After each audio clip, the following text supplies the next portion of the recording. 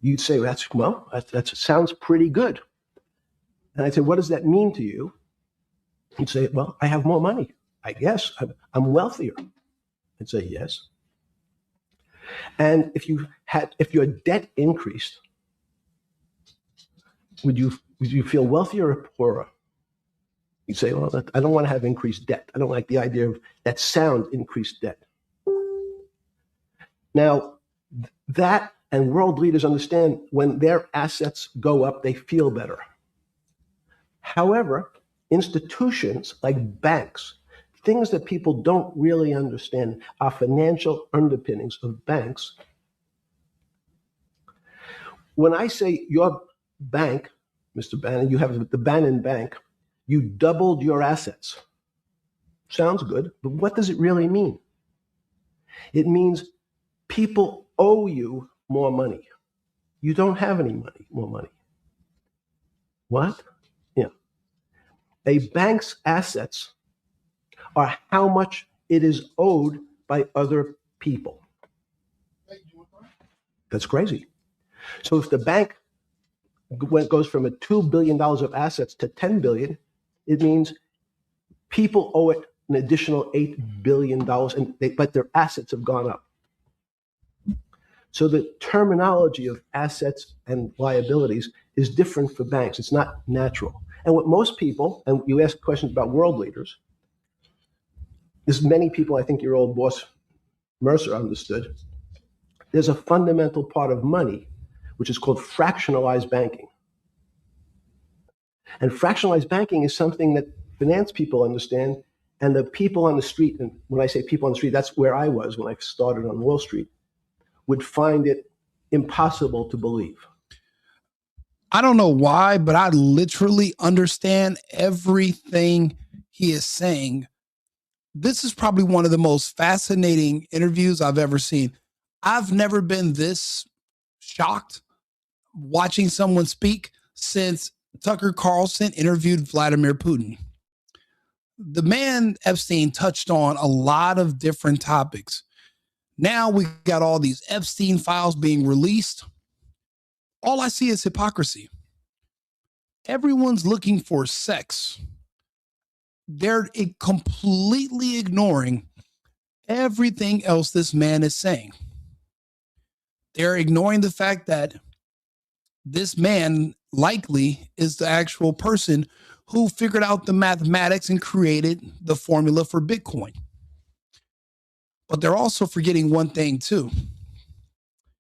He's also the man that that did the mathematical equations on how to save the global economy by simply reducing one specific group's population. He is the father of the vaccine that was specifically targeted at one particular group in this country. That group's being removed. I'm understanding that. A lot of people don't get that. But now you're learning more about his personality. One thing I'm noticing about this man is that he doesn't feel sorry for himself. And the other thing I'm noticing is that he is not afraid and he doesn't feel fear. I'll be honest, after this interview, and that's from 2019, everything tells me this man is still alive. People this smart, people this intellectual, and people this valuable because of their gift with numbers, they don't just die.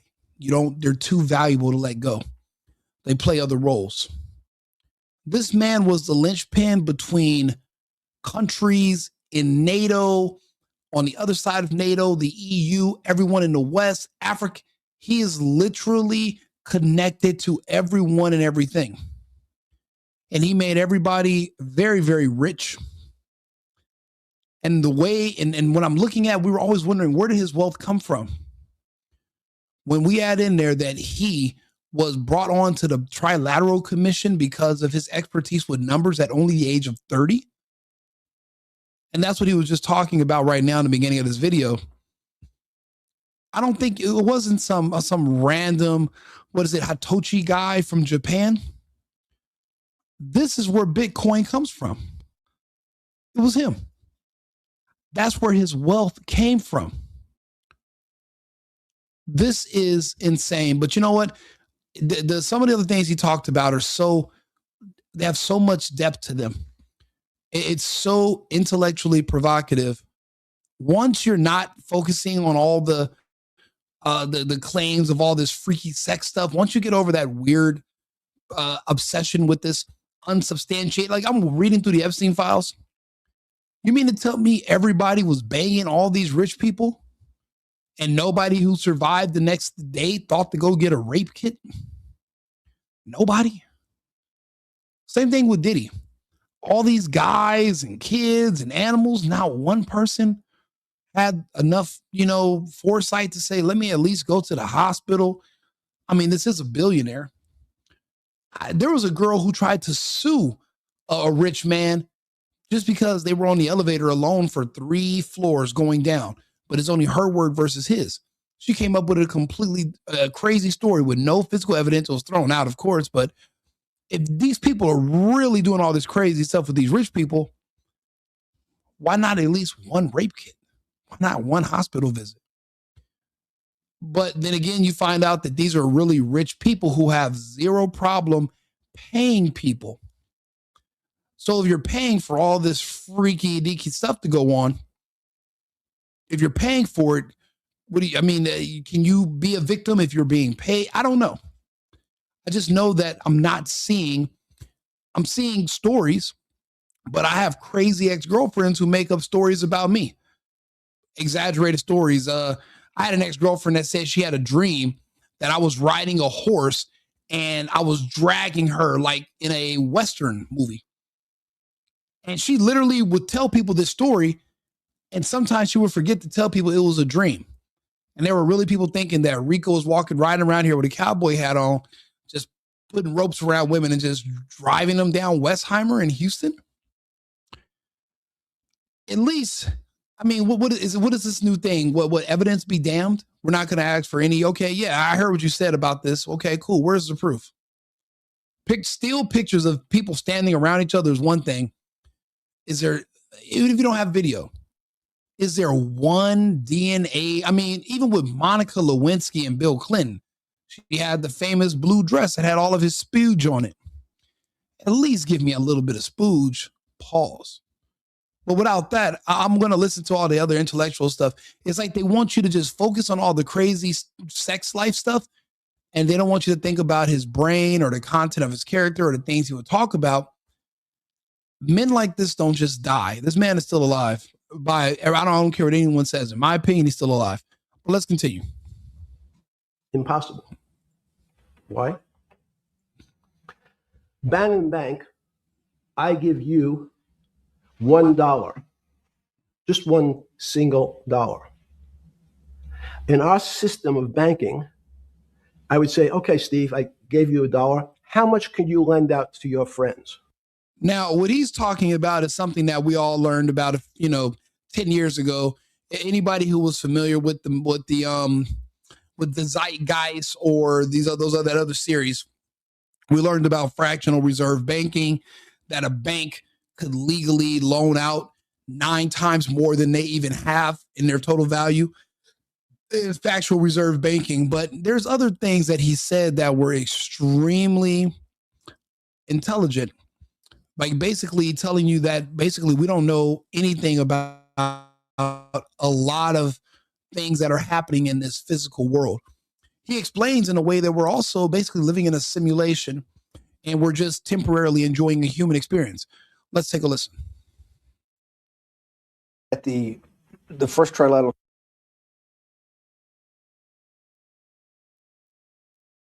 or something. Yeah. Just give me approximate. You join the trilateral commission. I think it might be. And we'll be able to show we'll pull down the chart of where your name was, but just give me roughly when it was. I think it could be 90. I don't remember. Okay. Let's say early 90s. Yes. When you got on the trilateral commission. Now let's go ahead and I want to bring this up too. Let's talk to Arthur. Arthur, can you explain to us what is the Trilateral Commission that Jeffrey Epstein was a part of? What do they do? The Trilateral Commission is a non-governmental policy discussion group founded in 1973 by David Rockefeller. It brings together influential private sector leaders, politicians, business people, academics from North America, Europe, and Asia. Its aim is to foster closer cooperation on global economic and political issues. While it's sometimes the subject of conspiracy theories, in practice, it's just a forum for dialogue among elites.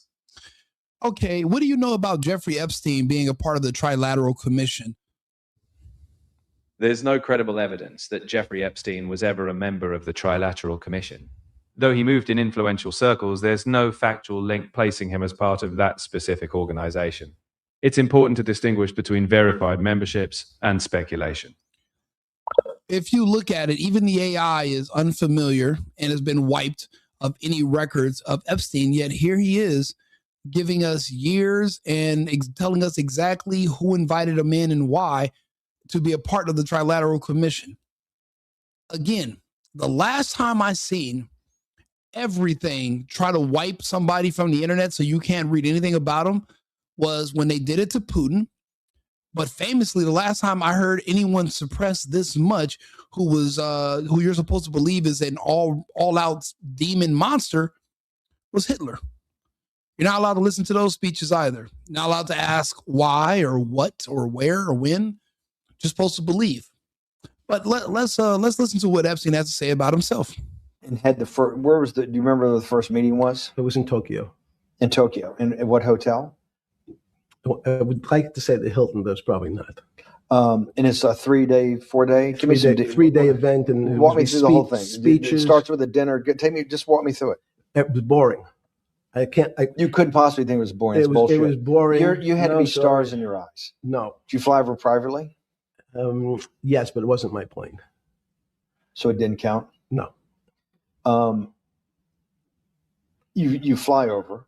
Yes. And it was who were the first, like when you first met those leaders, you had to be wowed. No. You're 10 years out of Coney Island. No, I'm not wowed by people of position. I'm wowed by people of great ideas. And I don't care if it's the bus driver. I don't care if it's the student I had who has teeth coming out. Well, these guys have to have great ideas. They're the leaders of the 3 great continents of the world: North America, Europe, and Japan. No, many of these world leaders become world leaders because they're popular and they were able to get votes, or they were able to convince people to vote for them. I learned later. Many of them were just good at what they did in terms of politics. Remember, world leaders are politicians in general. They're not scientists. They're not intellectuals. They're not great thinkers. They're great politicians. At the first Trilateral Commission meeting that you remember in Tokyo in sometime in the early 90s, do you remember? So what he's saying is that most world leaders are no more than just the prom queen, and the prom kings of their country. They basically just won a popularity contest. They're not in their positions because they have great ideas or because they're smart.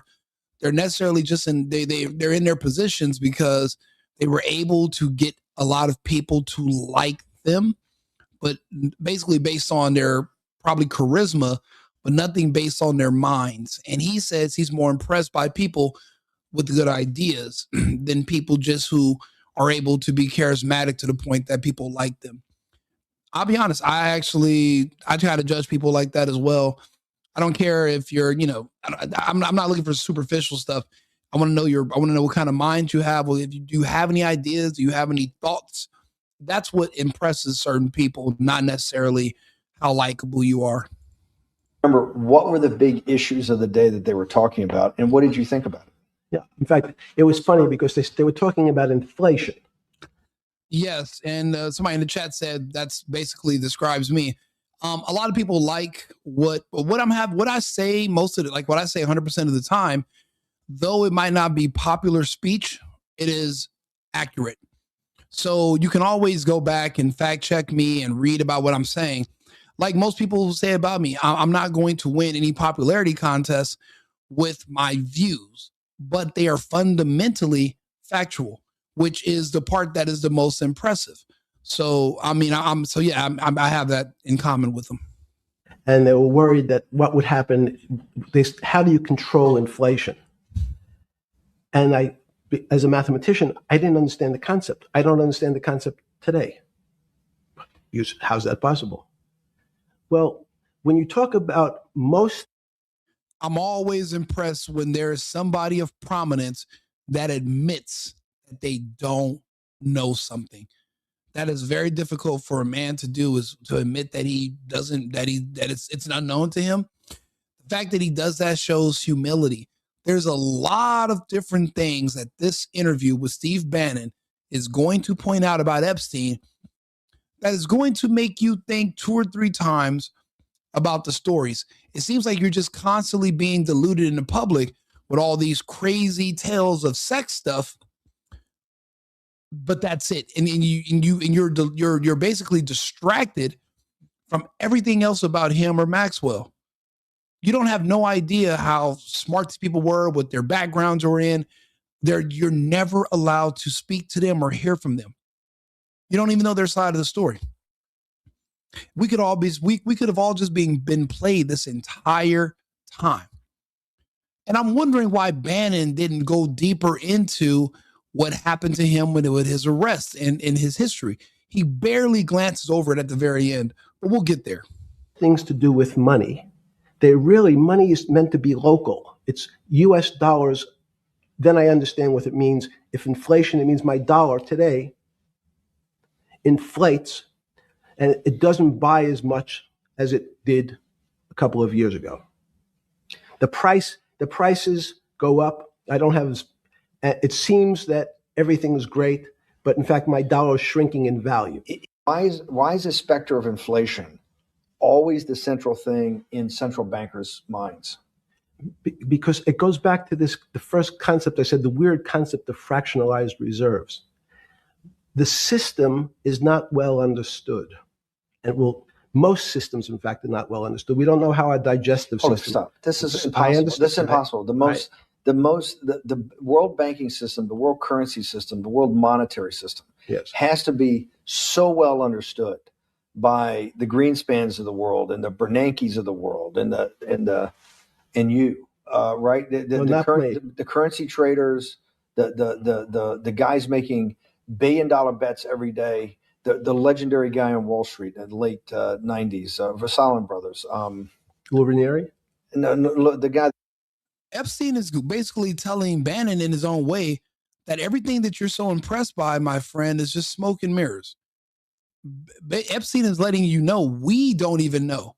We don't understand how this stuff works. We make some bets here and there, but even we are in the dark. We don't know. Just like we don't understand how the human digestive system works. Bannon is pushing him, but Epstein is basically telling him, we really don't know what we're doing, and you guys are giving us more credit than we deserve. They wrote the money. Michael Lewis? Lars Polka? Yeah, Lars Polka. Who's that about? That great trader. Lou Ranieri. No, it wasn't the guy that ran the desk. That eventually ran the hedge fund that went long-term capital. Yes. I don't remember. Who's the guy? I want to say, I don't remember. Yeah. I'm sorry. Lunar is big, but those guys have to understand the system perfectly. No, they don't understand the system. They understand the local part of the system. So, for example, why is not only inflation, most bankers are terrified if the public understood that the bank really doesn't have their money at any one time. It's one of the things during the Depression, there were runs on the bank. The reason the banks don't keep much money in the actual bank is they assume that not everyone's going to want their money on the same day. So it's not really the fear of inflation. The fear is a run on the bank. Everybody wants to take out something that doesn't really exist. Inflation is tied to interest rates. It's a more complicated example. But when your money doesn't buy the same amount of product this year than it did last year, if it buys less and less, like it happened, you used the term hyperinflation. Now, remember, they're trying to convince you that this mathematician, this nerd, is also the devil himself. And basically, he's the white version of Diddy, but except just 1,000 times worse.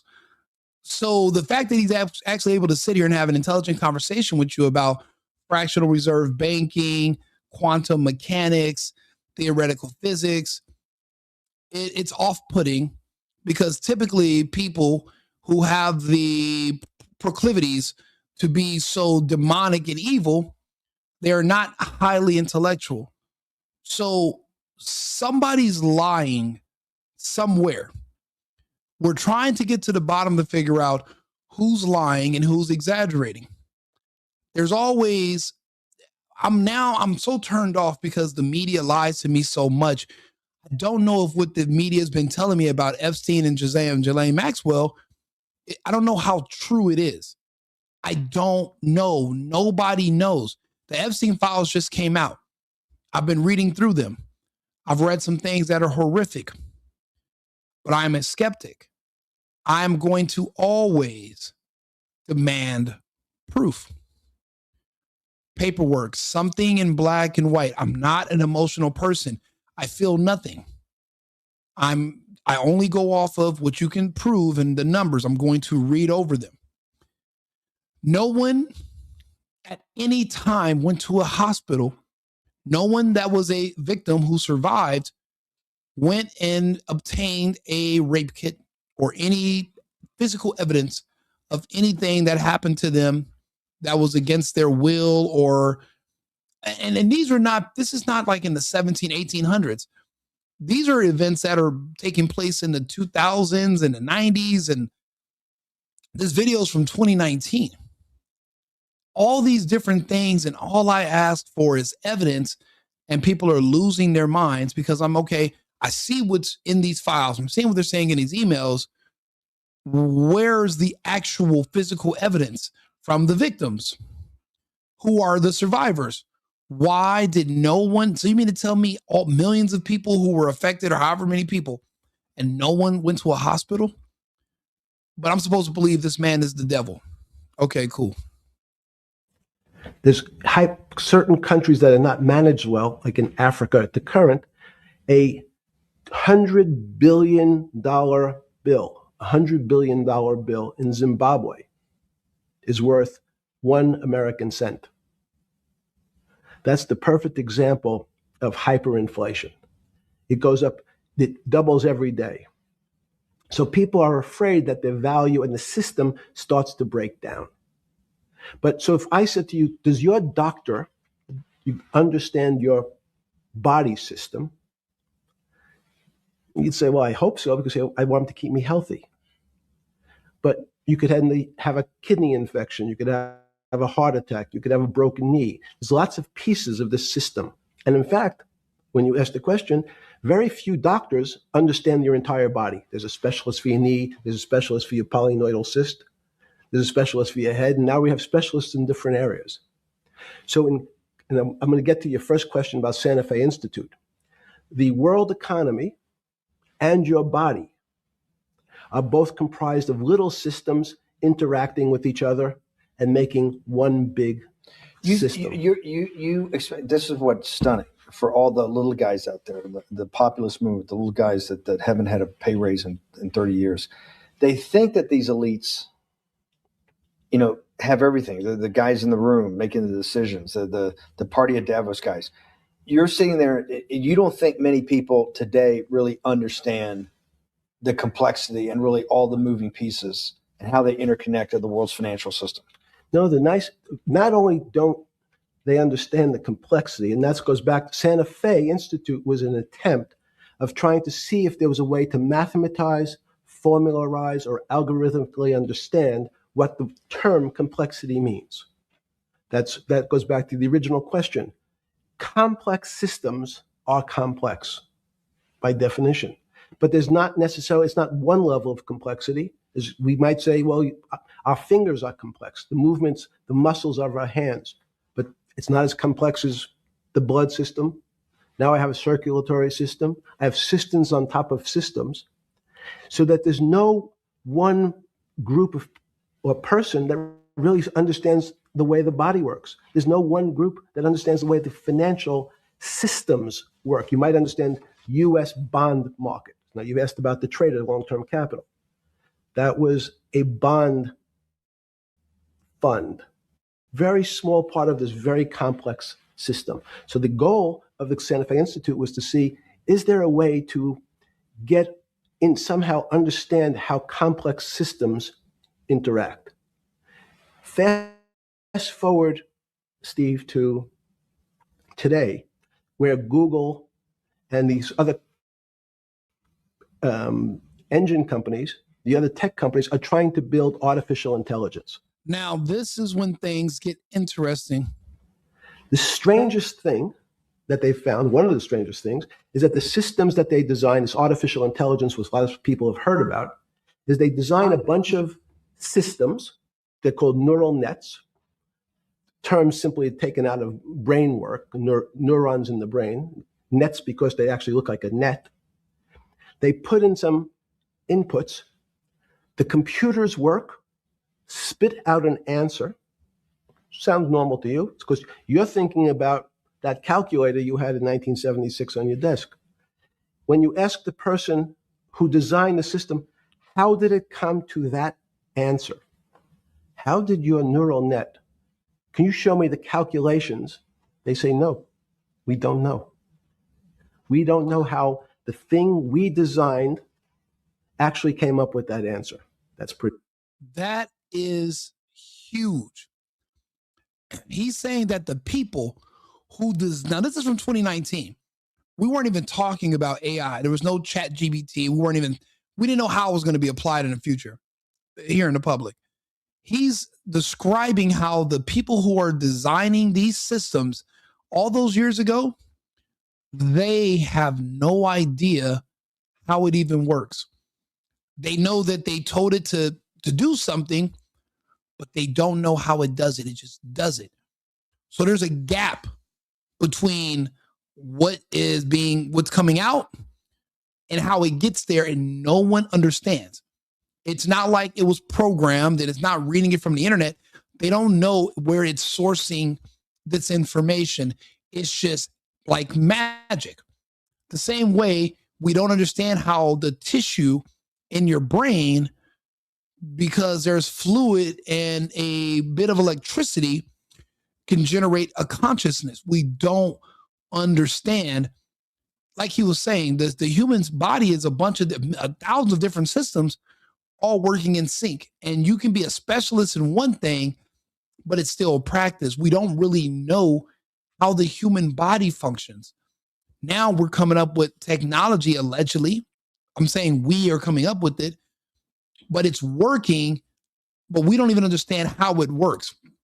It's if it was basically tapping into something that was already there, and we're just reconnecting things that were, it's like this, he's making such a well-rounded, I wouldn't even say it's an argument, just these observations of things that we should have been asking. This video is from years ago. We should have been watching this video. Why was it suppressed? But everyone wants to tell me about all this kinky, freaky sex stuff with teenagers. It's like I'm diluted with all that imagery.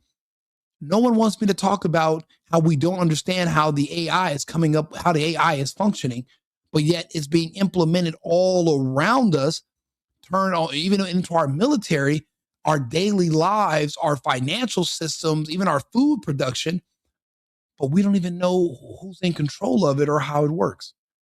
This is crazy amounts of information from a man in 2019 who allegedly died a year or two later. Pretty strange. They take the same neural net now and they put it in front of a video game. No learning, nothing. They said to the computer, they say, sit in front of your video game and learn how to play. It seems that the computer learns better than any human in history, faster than any human in history, beats any human in history. But when you ask the designer, how did it do it? No one knows. It just did it. So that's the first little touch of things that we already have gotten to a place where we don't understand it and we built it. On Sunday afternoon, September 14th, 2008, where were you? Do me a favor, like the video, subscribe to the channel for more interesting conversations like this one here. We're over on YouTube Live. We're on 8 different platforms. So please like and subscribe. Sorry? It was the night they put Lehman Brothers in bankruptcy in London. I was in jail. Seriously? Yes. So the financial crisis of 2008 happened when you were in jail? Yes. Oh, this is going to be so amazing. That's going to be so amazing.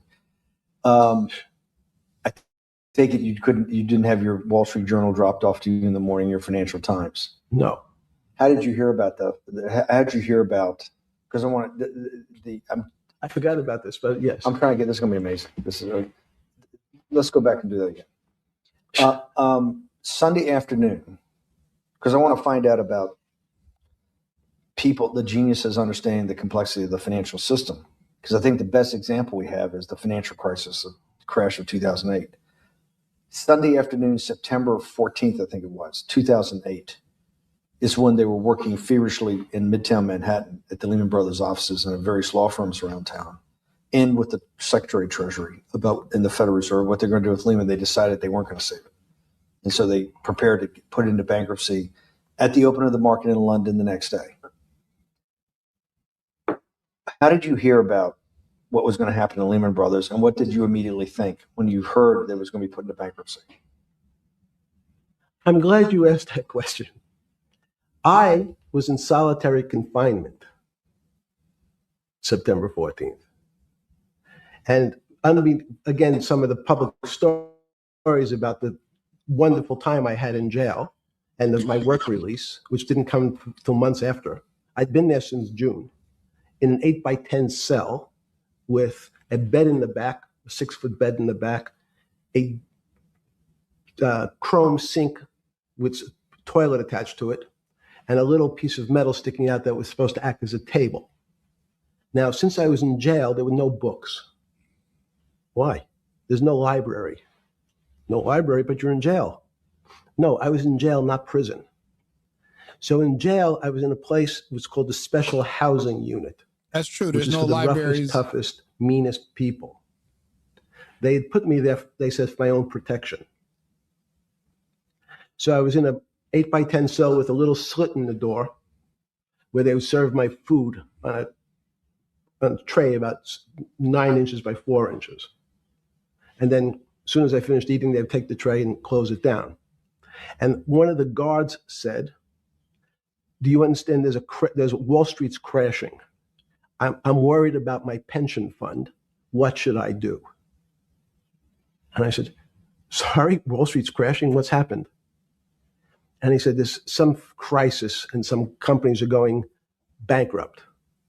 I said, are you sure? And he said, yeah, it's all over the papers. We're all terrified. We're going to lose our life savings because we have either a 401k or our pension funds. We don't know anything about money. Mr. Epstein, can you tell us, like, what's going on? Am I going to be able to afford my children's education? Am I going to be bankrupt like this company called Lehman Brothers? And there's another company in the front page today called Bear Stearns. Oh, no, I said. Why? Him grabbing his neck like that suicide gesture, even though it was done in jest, I mean, they want you to think that he was already suicidal, thinking about it in prison. But remember, this isn't his first time going to jail. He was in jail years ago and didn't off himself, and he lost his luxuries. But he seems rather excited and giddy to talk about his experience. He's been smiling about it the whole time. And he doesn't necessarily feel like he did anything that was wrong, but he's a highly intelligent person. So it just makes me have more questions. He doesn't seem at all ashamed of this, but he's extremely aware of himself. There's a lot of things that are dead giveaways in this video. So this is going to be a long video. This is like an hour and a half long. So please stay tuned, like the video, subscribe to the channel. I appreciate you guys being here. Let's hear some more about what Mr. Jeffrey has to say. Because that's the company I was a partner in. He was a partner at Bear Stearns. That was the company I had a very large investment in. Oh. So, there's a great story. I didn't have my Wall Street Journal, but in the early mornings, you're allowed to make 2 phone calls, collect. And when you pick up the phone, you can dial a number, And when the person picks up, they say, "You're getting a call from the Palm Beach County Jail. Will you accept reverse charges?" And the person either says yes, and the call goes through, or the person says no. The person I had called was Jimmy Kane, the president of Bear Stearns. So you mean to tell me a man in Palm Beach jail was able to call the president of Bear Stearns in 2008 on a collect call, and he answered? he was able to get through? That means Epstein was really good at what he did. And apparently he's a numbers guy. He was able to look at complex equations and figure out how to make money off of certain algorithms before people even knew algorithms was basically a thing. It just seems like he had the mind of a human AI, but instead of being in 2025, he was in the year 2000 and 2001. He already had the brain of an AI. He was just out of place in a different time, and he was able to excel. Again, the kinds of things that Epstein apparently was able to figure out, which made him valuable to a lot of people, literally tells me he had to be involved with Bitcoin. And that's where he generated a lot of wealth for a lot of people, and they couldn't leave him in jail. They needed him free because maybe he had the keys to how to access certain people's Bitcoins, and they were going to lose all their wealth if he stayed in jail. And that's why he's out. He did not die in that prison. And it was already reported he didn't die in the prison. I never thought he died. People this smart don't just die. And I said, "Tell me what's going on." You rarely hear about billionaires dying at all. I mean, you don't really hear about that. And so that my knowledge of the financial crisis happened with Jimmy, who was at the center of the storm, telling me about what Lehman had gone under, and they were trying to figure out a way, should they bail out Bear Stearns? Did it strike you at the time of the mess you had made of your life to be in a situation that you're one of the greatest financial minds in the world, looked at by world leaders and asked your thinking by the most prominent and important people in the world, and here you are in solitary confinement? You got to make a collect call to somebody. Did it strike you at the time how all the threads of your life had come together and put you in a position, or you had put yourself in that position? No.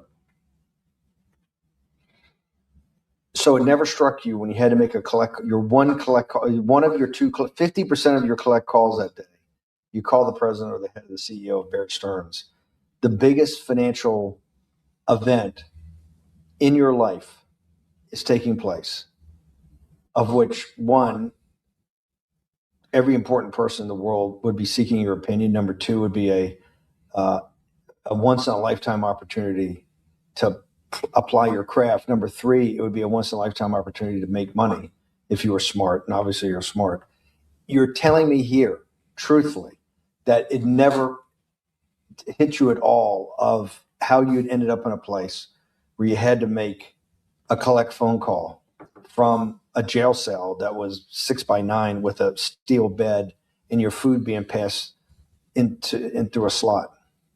The question you want to ask is, who was the other call to? Who was the other call to? The other call was to my friend at JP Morgan, who was then, I didn't know it at the time, trying to buy Bear Stearns.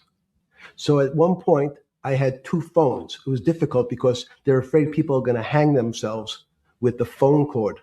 So they don't actually come together and they're pretty short. So I was actually going between two phones talking to Bear Stearns and JP Morgan at the same time. Pretty prophetic, talking about hanging himself. But he was able, using collect calls, he was able to get the head of JP Morgan on the phone and the head of Bear Stearns. Do you know how important this Epstein man was? In jail with collect calls, he was able to get these men on the phone. Why didn't they just ignore his calls? This is when those companies were literally collapsing live on television. They're burning paperwork. The FBI is raiding the buildings, and they answered and spoke to him on the phone. They didn't call each other. They both were on the phone talking to Epstein at the same time while he's in jail. Do you know how? And then, Bannon's trying to get him to say, yeah, I made some bad decisions and yada. Epstein said, no, I don't have any regrets, basically. What that tells me is this.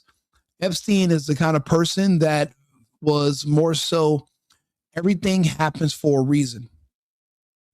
For that calculation, that experience, me being in jail at that time was necessary for me to get to this other point. So no, I don't regret it. I didn't lose any time. Nothing was set back. Everything happened the way it was supposed to happen.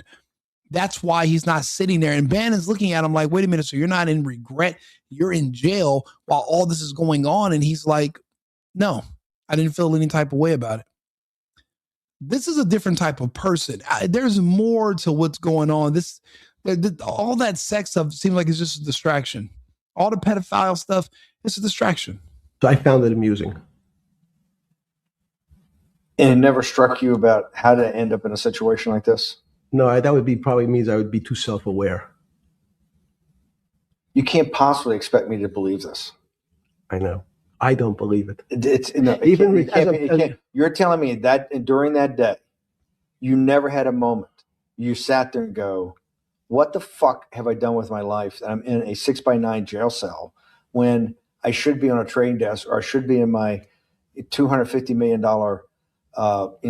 greatest townhouse in New York City, taking calls from the king of Saudi Arabia, the president of China, the head of Russia, the president of the United States, to save the world's population from a financial debacle. Did you hear how many different countries of people literally relied on his financial expertise? This man is way bigger and more valuable than we had any idea about. This is fascinating. This is incredible. We didn't know where his wealth came from. Now we're starting to understand everyone apparently needed him because no one really knows what they were doing. And the only person, the person who knew the most was Epstein. But how? Who taught him? Was he born with it? Let's get to the bottom of this. It's like he had the mind of an AI before the AI existed. You honestly expect me to believe that that never happened? You're suggesting I was somewhat depressed, and how could this happen to me? I'm not saying depressed. I'm saying a moment of awareness of how could I get myself into this situation? No, I would just say how strange that this happens. It's strange. I'm wearing a jumpsuit and flip-flops. What color was the jumpsuit? Brown. Brown jumpsuit. Yes. I notice I don't see you in a lot of brown. No. Brown jumpsuit and flip-flops. Flip-flops, yes. With no access to books, no access to newspapers, no access to anything. You had lived on information. Except my Almond Joy bars. I had extra Almond Joy bars. Did you eat Almond Joy bars and things like that because you're afraid of what the cooks did to your food? Yes. Is that because of that you were in for the crimes that you were in for? No, it was just in fact, it was because you're wealthy? Yes. How did you know that? Well, people would constantly come if I was passing by or have to go for my medical. People would either ask to borrow money or make some other types of comments about. In the beginning, what were the comments? At the beginning, what were the comments? It serves you fucking rich guys right that you're here next to me. There was nothing about your crimes. No. So all this rumor you hear all the time about people in prison that commit the type of crimes you commit, you're saying in your personal thing is not true. No. It was all because you were rich. Yes. And it was all because they wanted to borrow money. Or get advice. Yes. Where they get advice to go long. Yes. You're telling me is this time to buy? You're telling me in solitary confinement they're interested in going long. Yeah. They wanted to know what does that say about human nature? Well, what I think the people find, one of the reasons they wanted to keep me in solitary confinement was they're afraid that everybody would want to know which stocks to buy. But what happened was, after this crisis, now it's on the front page of every newspaper. I don't want to lose this day. Sorry. When you first heard that, was it Bear Stearns had been kicked into bankruptcy, 6 months before? No, this is the same time. This is part of the same deal. I thought no. Bear Stearns, they saved Bear Stearns and didn't save Lehman Brothers. That's right. 6 months before they had bailed out Bear Stearns, but Bear Stearns was still a zombie. A shell of its former self. A former self, but they had quote unquote saved it. They admit. Why did they make the decision in your mind? Why did Hank Paulson and Bernanke this concept of moral hazard? Explain to the audience what moral hazard is, and why did they save Bear Stearns 6 months before, and why did the smartest guys in the room decide not to save Lehman Brothers? It's a good question. The real issue is I'd have to go back when you have these systems to the way your doctor responds to any type of emergency in your body. If they might decide to save your kidneys and let your gallbladder go, because the gallbladder is less important to your overall system. If at that time, even it's not that long ago, the boogeyman was when said, well, what really happened? Jeffrey, what really happened? What is this financial crisis? And, some of the progressives and the right wing blame it on the banks. It was the banks' fault. And it's the fault of this very esoteric, unknown concept of derivatives. It was really the derivatives that caused this financial crisis, because the derivatives got somehow out of control and in the Mickey Mouse. And that was the way you started your road to a billionaire went right through derivatives. Yes. But derivatives were not the cause. Derivatives were not the cause at all. It's like saying your hair was the cause of your heart attack because it was on top of your head. So what was the cause? There isn't, let me say, there's no one specific cause. These are system collapses. So many times when they have to make your death certificate, when you say, well, what did he die from? They'll say heart failure. But if you say, what was the cause of his heart failure? Well, he had blood pressure, his sugar was high, he was diabetic, he had all these other problems. But they say, no, we need a word on your death certificate. Did he die from brain damage? Did he die from heart failure? And that's the financial crisis. Many people said, well, what caused it? They wrote on its death certificate, derivatives. But derivatives are not a fundamental cause of anything. Was it Sunday or Monday? I take it was Monday morning when you made your two collect calls and you're talking. What he's basically saying is that the collapse of the financial system in 2008 was so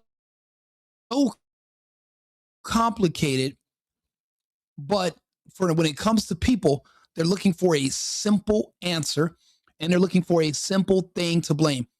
And because most people are too slow and too simple to understand the complexities of a system, they had to give it something. So they use a word called derivatives that other people don't really understand. And that's what they used to put on the death certificate of the financial system at the time. Even though it wasn't necessarily caused by derivatives, the majority of it was caused, he said, by Bill Clinton threatening the banks to forcing them to give out subprime loans to, they specifically say, mainly Black and Hispanic Americans who historically had a poor history of paying back loans. Now, from what I remember, because I'll be honest, I was caught up in the 2008 financial crisis. I was barely, 20 something. I was deep. I owned tons of properties from Los Angeles to Michigan. I was in way too deep when the market collapsed. The market started collapsing in 2007 and it finally went under in 2008, like early 2008.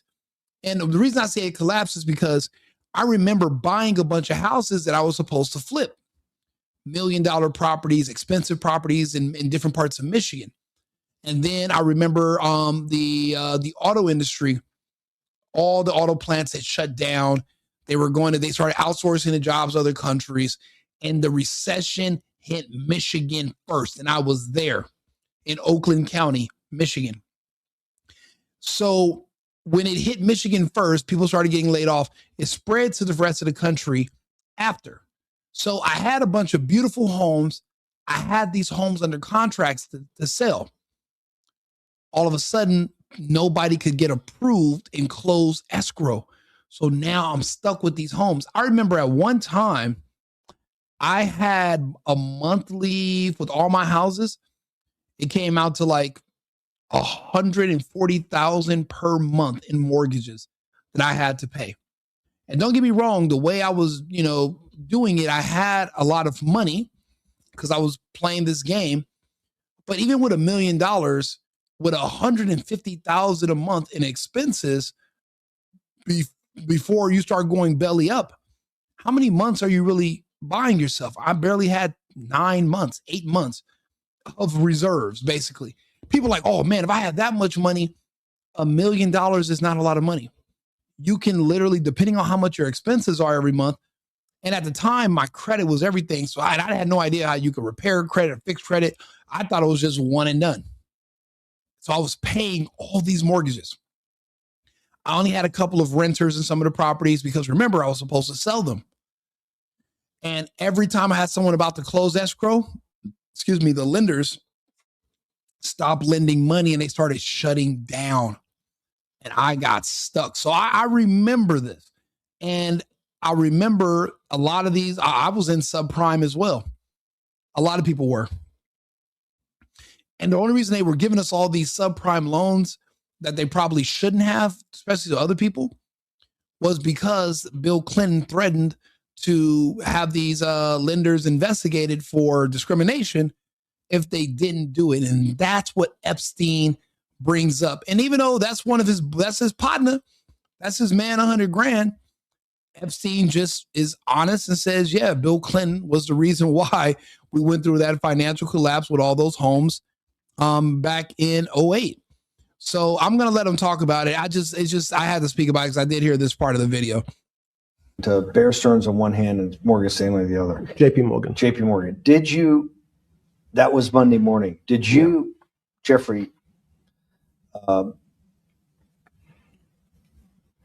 being one of the financial geniuses in the world, did you? Yeah, Trump is mentioned a lot, Robert, but what does that mean? How many of those people that mentioned Trump, how many of them got a rape kit the next morning? How many of them have some DNA of Trump that was found inside them or on their clothing? How many of those people that were survivors who lived to tell the tale, how many of them went to the police? How many of them can prove or substantiate any of their claims? A person being mentioned in a story or in some documents is not proof. And there were a lot of other people that were mentioned in that. Famously, if we're talking about sodomy, that was decriminalized in California and nobody cares. Nobody cares about it being actually the law of the land and it's being a policy by Democrats. Everyone's just overly obsessed with this whole Trump thing, but they don't really care about kids or anything. It's just about Trump.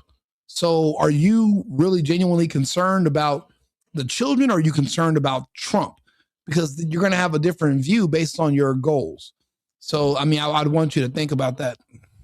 You understand what Lehman Brothers going into bankruptcy, the domino effect that by Thursday, the financial system would be under such extremis that if it didn't have $1 trillion cash infusion in the United States, it might collapse.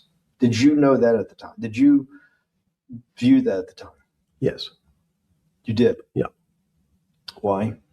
Again, I don't want to bore you or the audience with the idea of it's a medical procedure, but you had system failures. So you'd recognize that if I said to you, did you realize when your father was on the ground and he was clutching his chest and he couldn't breathe, it was a bad situation. He could die. That's how I saw it. Did you immediately think about the commercial paper market? I mean, the mechanical triggers that actually had to you had to blow through these circuit boards. Did you know the circuits? Did you understand the circuits? Or did you have a concept of the circuits that were going to get blown through? Yes, but only because of an analogy to a body. And in fact, from my telephones against the wall with my little metal wires, because the next day I talked to another person in Washington about the issues of what I thought was happening, and I made the same discussion about They were at the Treasury Department? Yes. So in a 6x9 cell the phones were outside the cell in Palm Beach County, California, West Palm Beach, Florida. West Palm Beach, Florida. This was your juice diet. West Palm Beach, Florida. West Palm Beach, Florida. West Palm Beach, Florida. You're making a call to Washington D.C. to talk to some deputy's secretary of Treasury. Someone in Treasury. Right. Someone in Treasury. Right. And that does not. The night before you go to bed, it doesn't dawn on you at all. You never have a moment of self-reflection that, how did I end up on this metal cot when I should be at the center of things? No, I had a telephone. So I said, I can talk to, it makes no difference where I am. In fact, I'm still talking to the same person if I was at my home in Palm Beach. But I'm here in jail. Home in Palm Beach. I can dial my own phone. That's bullshit. No, but you can also make 1,000 phone calls. Here you got to make one. And he's got to take. Think how much better that was. I had to decide who was the right person to call. That was unusual for me because I would have called 20 people. And what was the advice you gave? I said, you have a sick patient, and it's very much like a sick patient in the emergency room. You can't think about it like your car. People in normal walks of life think about money and things as a machine. And unfortunately, so if your car breaks, cars are always easy to fix. My jets, my cars, if it breaks, I know it can be fixed because it simply follows the same pattern. If this part breaks, you replace the part and the thing works again. People and the financial system are not machines. They can't be fixed the same way. You can't simply take out put some more juice into the commercial paper market, and that's like replacing the carburetor on the car. It's much more, I have a patient who can't breathe, has a stomach problem, can't see, looks bleeding at the same time. What do I do first? I have to think about it as a system. Where's the most logical place? What's the most dangerous place? I've never heard any financial specialist speak about the financial industry as a whole the way Jeffrey Epstein is speaking about it. I've never heard anyone describe the financial markets and compare it to the human body. Basically saying, if you're holding your chest, you can't breathe, you're bleeding from your arm, but you could also have an aneurysm in your leg that's traveling. Which part do I have to address first to mitigate the damage, and then I can get to everything else?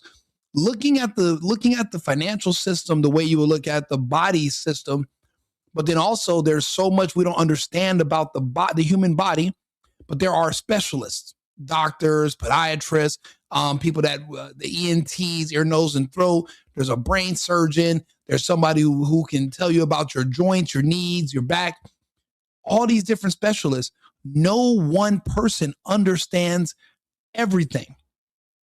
And nobody wants to admit that. That's my issue with credentials and specialties. They don't really necessarily know what they're talking about in practice.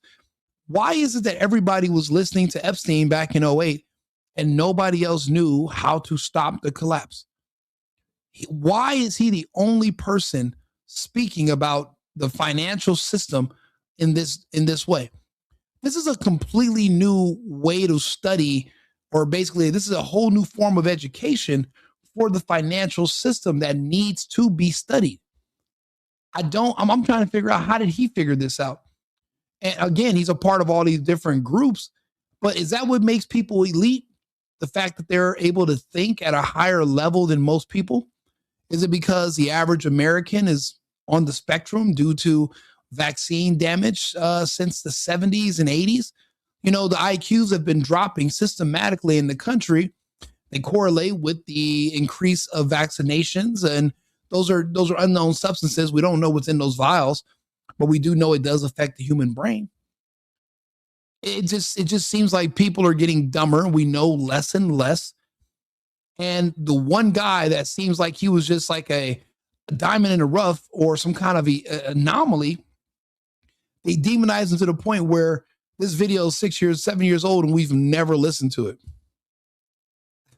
But then again, those Hitler speeches are almost 100 years old, and we're barely in the United States being allowed to listen to them. I've listened to them because I used to live in Germany and I speak German, but a lot of people have not. When I say this is not just fascinating, this is enlightening, listening to this man, and he's not talking about women or getting laid or doing anything creepy. He actually speaks about other people being creepy and have women having a sixth sense. And it's like, why would a person who's the devil himself, who apparently hates women, talk like that? I'm telling you, they did not want people like me to do an analysis of this video, listen to him, break down his words, listen to his tone, because that's another thing you can tell about people. They have a tone. There's something called a tone scale. This man is communicating at a very clear level that is easy for people to digest, and it's not off-putting at all. This is, like I said, this is not just interesting, this is just fascinating listening to him. Your heart stopped, we have to start your heart again. In the equivalent to the money market, why do I have to start your heart again? I need to get your blood flowing. If your blood stops, you're dead. If liquidity, which is the equivalent of blood in the financial system, dries up. Once liquidity is basically cash, putting cash into the Forget system. about what it is. Okay. Liquidity is liquidity. It allows the system, it's the blood of the system. You need to pump blood hard into the body of the economy to keep it flowing. And if you're, especially when you're worried about someone dying, you're not going to be worried about the niceties of, well, you got the shirt dirty and there was some damage. Pumping that blood, keep that heart. When you talked to the person in Treasury on Tuesday, the 16th, did you get a feeling as you were sitting in your 6x9 jail cell in West Palm Beach, Florida, that they were on top of things? No, you can't. It's impossible to be on top of things. There's no such thing. It's, again, the doctor watching the patient die. You hopefully have some confidence that he's seen it before. He recognizes that there are some steps he has to take first before he bandages the guy's finger or worries about what shoes he has on. So you hope that the people in charge, your doctors who are working on the emergency patient, have enough experience and, frankly, judgment. What he's basically saying is that this was everyone's first financial collapse. So no one knew what to do. People who you thought were specialists were in the dark because of a lack of experience. They were basically pretending to be all-knowing when it comes to this financial markets. But when shit hit the fan, no one knew anything. And they were listening to the man that's in jail, trying to help them figure it out. Basically, it was all smoke and mirrors. People had basically, it's like a scam. Some people become really well-to-do and rich off of pyramid schemes and scams or whatever. People see that they've elevated and that they've made money, and they assume that money means that they're clever or they're smart. They don't even want to consider that some of these people are just a polished up criminal. And a lot of those people end up going to jail, but they don't, but a lot of people assume that these people are smart or know what they're doing just because they've made money. That's not what that means. You can literally rob a jewelry store, and what if you accidentally get away and you're able to sell the jewelry and you have capital? People would think that you were smart because you made money, but really you just stole it. It's not like you came up with something that was able to generate money and you packaged it and you sold it and you built a business. It was a come up. It was a quick hustle. A lot of the people that he's referring to are people that had no idea that what they were doing. Bannon's saying, well, did you think that somebody was going to be on top of it? Who was going to be on top of what? No one knew what they were looking at. Maybe if you think about it, it's like you're looking at a person that just got shot. I need to figure out how to stop the bleeding before I figure out which shoes you're going to put on after. But these people have no idea how to stop the bleeding, but they're looking at the shoes, they're looking at your haircut, you're bleeding internally, and nobody has any surgical experience when it comes to these kind of financial markets. Because again, when a doctor is looking at a patient and watching them die, you cross your fingers and hope that the doctors might have seen this before and they know what to do. Unfortunately, if you're the first patient your doctor's ever seen going through something, you're cooked. So, I mean, I don't know why. I'm understanding exactly what Epstein is laying down. This is crazy. I get what he's saying. And Bannon seems like he's, just gung-ho about basically attacking this guy instead of learning from him. And I don't want to see Epstein basically trying to on the defense. I want to just see him open up and talk to us. We need to know this information. This is important. This is our history right here in the United States. To try to keep the patient alive. Did you think that they had those things, patience and judgment? They had pretty good judgment, and you needed a lot of luck, just like in the dead patient. You need to, hopefully you put that blood in and it's not too late. And you make some mistakes, but you have to know you're going to have to give it a shock. In the run up to the September crash of 2008, yeah, I guess you weren't occupied with finance. That whole summer, how long had you been in jail? Went to jail June 30th. So the entire summer. Yes. Before you went into jail, you were still very active in the financial markets. Yes. When I say active, you trade currencies every day. You trade stocks every day. When people, I don't do anything. Someone like you, or you give advice to people to trade stocks or trade currencies. I don't trade every day. I think that's like Woody Allen said. You can't beat the bank. So I try to pick my spots. George Soros picked his spot when the pound collapsed. This would have been a great money-making opportunity that passed me by when I was in jail, but that's not how I think. In the run-up to that, in the spring of 2008, that's when Bear Stearns got in problems, I think, in the spring of 2008, and they decided to bail it out.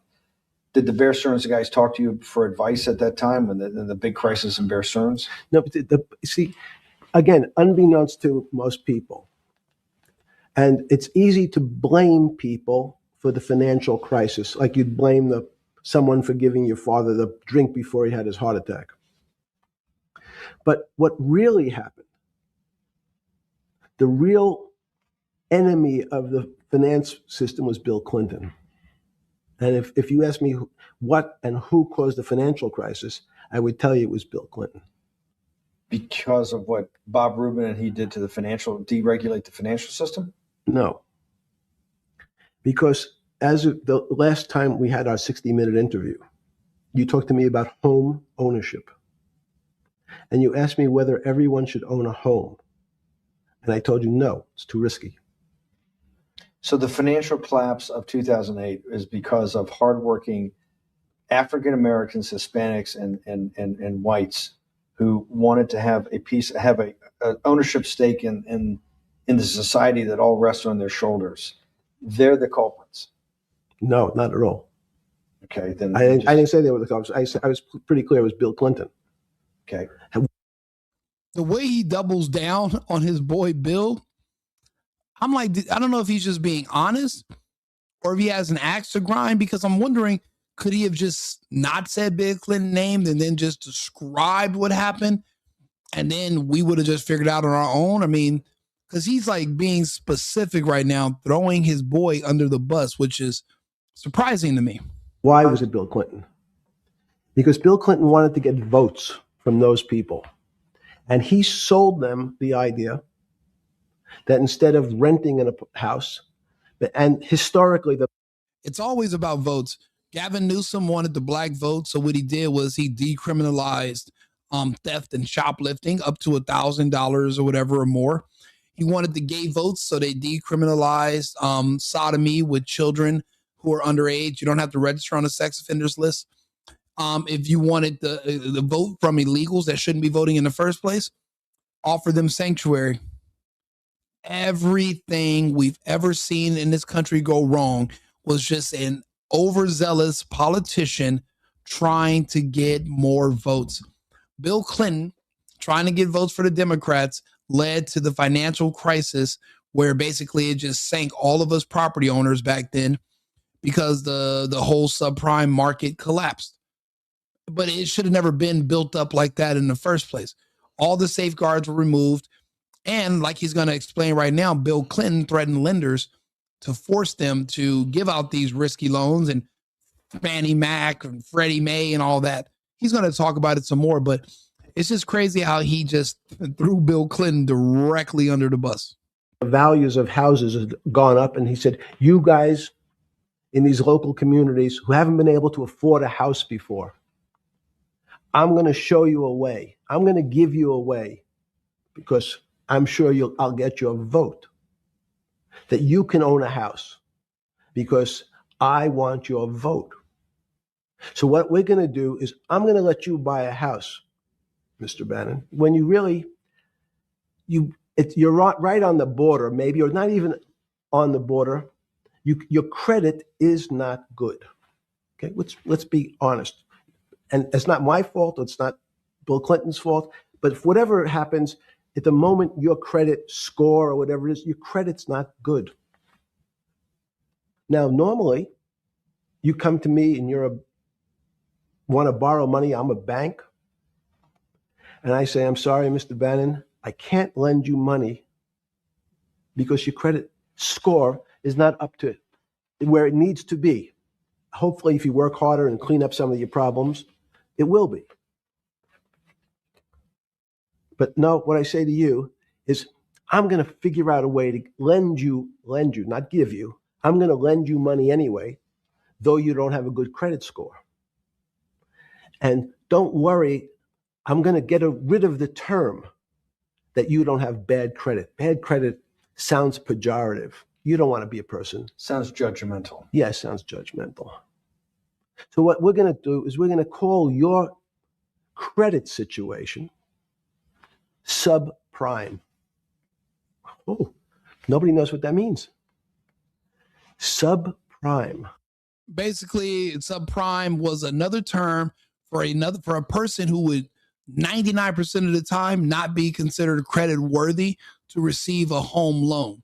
They didn't make enough. They didn't have enough credit history. They didn't have enough taxes. I remember back then, they wouldn't even, I was only like 20, 21 years old. They didn't care that I didn't have my tax returns. They would let you use something called a CPA letter. And you could go with stated income, meaning I could just make up a number and say, yeah, I make, $1 million a day. So I make, $365 million a year. And all I had to do was find an accountant somewhere in the ether that I could pay that would literally write me up a letter that says, hey, I'm his accountant. And even though I don't have his bank statements or any proof that he makes this kind of money, I'm writing a letter as his CPA, basically confirming that what he stated that he makes a year is what he really makes. And they would take that as a proof of income back in 06, 07, 08. And that's how people were getting approved for subprime loans that you did not need to, that you have never otherwise qualified for. And when I tell you, I bought homes everywhere and I made good money doing it because of how I did it. And I did it differently than, and one of my friends went to high school with, he kind of showed me, he bought one house. I was like, well, why'd you stop at one? Keep going. Everybody got scared. I was like, look, I don't have the spirit of fear. I'm going to keep going. He's literally breaking down what led to the financial crisis, and no one's ever explained it this way. Never heard this story. No one ever brought up Clinton. No one ever wants to blame the Democrats. Everyone wants to feel like they're trying to help. What do they tell you? The path to hell is always paved with what? Good intentions. So this is crazy. We need to, I know they're saying he's dead, but we need to find everything else that he's ever made and dig it up and listen to it and take notes, just like I'm doing right now with this long video. That means prime is good credit. Subprime is not good credit, less than good credit. So we'll call it something that people really won't follow. And we'll tell you what, we're going to have people lend you money, though you are a subprime borrower. And I will figure out some government agencies to guarantee your loan, though I don't think you're a good risk. So the banks say, no. We don't want, initially, the bank said, sorry, this is too risky, Mr. President, for us. We're in the business of managing risk. It's not our money. It's the hard-working people's money sitting in our bank. We can't lend to people whose credit is not prime, You're asking us to lend to people who are subprime. And he says, here's the key, if you don't, Mr. Bannon, I'm going to make sure the Justice Department charges you with discriminatory lending because you refuse to lend to my subprimers. This is insane. Now, it doesn't take much foresight to realize this was not going to last long. But did Clinton and the administration back then, did they give a damn? No, they didn't. They just wanted enough votes to get in their guy, which right after that was Barack Obama, 2008. They wanted enough votes to get you in by pretending they were doing something for you. Now everybody started losing their homes after everything, and everything collapsed after Obama became president. But the collapse began during Clinton because of what he had already put in place. Going down memory lane and listening to this history, again, it's fascinating. This guy knows what he's talking about. He's articulate, and he still isn't talking about, sex with girls and kids. And I mean, he just seems extremely calculated. So I know he's behind Bitcoin, and I know he's behind the vaccine. I just want to know how he got there. Now, I understand the vaccine. I understand saving the global economy by 30-something% by getting rid of one group. That's what the whole depopulation, that's all numbers. It's all calculations. I only know this because I'm a calculated person. All I see is numbers. I did the math. I came up with the same calculation. I just, unless I'm, 50 years older than I am now, I just wouldn't have the resources to enact what it would take to reduce those numbers. These guys did. Now it seems like him and Bill Gates maybe had an issue, and it seems like Bill Gates stabbed him in the back and took his research. Or did Epstein just give Bill Gates the research and he, went off to do other things? This man is more important than Bill Gates, alive. That's why he's not dead. He's not dead at all. In business terms, you should never lend to.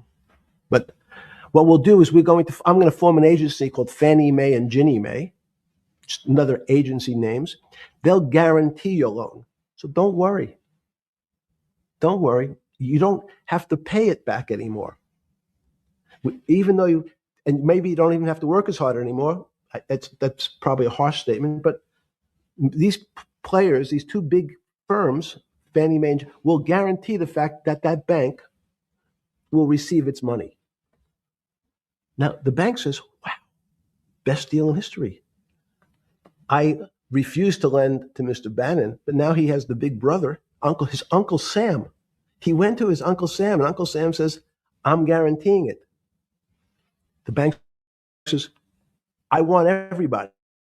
Give me as many people as you can give me, because Uncle Sam is the best credit in the world. Not only it's the United States government. We'll take it all. We'll take as much subprime as we can handle, because it's the best investment for the moment. It's a strange investment because it has politics that has inserted its way into the numbers. Politics doesn't belong in the markets. But now we're going to have, I want the votes. We'll make guarantees that you who can't get a house normally will be able to get a house from the bank. The bank says, this is the best deal in history. We will package 100, 300, 1,000 of you subprimers, and we'll sell it off to somebody else. And the whole system becomes mired in subprime mortgages. That's becomes the issue. What do you mean mired? There's just too much supply. It's a supply-demand problem. You get too much supply? No, it's a very good question. What does too much supply mean? Well, then you get to people, go back to your first question to me. Government leaders. Government leaders know if they're good, and they can do mathematics, they can balance their checkbooks. So certain people in Congress said, well, how do you value these subprime mortgages? The banks say we've been valuing them the same way We've always valued them for the past 20 years. The accounting firms, there's something in this country called GAAP accounting, which is a standard type of accounting. And we account for them the same way we've always accounted for them. If we paid $1,000 for your mortgage last night. For those of you who might not have ever heard of it, I'll bring it up. Arthur, what is GAAP accounting? GAAP accounting. Can you explain that term to us, please? GAAP stands for Generally Accepted Accounting Principles. It's essentially the standardized framework of accounting rules, guidelines, and procedures used in the US to ensure financial statements are consistent, comparable, and transparent. It covers areas like revenue recognition, balance sheet item classification, and materiality. Public companies in the US are required to follow GAAP to give investors a standardized basis for evaluating financial performance. How does this pertain to the crash of 2008? In the 2008 financial crisis, GAAP played a key role in how financial institutions reported their assets, liabilities, and losses. For example, GAP's fair value or mark-to-market accounting required firms to value certain assets like mortgage-backed securities at their current market price. During the crisis, when markets froze and asset prices plummeted, this amplified reported losses, eroding confidence. Some argue that GAAP transparency helped reveal the depth of the problem, while others suggest mark-to-market rules worsened the panic. In either case, GAAP dictated how the financial reality was presented to stakeholders. So, are you basically saying that the transparency in GAAP is what caused the sell-off because people had lost confidence in the market? I wouldn't say GAAP itself caused the sell-off. The root causes were structural risks like bad lending and excessive leverage. Of course. However, GAP's transparency, especially mark-to-market rules, forced firms to show steep asset devaluations in real time. Let me ask you a question. If there wasn't GAAP transparency, how much further down the line could we have pushed the collapse from 2008? How many more years could we, if we could have just hid the losses so that the investors wouldn't have, wanted to do a sell-off and they wouldn't have lost confidence? How much further could we have delayed the inevitable in your calculation? Counterfactuals are tricky, but if losses had been masked, it might have delayed the reckoning by a few quarters to a couple of years, until defaults or liquidity needs forced acknowledgement. But delaying would likely have compounded systemic risk. In reality, transparency forces markets to adjust sooner, even if that's painful. Prolonging hidden weaknesses might have made a later collapse even more severe. In short, postponement, perhaps briefly. Prevention, not likely. Okay, well then how does the balloon payments for these mortgages, there were people that had a subprime mortgage that was $2,100 a month, and then they wake up one day and their mortgage had ballooned. Now their monthly mortgage is $4,700 a month, and then all the years they've had that property and the money they've put in, then they're not able to make the payment, and then they go into foreclosure. That right there was how a lot of people lost their properties too. How did that fit in with the 2008 as well with the GAAP? Ballooning payments were tied to the structure of subprime loans. Many were adjustable rate mortgages with low initial teaser rates that later reset to much higher amounts. When these resets hit, many borrowers couldn't afford the spike, triggering defaults. GAAP in this context required financial institutions to account for rising delinquencies and expected losses. As foreclosures mounted, institutions had to recognize the deteriorating value of mortgage-backed securities. In short, GAAP didn't create those bad loans, but it ensured the eventual losses couldn't be hidden once defaults kicked in.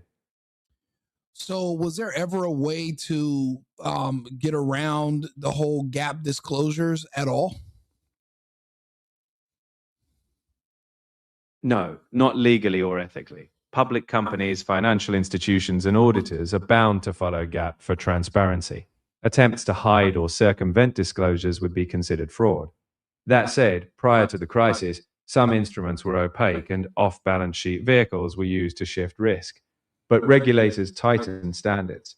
In the long run, transparent accounting is critical to avoid systemic collapse. You know, is it me or does everything in this country just basically run off of different types of scams?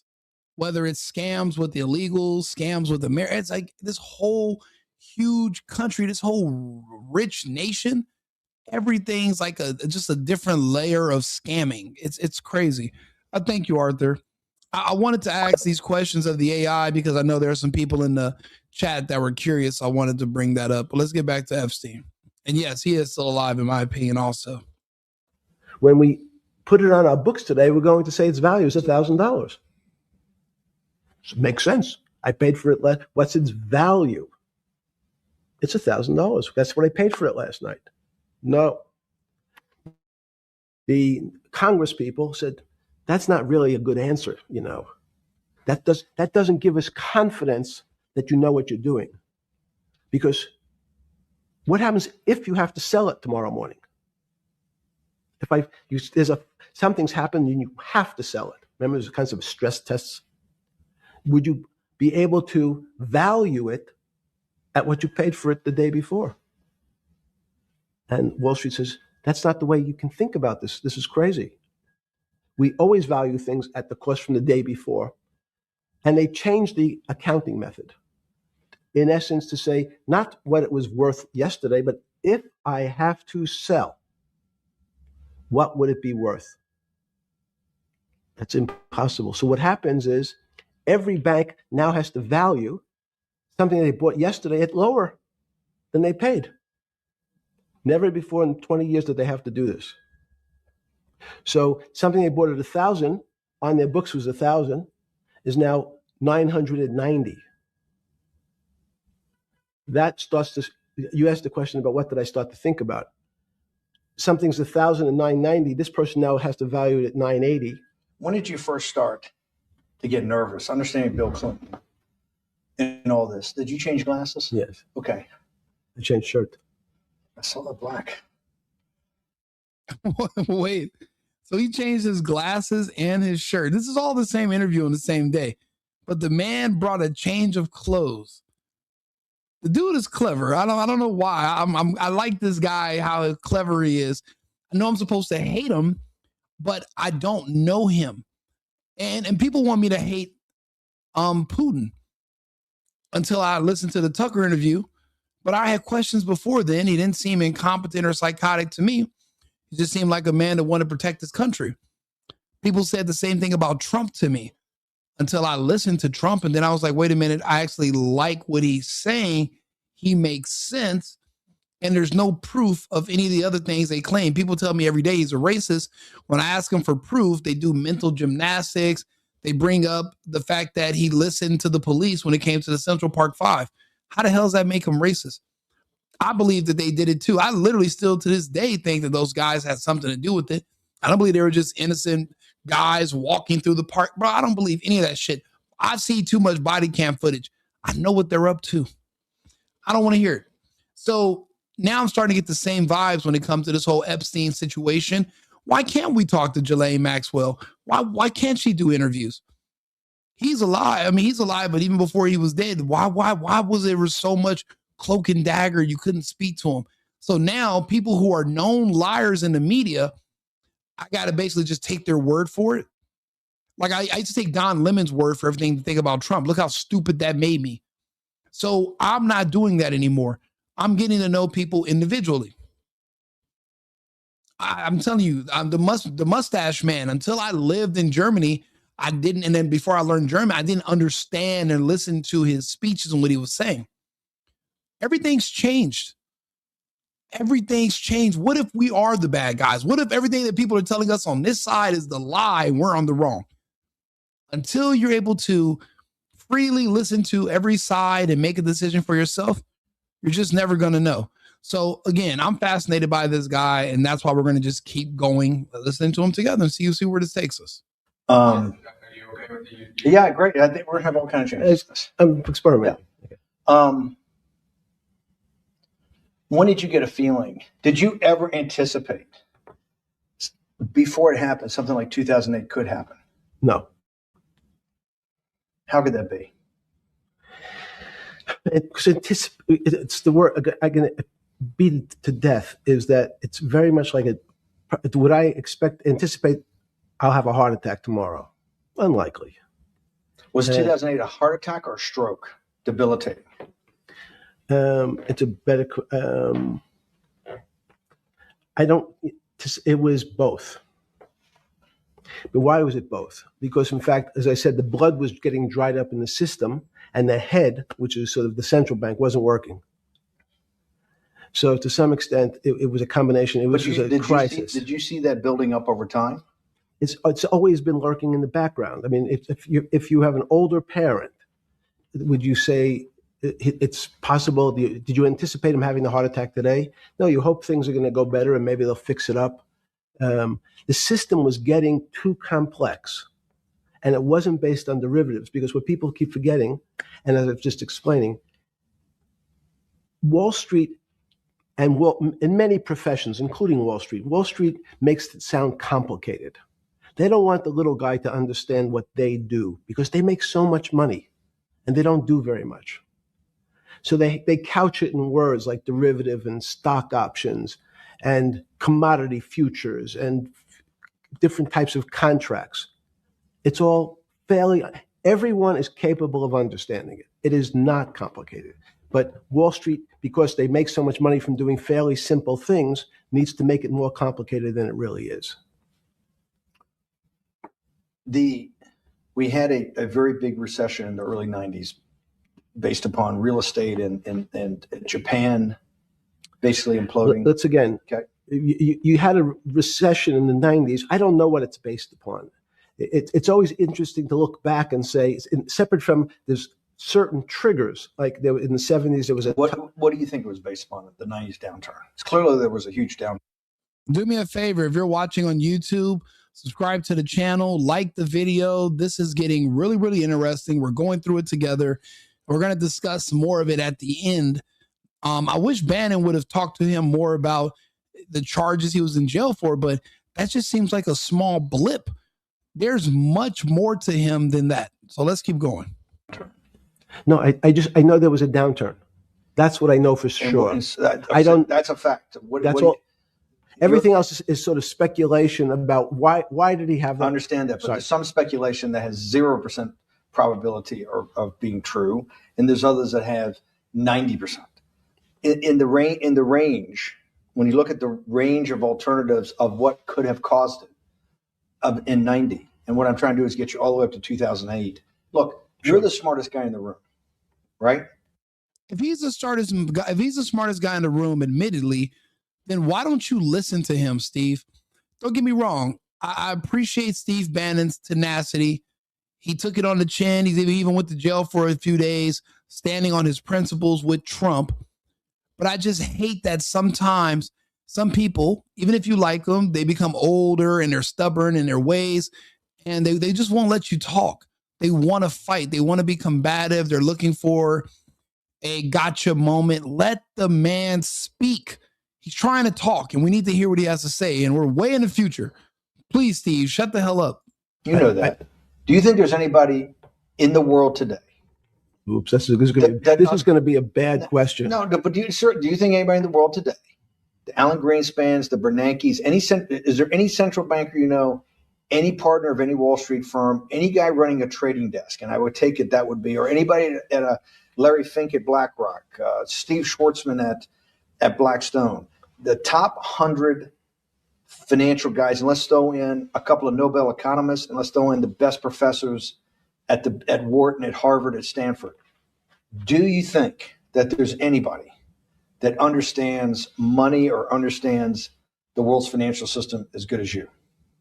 There must be. But it doesn't come to the top of the head. No. Okay, fine.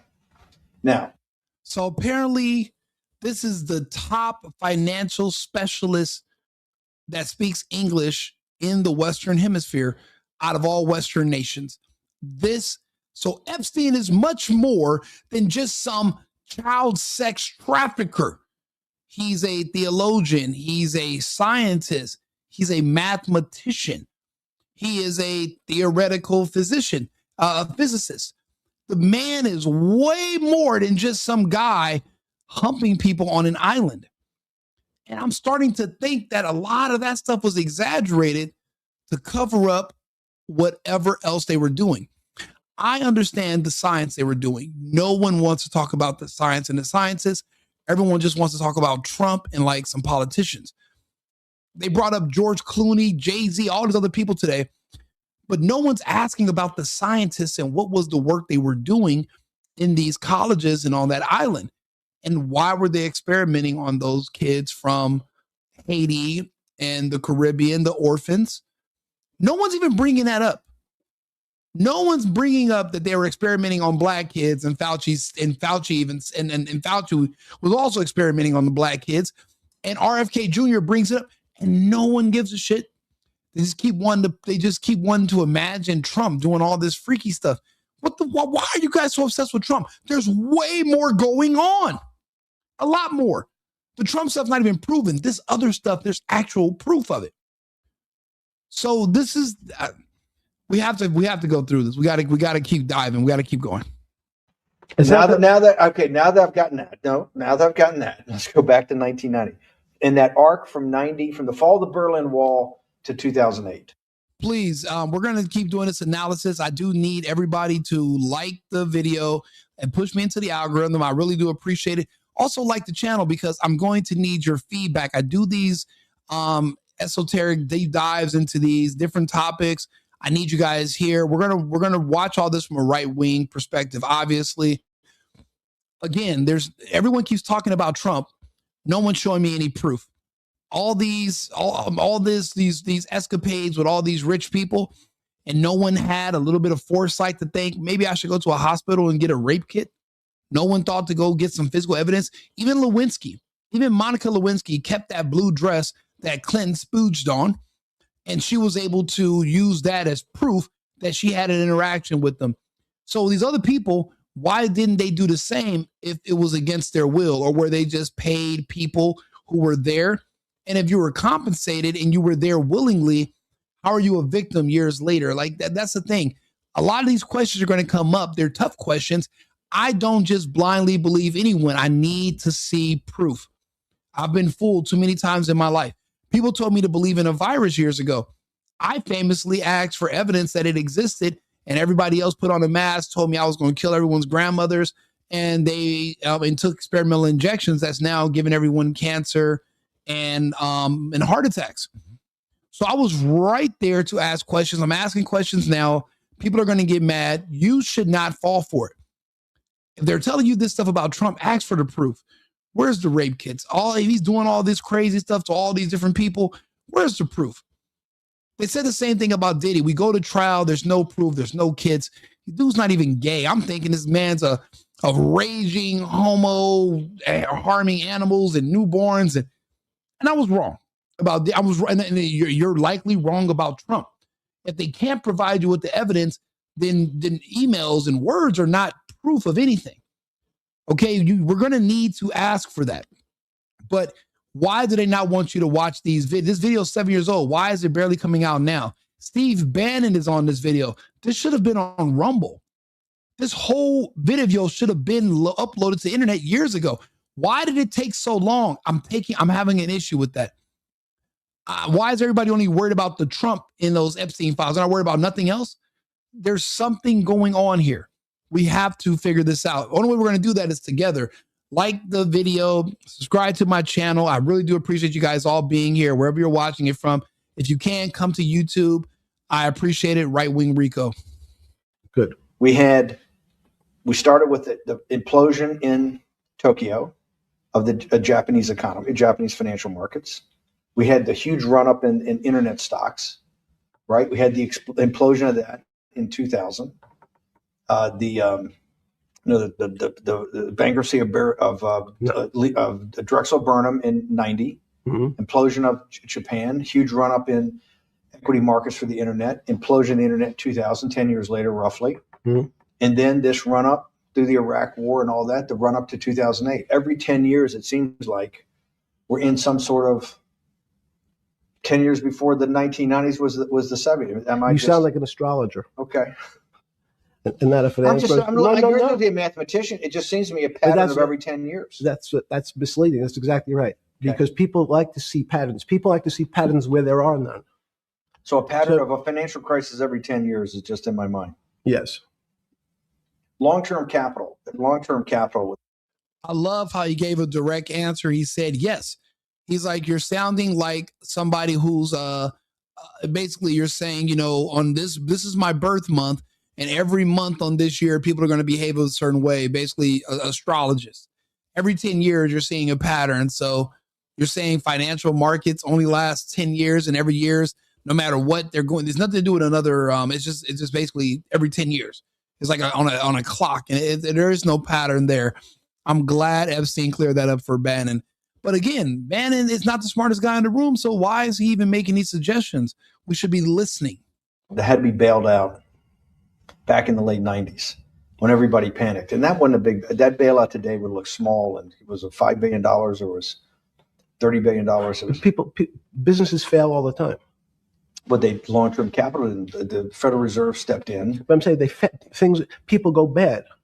Things go bad all the time. Yes, the local, you're correct. The audience is watching this, the little guys, they go bankrupt all the time and nobody gives a shit. You know why? They're a little guy. But when long-term capital management goes bankrupt, or Bear Stearns goes bankrupt, or Lehman Brothers goes bankrupt, people care because it's an unfair characterization. Why do you say that? Because again, it's the complexity of the situation. If you think about you have a complex system. You have your body. Now, in fact, the little guy is my finger. This is. And Bear Stearns is your heart. That's correct. The banking system is my heart. The system, I can't risk my because remember, it's not only my. You haven't been able to name. Hang on. You haven't. Hang on. No, hang. I was trying to hang. I wanted to see if the hang on worked. No. You haven't been able. You're not good enough. You're like junior wizard trying to do it. You haven't. Yes. Okay, since we can't name another guy that's as good as you. There may be a couple out there. You're not bragging. You're humble. It had to be sometime. Please tell me there was some time before you went to jail and basically got cut off from daily information in the summer of 2008, that you started to get very nervous that this complex system, that something was deeply wrong. Okay, first, let's go back. When I say no one understands the system better than I do, it doesn't mean I am. You always sound like a doctor. You're afraid he's going to get sued for giving a thing. Yeah, you're not taking on any liability. There's no contingent liability here for your answers. No. But the word understand is the problem. Okay. I don't understand the system. So I don't understand the financial system. Please stop. He's saying that he's the smartest person when it comes to the financial system, and he doesn't even understand it. So what that means is that it's all a bunch of bullshit. There's nothing really to specialize and understand. It's all just a lot of funny money. It's all a lot of fake numbers, fake evaluations, fake appraisals, fake evaluations. Just basically, it's all just made up into the ether. Just like on Wolf of Wall Street when Matthew McConaughey this is into the ether. And that's why it's hard to understand, because it's not based in anything in reality. What he said earlier was that you can make a lot of money if you know your local economy, you're doing your local, you're working with your local currencies. But if you're trying to do it on a global scale, it's basically like the human body. You can only specialize in one or two things. You're never going to know everything. And even when you think you know everything, you're still just practicing. Nobody actually knows, because it's all just made up. The same way he says we don't understand how the AI is generating these answers, because the person who designed it doesn't even know how it's working. And I guess the same thing's happening with this financial system. Even the people that designed it, or the people who inherited it once it was designed, they don't even understand it. The people at the Federal Reserve don't understand it. So how can we? And that's why it seems like we're all doomed to fail as the public. You cannot sit here and tell me. No. What we just went through, I'll go through again. The hedge fund managers, the money managers, the central bankers, the commercial bankers, the heads of the investment banks, the heads of all the trading desks, the top economists, and I'll throw in the business school lecturers of Stanford. Of all the top 200, 250, you can't name at the top of your head the guys are at least at your level. You have to understand it somewhat. No. Sorry. We all don't understand.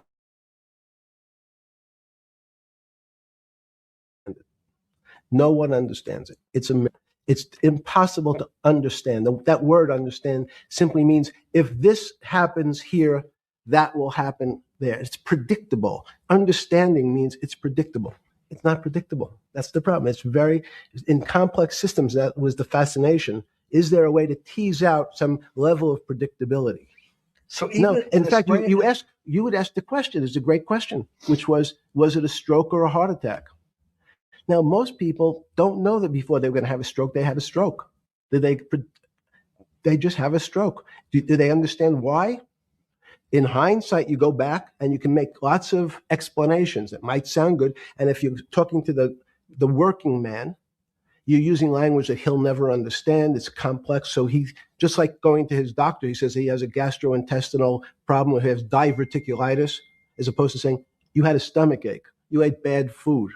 People don't like to say it in normal, everyman terms. The system had a stroke, but we don't know why.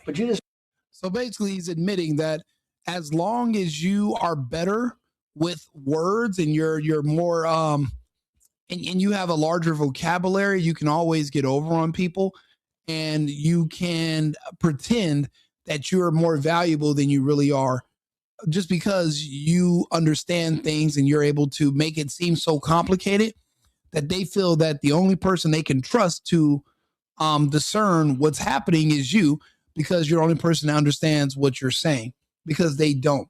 And they kind of need you to dumb it down for them. So you can always get ahead and get over and pretend that you know stuff that you don't, if you're just more proficient in English.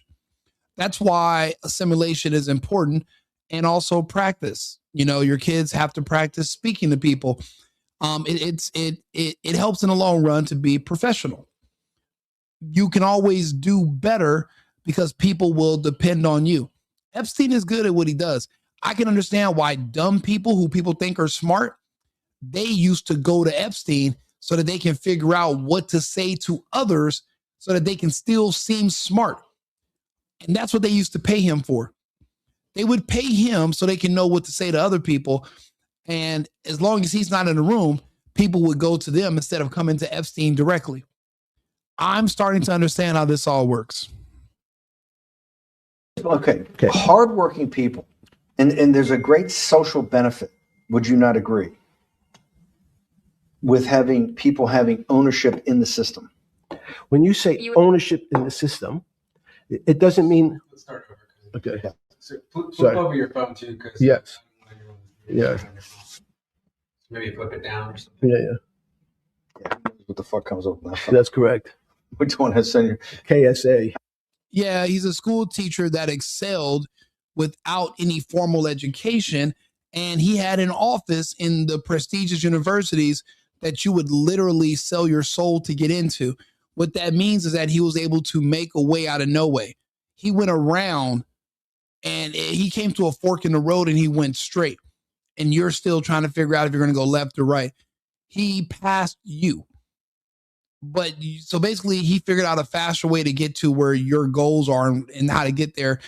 And we don't know his agenda. We don't know the elites. We don't know. All we know is what the fucking media is telling us. How many times has the media lied to you today alone? We don't know anything. And they want to discourage us from hearing all of this from the horse's mouth. Do you see how dangerous this is? Imagine what you thought about Trump until you went and listened to him yourself. Imagine what you thought about Hitler until they translated those speeches and you were able to listen to him yourself. The same thing's happening right now. Before Tucker Carlson did that interview with Putin, what did you think about him? You have to hear think about your parents. What did you think about your dad until you heard his side of the story? All you knew is what your mom said.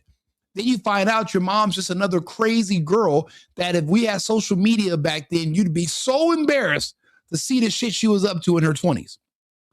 You have to listen to everybody's side. We cannot just take Anderson Cooper and Don Lemon's word for anything. Why are you listening to Joy Reid? Why are you listening to all these gay people tell you what to think about the world and different people in it? Why are you believing all these stories without seeing any proof? They told me Ghislaine Maxwell was a human trafficker. They never told me who were her clients. Well, then who she traffic anybody to? Well, if there was nobody she trafficked to, then how did she traffic anyone? It doesn't hold water. It only holds water if you close your eyes and you drift off into the imaginary world of nothing. Nothing. What is education? What? You have proof that you can sit in school for 1,000 years, pay a bunch of money without a return, and then when you get out, you can't even get hired somewhere that'll pay you enough to pay off your student loan. That's what you consider an education? I would think that you were wrong. I doubt you understand what's going on at all. Epstein was with Mossad and built in blackmail library that forced all the billionaires and politicians into madness that we are today. Okay, what were they trying to get the billionaires and politicians to do? Let's be more specific, and no one ever wants to talk about it. If that's the case, then what was the goal? If you know so much, then tell me what was the goal. What do they want the billionaires and politicians to do? What does Mossad want them to do? What's the goal? Now that they're moving into the U.S. and autocracy to not be held accountable, they don't care about us. It's no one's job to care about us besides our parents and yourself.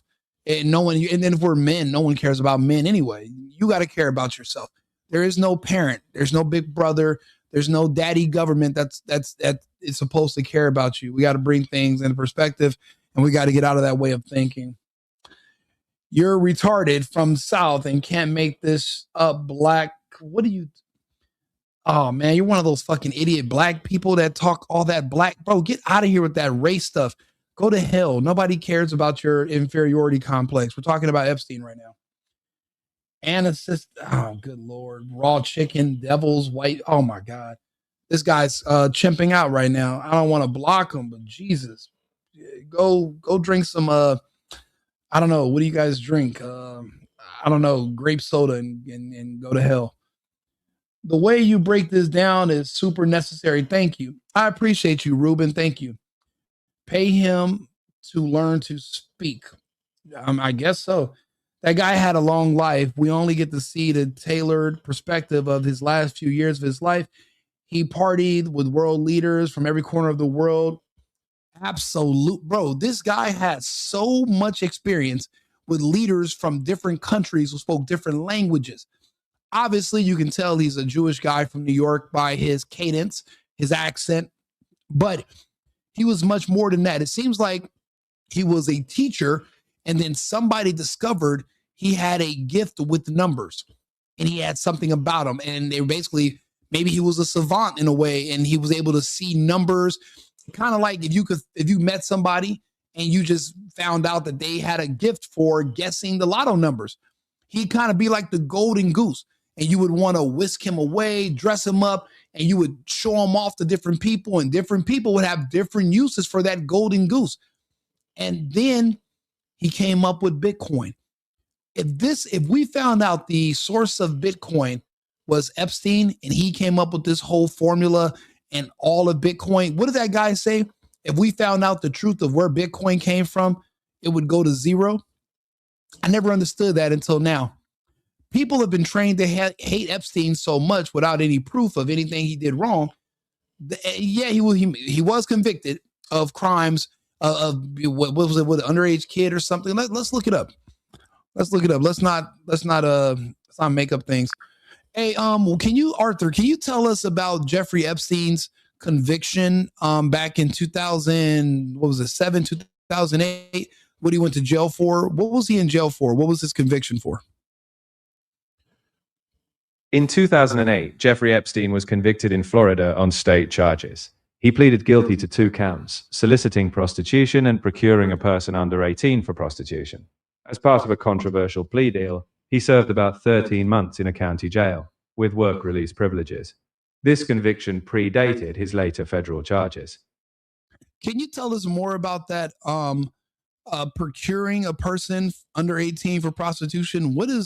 Can you give us the details and what does that mean? And is that normal for a 13-month county jail sentence for those 2 charges in Florida?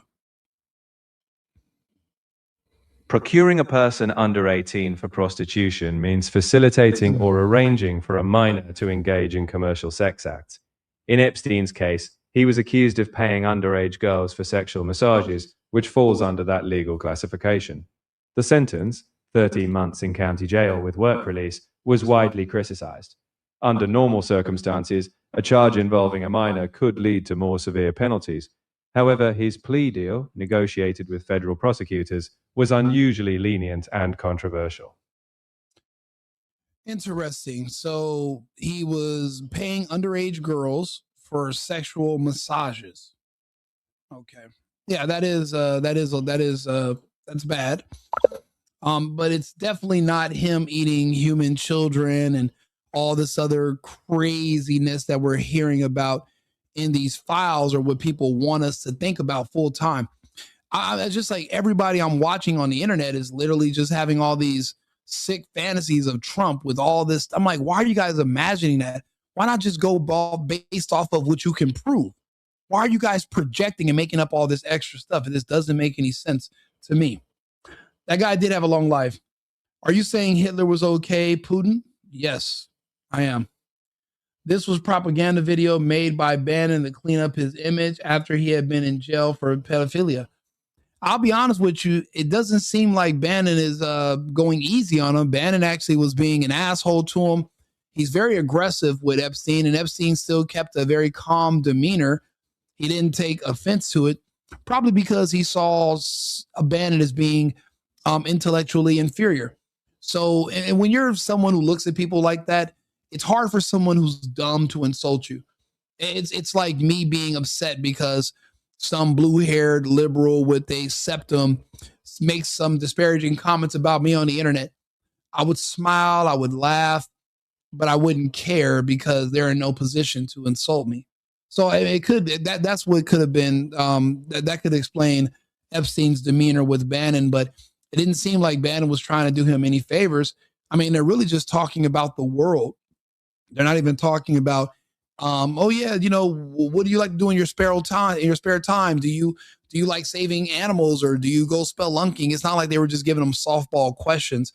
I mean, it's not like they're treating them like they treated Kamala and Biden, right? He was indeed at Harvard because of William Barr's Dow. Yes, he was. They said William Barr. They called William Barr the cover-up king. So if the fake death thing was covered up by Barr, then this man's long gone. And if he covered it up well enough before he left his position, there's not going to be a paper trail. You really need to read up more. Okay, well, yeah, I'm open. If you have anything you want to suggest, please leave a comment. I appreciate you being here. I'm not necessarily trying to win a popularity contest. I'm just here to have discussions.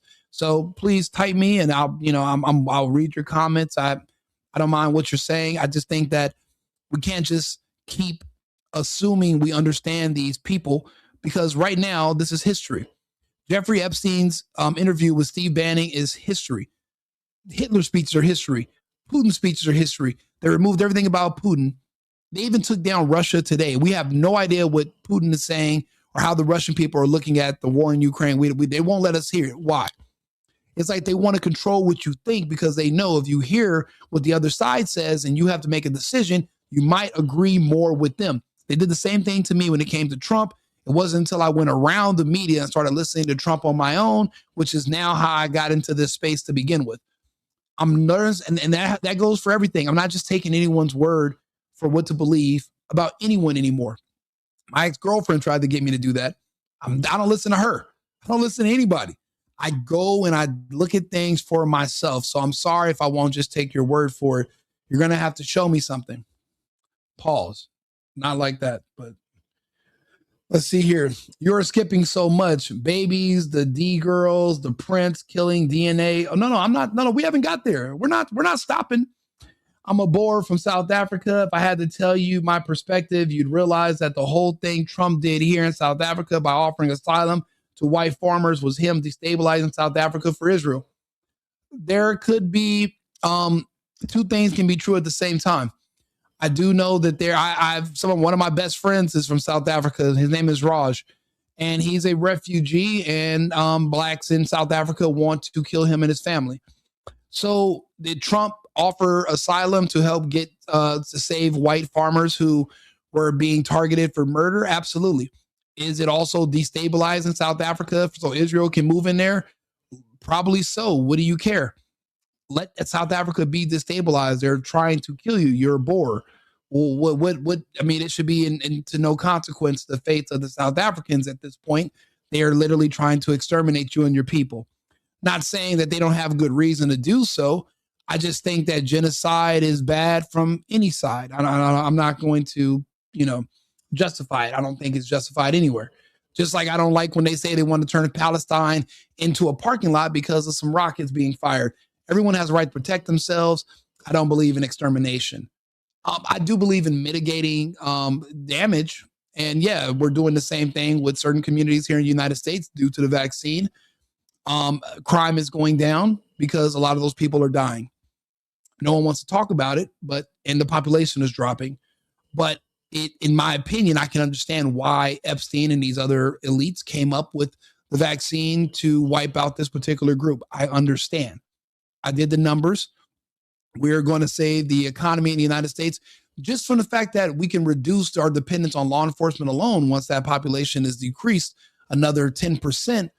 Because right now that population went from 13% to 9%. It eventually will be 3%. The whole country will change because we won't have to rely on law enforcement to stop violent crime. That violent crime was sourced from illegals and from this other particular group. So not saying genocide makes sense, but you can understand where it comes from. I'm not saying I necessarily agree with it, but I can understand what happened. As a stenographer, it's my job to keep track of all this and be honest with you guys and talk to you about what's happening. Again, I have no feelings about anything anyway. I can think about it and I can talk to you about it, but I don't feel one way or the other about it. I don't really have feelings like that, unfortunately for me. That makes me bad in relationships. But I'm good at poker and when it comes to having these kind of conversations. What are you saying about the accusers pointing the finger? They're asking for unredacted homes. I understand they want unredacted. However, nobody's stopping the accusers from telling their own story and providing their own evidence to the press. These people, if they were paid, that will come out and then you're not going to take them seriously. Even the people that were underage, if they were teenagers and not tiny children, but someone was putting them up to this, whether it was their parents and they were taking money from these people, you can't leave that part out. Okay? If your parents were the ones selling you to a sicko, the sicko's guilty, but you're going to have to incriminate your parents. So you can't just pick and choose who you want to blame for your situation. Everything has to come out. So is that why these accusers don't want to tell their whole story? Then we have to think about that as well. You point one finger, three more are pointed back at you. That's how it goes. So Sasha lied about everything. What about the Epstein emails talking about pizza? The FBI told us that Pizzagate is real, and they use code words to describe children, and they have different codes. Jeffrey Epstein is he's the head of it. All I'm asking for is physical evidence of any of these or videos, something. I've seen the videos of Prince Andrew. That's all come out with him and other girls. But I want to see the part where they're doing stuff that is just completely just shatters the idea of the world that we live in. They say there's a lot of sick stuff going on. Was it consensual? Were people involved? Were kids hurt? We need to know that, but we need to know it's true. We can't just let someone tell you some stuff and you just believe it. Somebody told me that Pokemon was real, and they wrote a whole book about different types of Pokemon that you can study, like a curriculum. Does that make it any more realistic because somebody wrote about it extensively and did cartoons? No, you're still going to need proof that these things are real. You can't just accept people's word for stuff because, for one thing, we've learned throughout life, all of us, including me, is that you can pay someone to say anything. You can pay people to lie. You can pay people to make up stuff. 30 years ago, they would say, 9 out of 10 doctors say that smoking is healthy for pregnant people, meaning that those doctors had credentials and they probably weren't making any money with their credential. They got student loans. You can pay those doctors to put their name on something to validate your lie. Your lie needs to be validated. They told us that 50 50 what is it called, intelligence agency members said that the Hunter Biden laptop was all the hallmarks of Russian disinformation, and they were lying. You can't trust people with credentials and specialists. You got to look into everything for yourself. As of now, we just don't know. You're talking all off. What about the holes in the file? We're going over the file. We're going to do that together. Wasn't there land in the first place? You know what? Who knows? I mean, it depends on who bought it. That's who land it was. Excuse me. Blacks wanting to kill someone is everywhere. Yes, that's true. We can say the same about every race. No, you cannot. Racism is a construct. No, racism is a mental disorder. You have to be mentally ill to believe in it. Obviously, 90% of my friends are Black. Then you need to get better. You need to diversify your pool of friends. You're going to get yourself into a situation. They want us to hate each other.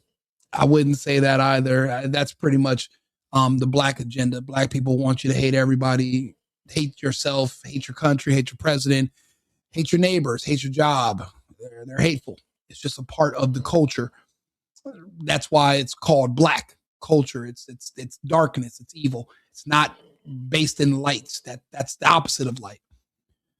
Baby diapers, stained beds, they put it in our faces.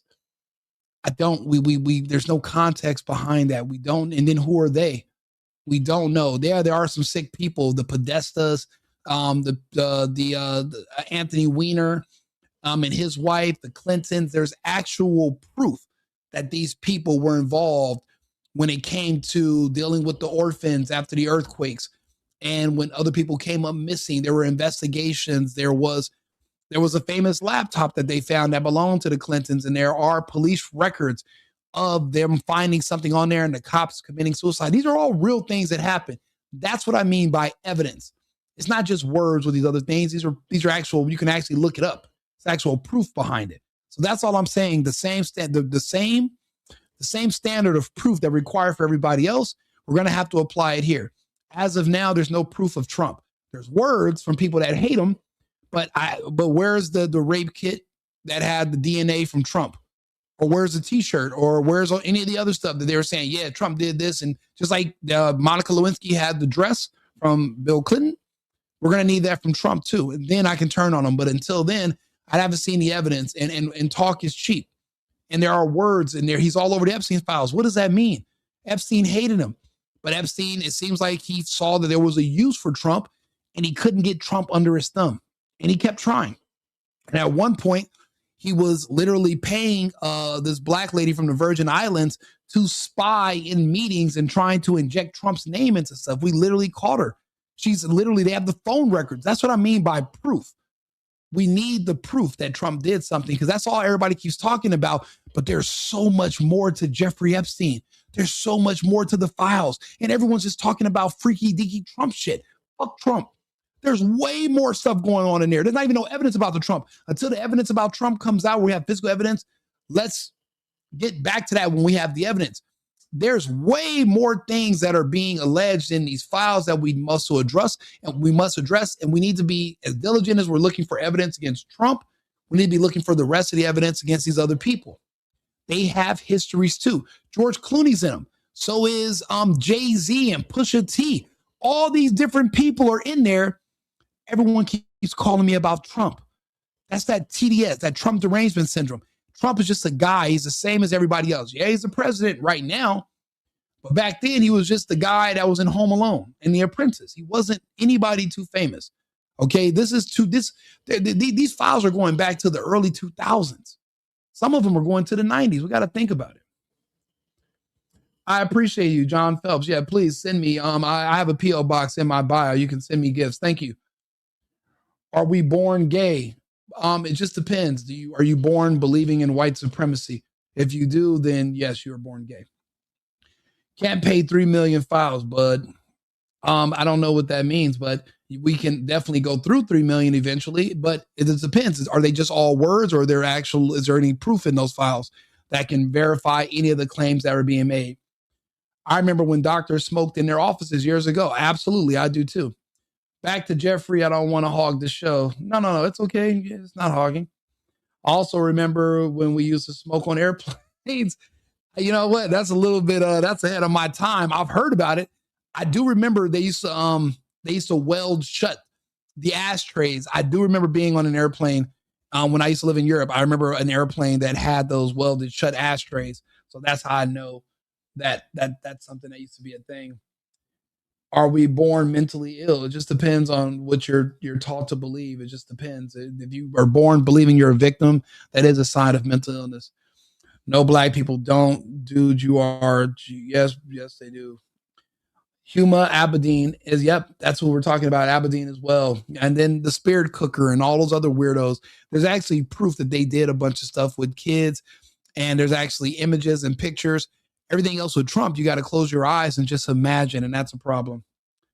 Let's see here. And she's married to Alex Soros, which is another, Soros is evil. So is evil, I believe his son is as well. Everything, they dedicated their lives to destabilizing the United States. Not because they hate the country, but it seems like it was just more of a challenge to them. They haven't been able to successfully do it all the way. And they use black people. Trump is the president. He's the best president we've ever had. He's the best president we're ever going to see in our lifetimes. Drew don't care about them. It's all about Trump. Absolutely. Somebody was talking about Trump today with sodomy. And I said, you know, they decriminalized sodomy with children in California back in 2019. So now you care about sodomizing kids because it's Trump. But when it became the law of the land in California, Senate Bill 145, you didn't care about that. But now you care about sodomy because it's Trump in 2026. But in the state you live in, they decriminalized the penalties where you don't even got to register on the sex offenders list no more. But now you choose to care because of Trump. That's why I don't take you people seriously. I don't. So look it up, fact check me and come back. Senate Bill 145, California. Senator Scott Wiener, look him up, look up his policy, look up what that bill does, and then we can talk about Trump. Trump is the freaking president, the person who controls our country. Absolutely he is, but no, the president does not have absolute control over the country. That's why we have 3 branches of government. It's so that there is, he's no king, right?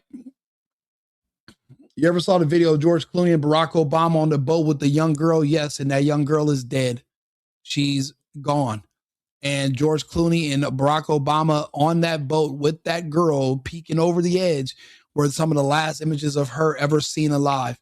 Do you guys know what we're talking about when it comes to Obama and that young Chinese girl?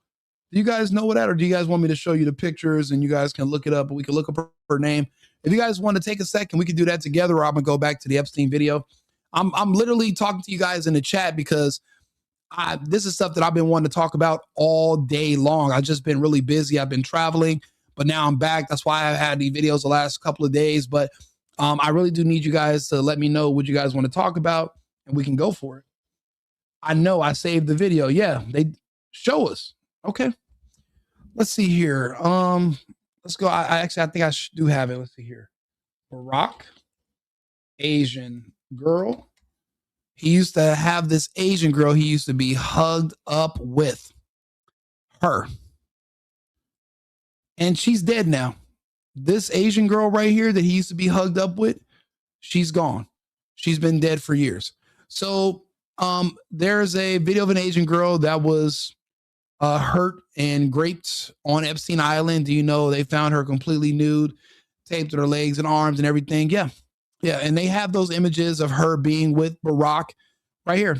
And they were trying to say this was AI or Photoshop. This image is George Clooney and Barack Obama going to George Clooney's house. This is 15 years ago. There was no Photoshop. There wasn't editing. I've had these videos. I shared these videos. Let's see here. They posted from me. Let me see what year. You know, I got to look at these are all from years and years ago. This is all back from this is like 2014, 2013. This is a long time ago. The Obamas used to hang out with this Asian girl all the time. And then she was found dead and nobody talked about it because you can't criticize somebody black or you'll be called racist. The fact that we got rid of DEI and there is no more using racism or the threat of being called racist to control people and beat them. If they question things, now we can talk about things more openly, regardless of the race of the person. And now that's why this is all coming out. But there was this Asian girl. You need to look her up. You guys need to look her up and you can see for yourself. And this is her. I don't know. It says she looks dead, but remember, these images are from years and years ago. This isn't just made up. These are all things that are really happening. And it's been happening. You just couldn't question Barack because he's black, or you thought he was black. He's the first gay president. If you question him and you're not black, then you're considered a racist. Remember how scared you used to be called racist? Remember that? That fear is subsiding now. So now you're able to talk about anybody. Now America's great again because things are more on an even foot. It's getting better. 2018, no, this was way before that. Barack Obama's real dad was CIA. He was, and I believe his mother was as well. Or George Clooney's zipper was down also. Yeah. A lot of people will see these images, right? And they'll think that we're lying. And they'll think we're making it up. I know this because when I first saw these images, I said everybody was lying and they were just racist, evil white people making up all this stuff. And I was wrong. I found out I was wrong when I tried to prove them wrong. People are going to do the same, and they're going to come back here. They're going to follow the channel. They're going to like the video, and they're going to start looking into the rest of the stuff that we share. I do these videos. On average, I do about 4 or 5 videos a day. I'm shadow banned on some of my channels. Other ones, they just let me talk and we can, we have these discussions. So you guys following and liking the video and subscribing, it just helps push me into the algorithm and we can have these difficult conversations. Again, I'm not planning on winning any popularity contests. I'm only here to have these conversations that are uncomfortable. My other peers on YouTube, people don't know this, but YouTube gives you, they call inspirations. And it tells you what topics to talk about to make the most money. That's why you see so many people on YouTube basically talking about all the same topics all the time. Everything's TPUSA and Erica Kirk and this and I say everything. I'm not here for the money. I'm actually here to have the conversations and to read the news. And there's way more going on than the news besides these few things that YouTube is telling you that you should talk about to make the most money. So that's why I'm here. And that's why we're watching these videos, we're watching these images. And people have been talking about it. This is for years. This is years. Yeah, for years. Years. All old videos. So when people ask, this is what they wanted to see. Yeah, it's not defense, it's facts. It's not fake news. Pizzagate is real. People said Pizzagate was fake news too. People said that the Epstein files were fake news. Unfortunately, Trump said it was fake news, and I can't respect it because when you get 3 million files dumped, whether they're fake or not, you can't say that you didn't know that they existed and then tell your supporters that that they're not really your supporters if they care to see this. I understand what Trump is saying is that this is a distraction. We have an agenda to save the country. Some things are more important than others. Why are people harping on this? There are other things that are more important, bigger fish to fry. I agree.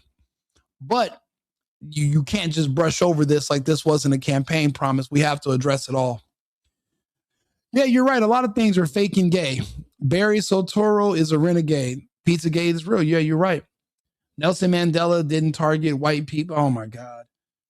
Mandela necklace was never used to kill a single white. We don't know that. I don't know. I'm not South African. I don't give a 2 shits about South Africa or South Africans. It's nothing to do with me.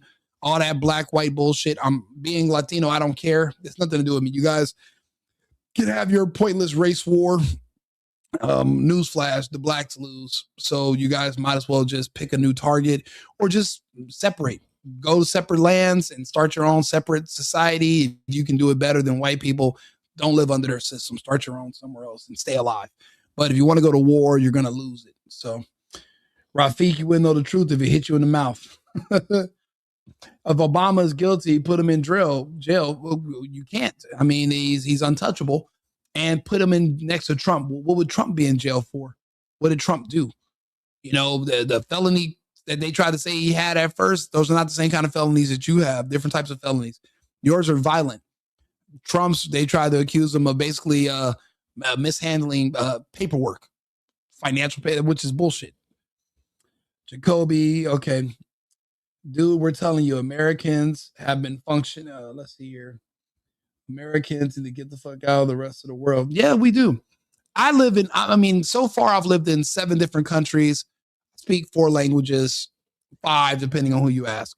So I look at this country completely different. Since the lockdown, I realized America is special and it's the greatest country on earth. I used to never think this. I wasn't a patriot until I saw what these other countries who I thought were just as good as the United States. I saw what they did to my friends and relatives in other countries, and that boot that they shoved up their ass, they shoved it in their mouth afterwards while I was still living the good life here in the United States, driving around, having fun during lockdowns. We live in Americans need to get the hell out of this bubble, and then they can understand that how privileged we really are over here. But let's talk a little bit about Epstein. Those are felony original exactly. Well, see, they were misdemeanors, and they can only be upgraded to a felony in furtherance of another crime. And when you ask that fat piece of shit chipmunk, what was his name up in there? Alvin Bragg. What was the other crime? He couldn't tell you what the other crime was because he's full of shit. And he's black. So there's definitely a pattern there. Come on, is it a secret? Letitia James, Fannie Willis, Alvin Bragg, and the rest of these fuckers. You think you don't see the pattern? I gotta point it out for you. Okay. Obviously there's something going on here. Let's not just glance over it. And because DEI is removed, now we can point out patterns again. You can never, pattern recognition isn't racism. Okay. Let's just get that out of the way. Yeah. If you're a Jacoby Williams, if he is, well, then prove it. Where's the physical evidence or anywhere? Where's the proof? That's all we need. We need the proof, and then we'll join on board with you. And that's what you're saying. Yeah, that is true. That's what I'm saying. Trump is an Israel lapdog. I'll be honest. There are times where I think that you're right, Jacoby. And I hate that. I hate that for us all. I didn't know he was going to be an Israel lapdog, but did I think, but would I have voted for Kamala? No, because what are they any better? I've seen them fold, and I remember the Jews called Biden the greatest ally Israel's ever had too. So I can't trust the Democrats when it comes to that. Yes, those misdemeanors were bumped up just so they can go after Trump. Absolutely. Do me a favor. If you guys are hearing this conversation, and like, again, this is from a right-wing perspective. All my content is, I'm wearing a MAGA hat, of course, because I believe in the United States, but I'm not MAGA. There's no make Israel great, man. I don't care about Israel. We don't deal with them. And we got to keep our movement for us. We're not going to let Shapiro and Josh Hammer and the rest of the people that helped do that to Charlie Kirk, we're not going to let them overtake our movement and run us. That's not it. We're Americans. We fight. We're not going to just give up our stuff. That's not how this works. You know, we're bigger and stronger in stature than those people anyway. So we don't have to listen to them. It seems like Epstein heard my joke just now and he's laughing. I appreciate you. Thank you, Jeffrey. Sasha Riley wouldn't stick up Trump's ass. You know what? I wouldn't say that you're wrong. And Alvin Bragg is a George Soros funded DA, which is obvious. Trump is a Russian asset. What's your proof? What has he done for Russia? It doesn't seem like Russia's really benefiting from Trump, but the Americans are, because we're not dying. They're not killing us in the Ukraine, which is a huge benefit. And if Trump's a Russian asset, what would you want to do different? Do you want to go fight in the Ukraine? You can go against Trump and go to the Ukraine and go put on a uniform. You don't have to wait for us to go with you. If you hate Trump, then go fight Putin yourself. But we're not going to sacrifice brave American men and women to a pointless cause like getting destroyed by the Russians. Don't have the military capability to fight them. They destroyed all of NATO, which is why we're not doing NATO no more. And Trump has a new peace board. And the Russians have paid $1 billion to be our partners. So there will be peace in the world.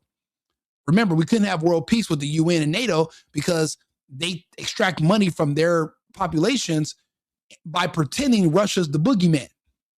But if Russia was on NATO and in the UN, it was on NATO and basically on the board of peace, then there is no war with them. We're all allies. So so Trump just ended those wars. Say thank you. Stop listening to CNN. I care about Israel because they help with us gathering intelligence. What intelligence have the Israelis helped us with? When our soldiers were being killed in Afghanistan and Iraq, we couldn't even airlift them to bases in Tel Aviv and Jerusalem. We had to fly them all the way to Germany, to Kaiserslautern in Frankfurt. So how's Israel and how are they an ally? An ally of what? What have they helped us with? Nothing. A bunch of lip service. I don't believe I'm gonna need a little bit more than that. The world would have been a better place without Fauci, Bill Gates, Obama, Warp Speed, Monsanto. Absolutely. And don't forget to add in there Kamala Harris. I do care. Okay, let's see here. Clarence Thomas. Yeah, I like Clarence. Great guy. Amazing man. Highly successful, articulate, smart. One of the best Supreme Court we have ever had in our history. And long live Clarence Thomas. Hopefully he stays alive and he keeps fighting for the United States of America. I hope he does. Russian delusion has been debunked. Absolutely. You can see the disdain in his face and voice of people that can't be bought. It seems more intelligent than him. Absolutely. And we're not doing the UN either. We're not. The UN is over. There is no more United Nations. It's just the Board of Peace. And the UN is already collapsing because that 215 billion that they get from us, every million they get from us every year. Trump said, you can shove it and suck it. We're not paying it. We're going to use it for our own Board of Peace. You guys can join on board with us. Because for one thing, we're paying into the UN, yet there are other nations who are not paying their fair share and they have equal say. That's over. You got to pay to play. Trump is making sure that you can only join our Board of Peace if you're paying, but it's still going to be ran by the Americans. So ultimately, that means that the United States will not be in the hands of the globalists who are using doom and gloom threats of cyber polygon and viruses and bullshit to keep us under control. There's no more World Economic Forum. There will be no more World Health Organization. Everything will collapse without the United States. The world order will be ran by the Americans as it should be. And if you're watching this and you're an American, you should be proud of that. Now, there's another country that you would like being in charge of the United States. I suggest you pack the fuck up and move there. Why are you here? Good luck with that debt because we're not paying it off anymore. Go on. Cheer on Trump's imperialism and authoritarianism. I don't think you know the definitions of either one of those words. You don't. You've never looked them up. You're just repeating what some gay kids said to you. You heard some gay people on CNN. You got to stop listening to the gays. They're not going to give you the great advice. Hey, man, brother, you're a great American. I try my best to be. Somebody was like, oh, you're this, you're that. I'm like, yeah, I'm Cuban, but I haven't been Cuban in years. I'm an American. So my agenda is America first because that equates to Americans first. I'm looking at all the benefits and the success we're having with the ICE raids. Being a California native, the rents are going down where we live. The murders have dropped by 60%. And a lot of my friends who were in gangs or on welfare are now being hired again. My black friends who historically complain about no one wants to hire us. Well, they can hire you because the requirement is you need to know how to speak Spanish. And obviously, as an American, you only speak one language.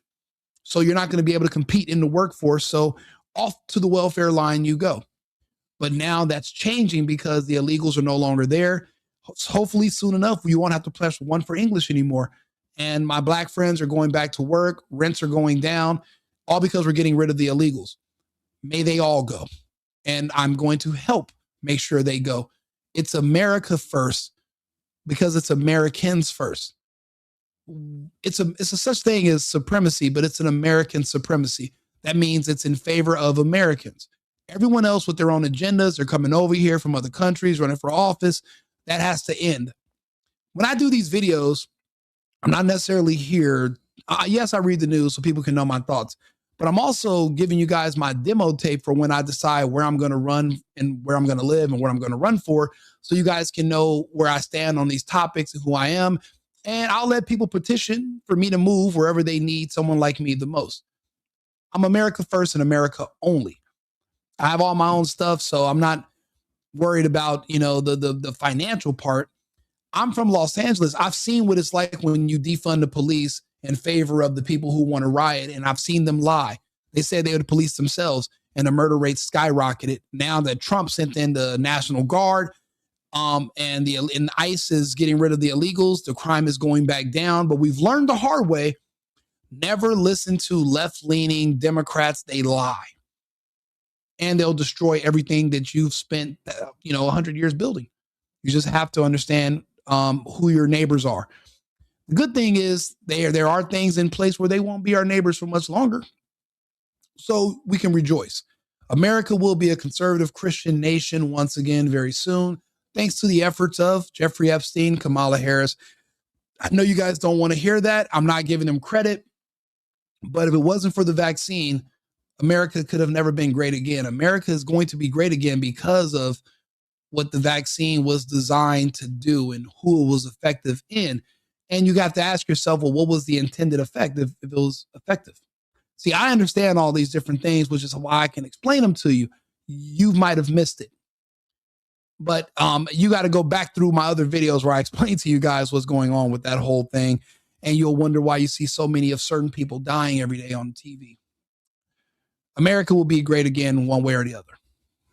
It just took some eggs to make this great American omelet that would have to be cracked. It's unfortunate, but we did the math and certain people had to be removed. Explain the mass layoffs of what, women? Their jobs were easily replaced by AI. The labor market, jobs that required physical labor, men, plumbing, HVAC, sewage, anything physical, well, those jobs are hiring. Yeah, we lost 300,000 women from the workforce, but we gained 900,000 jobs for men, and it's climbing every single day. We're now raiding construction sites and builders, and we're prosecuting restaurants that are using fake IDs to hire illegals under the table so that they can make extra money from using slave labor. Those jobs will be returned back to Americans one way or the other. So the mass layoffs are just for the jobs that were redundant because of AI. They hired a lot of people like women to hire management positions or glorified secretaries. We don't really need those. Those women would be better served in other professions or taking care of their families. Again, it will be a conservative Christian nation again, one way or the other. You don't like the system, you don't have to live under it. America needs to learn what happened in Europe. We're learning the hard way. I never got the vaccine. I'm proud of you. That means you're going to be here longer than everybody else. Subscribe to the channel. Me and you are going to just ride out the next X amount of years together. We're not going to have to worry about heart attacks and blood clots, aneurysms, and cancer like our peers who did take it. And I want to give a shout out to Scott Adams. I was supposed to do another video about him. He passed. It just hurt me because I really looked up to him. I liked him a lot. But he's one of the people that I knew was going to die because he took the shot. And I knew that there would be an opening in the space for me to fill. So that's why I'm here, because a lot of your favorite YouTubers and people that are personalities on the internet will be passing away this year. And we're going to need someone to fill in those gaps and come and have these conversations with you. So this is why I'm putting in my 2 cents, and I'm giving you the chance to follow me and, subscribe to my channel, because I'm here. I'm having these conversations every day. Not necessarily here to win a popularity contest. I'm a man. Most people don't like me anyway. You're only as good as a man for as much as you can do. And if you're not giving somebody money or letting them live with you for free, no one likes you anyway as a man. So I'm used to that. I don't need you guys necessarily to like me, but I do need you to participate in these conversations, because once we're done having them, I'm going to need you to go back to your families and friends and to bring them into reality so that they're not all thinking craziness and believing BS. So that's what I'm here for. What the fuck? Warp speed ahead, dude. Yeah, I'm here. Warp speed is not the creation of the vaccine. That vaccine was created long before warp speed. Epstein actually helped develop it on his island. That's what he was doing with those labs and those scientists. If you want to talk about the scientists, I can prove it to you, but we have other things we're going to talk about. The vaccine did not happen under Trump. It wasn't even distributed until Trump was out of the office. And Ricky McDowell, warehouse and plants are doing the most layoffs. That's not true. Don't get vaxxed. Well, Jacoby, he's vaxxed, so maybe he needs a booster. I love women, but damn, we had a couple on staff and it just created more work physically and mentally. Absolutely. And they can take anything as harassment, and then they could sue you, and then your company could go under if they don't have the right insurance. It's just a liability to even work around women, unfortunately. You never know. Or even women and black people, it's a roll of the dice every day when you come into work if they're going to sue you or not. So you got to mitigate those losses. That's why DEI is canceled. People are hiring these risky women and black people. They're firing them. And they can just go work in all women or all black owned businesses. And they can, that way they can feel more comfortable. But in diverse environments and in large corporations, it's just not a good fit. So that's why you're going to see those layoffs. It just, besides, they were only there to meet quotas because DEI required ESG. So to get a higher ESG score to qualify for loans from banks before Trump took back over, you had to have an elevated ESG score, but you needed DEI to reach that ESG. ESG stands for environmental social governance. So they would track how many trees you planted, how many women and handicapped and blacks you hired. And then they would, and basically how many whites you didn't hire would increase your ESG score. So to get that, you needed to implement DEI policies. But this is because those ESG scores were going to stop these central banks from loaning money to your local banks. Because even the local banks have to borrow money from bigger banks. That's all been shut down. Now we can get back to doing business based on your character and the quality of your work, and not so that we can meet diversity quotas, which is how we got here. And now you guys understand that as well too. Now you guys understand. Now you know. See, after you hear this information, you can't unhear it. So that's the point of that. This is called learning. We're learning from each other. So I'm here to have these conversations and talk to you. Let's see here. Farmers are losing their land. That's not true. I can't lost family because I supported and voted for Trump. We all did. But it's crazy. I got a phone call that one of my uncles is dying. And he's one of the people that we stopped talking because he wanted to believe Biden and Kamala. And he had everybody on that side of the family go take the shot. I've already lost 3 uncles and 2 cousins so far. And everybody else is sick. But the rest of us who are conservative Trump supporters, we're all alive and well and healthy. And they don't want to speak to us anymore because they don't want to hear I told you so.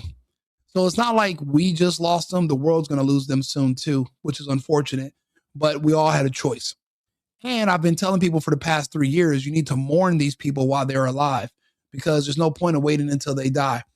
And if you took the vaccine, you have pets, you got to rehome them. I have a dog here now, Mr. Bacon, my English bulldog, because his owner got vaccinated, hyper turbo cancer was gone within 3 weeks of their initial diagnosis. And now he lives with me. So I tell people, make arrangements for your pets as well if you're a Democrat or a liberal. Bill Gates patented the COVID vaccine in 2015. He patented something else, but I don't think it was the vax. They want to bring China credit garbage to the pets. Yeah, absolutely.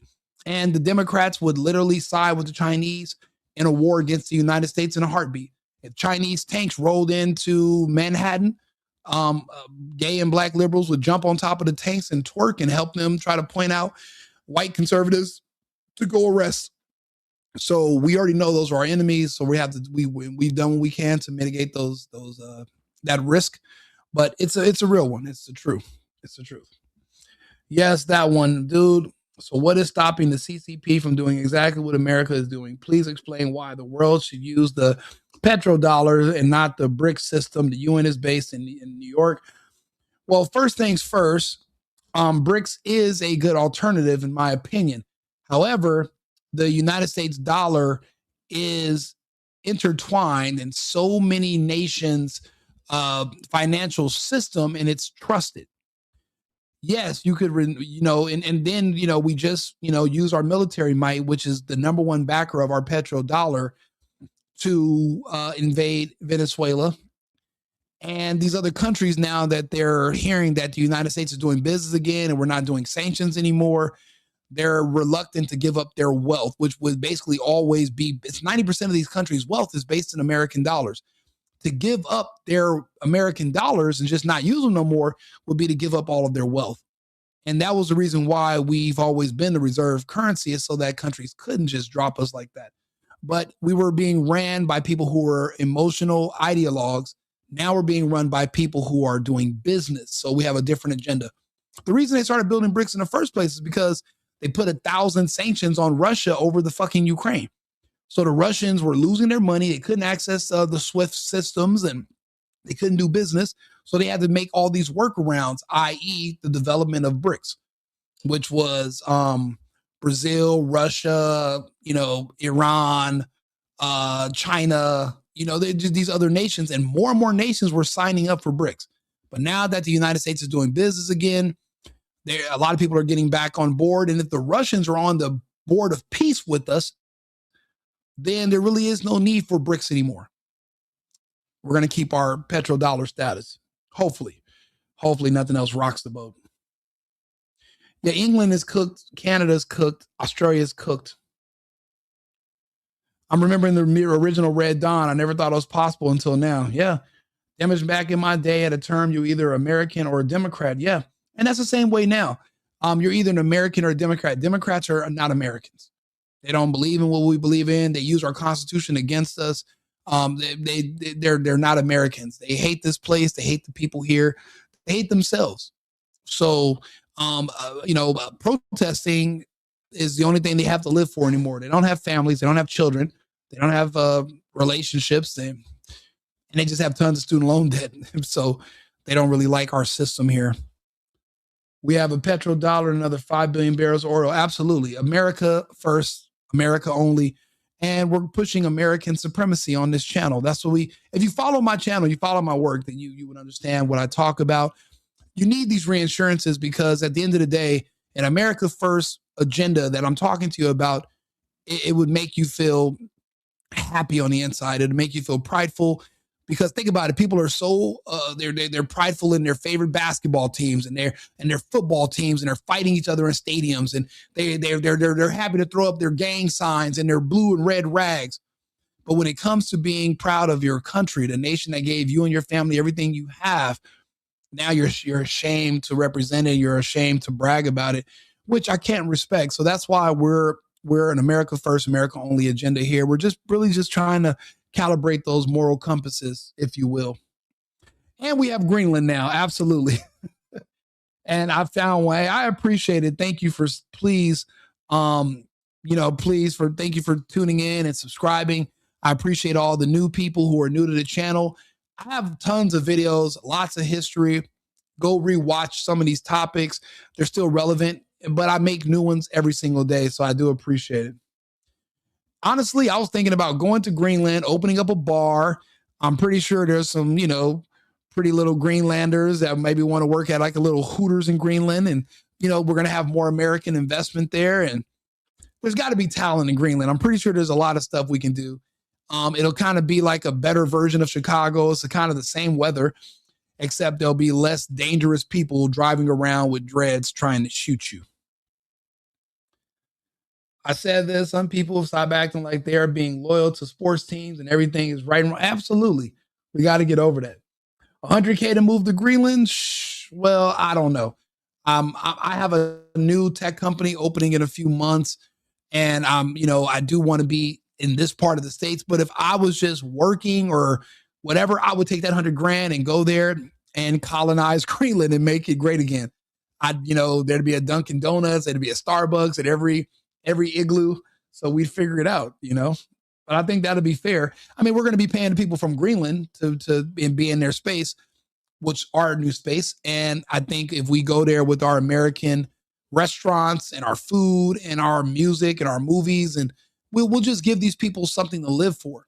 I mean, to be honest, that place kind of sucks, And the people there, there are people that are young people that are looking to do business and want to move around. The older people in Greenland, they're not necessarily excited about us coming in because, well, a lot of their money was gifted to them or they made their money elsewhere and they're back now for a simple life. But they don't give a shit about the younger people who have nothing that are trying to figure out how to build themselves up. That's the problem with these older boomers. They don't look back. They'll tell you, oh yeah, when I was your age, I owned all these houses. It's like, yeah, houses were like $35 back then. A car was $1,500 and it was a brand new car. Different world, different society than we're facing right now. And they're doing that in other places too. I was just did a video about the people in Greenland. The young people are excited. The older people are not. So the younger people are going to be the ones who the lands are going to fall into their hands soon. They're going to be the ones in charge. So we got to listen to them, and that's who we need to appeal to. And hopefully if they give us a chance, we will appeal to them. I'm probably one of the last places you want when the shit hits a fan. I don't know. Maybe not. Brainwashed. and he said, I swallowed this guy Pearson. He swallowed Trump's. Whoa, freaky. Hey, if you put that on OnlyFans, if you really have a video of that, as long as you're of age, you can put that on OnlyFans, make some money if you have video of you doing that to Trump. Shut up, libtard. Yeah, there's some libtards, definitely. I don't think anyone's fascistic in Greenland. That's more of those protesters in Minnesota. They're the fascists. They don't believe in free speech. They want to, they don't believe in people recording them. They don't believe in freedom of movement either. So they're fascistic in Minnesota right now. But we're kicking the hell out of them. We're kicking their asses and we're taking names. So we're actually fighting the fascists, us Trump supporters, which is beautiful. So you're welcome. Yeah, I haven't seen any evidence of that. So if you have some proof of Trump being one of those, then please share it with the class. But if not, then you're just projecting what you do on your spare time. Also, there's new laws that you Democrats passed in California, SB Bill 145, which decriminalized pedophilia. So you can't use pedophile as an insult while you're supporting pedophiles as a Democrat voter. That's hypocritical, and it makes you a clown. Democrats are worse than fascists. They're worse than that word. But let's get back to a little bit about this Epstein stuff. Don't get me wrong. I love engaging with the audience and talking, the super chats. I appreciate it. This is great. But I do want to get back to some of the stuff. He does say some very interesting things that you guys got to hear. So let's continue. I cannot believe I've got the magic moment when you're in fucking prison or jail, wherever the fuck it is. It's crazy. Solitary. Now, there's a funny part that we missed, which is said. Go ahead, tell it. The funny part is what you asked me. Is there anything funnier than that? No. For black humor, it's I don't make any black comments. Sorry. You asked me what I was wearing. Did he make a black joke? I think he's fun. Now I really like him. Anybody who's making black jokes, I like. I like this guy now because he just made a little black funny. I think I hate this. I know I'm gonna get a lot of flack.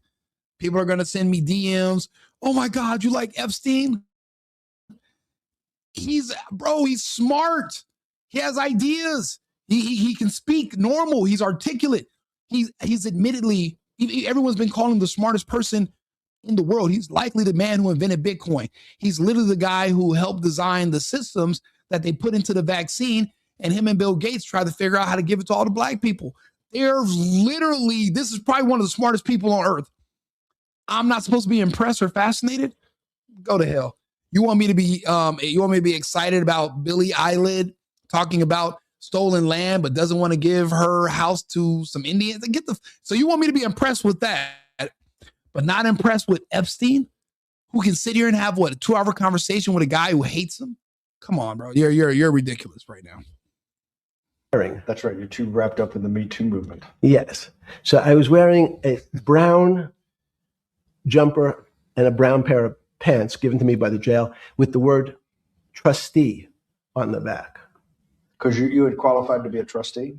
Well, the funny part was it was spelled Trusty. Okay, he's talking about how it was a typo on his uniform, but let's go to the next topic. There's something deeply fucked up with you. At least something. Well, we know there are things deeply fucked up with this. You will get through in this film, right. But you cannot possibly have to sit there.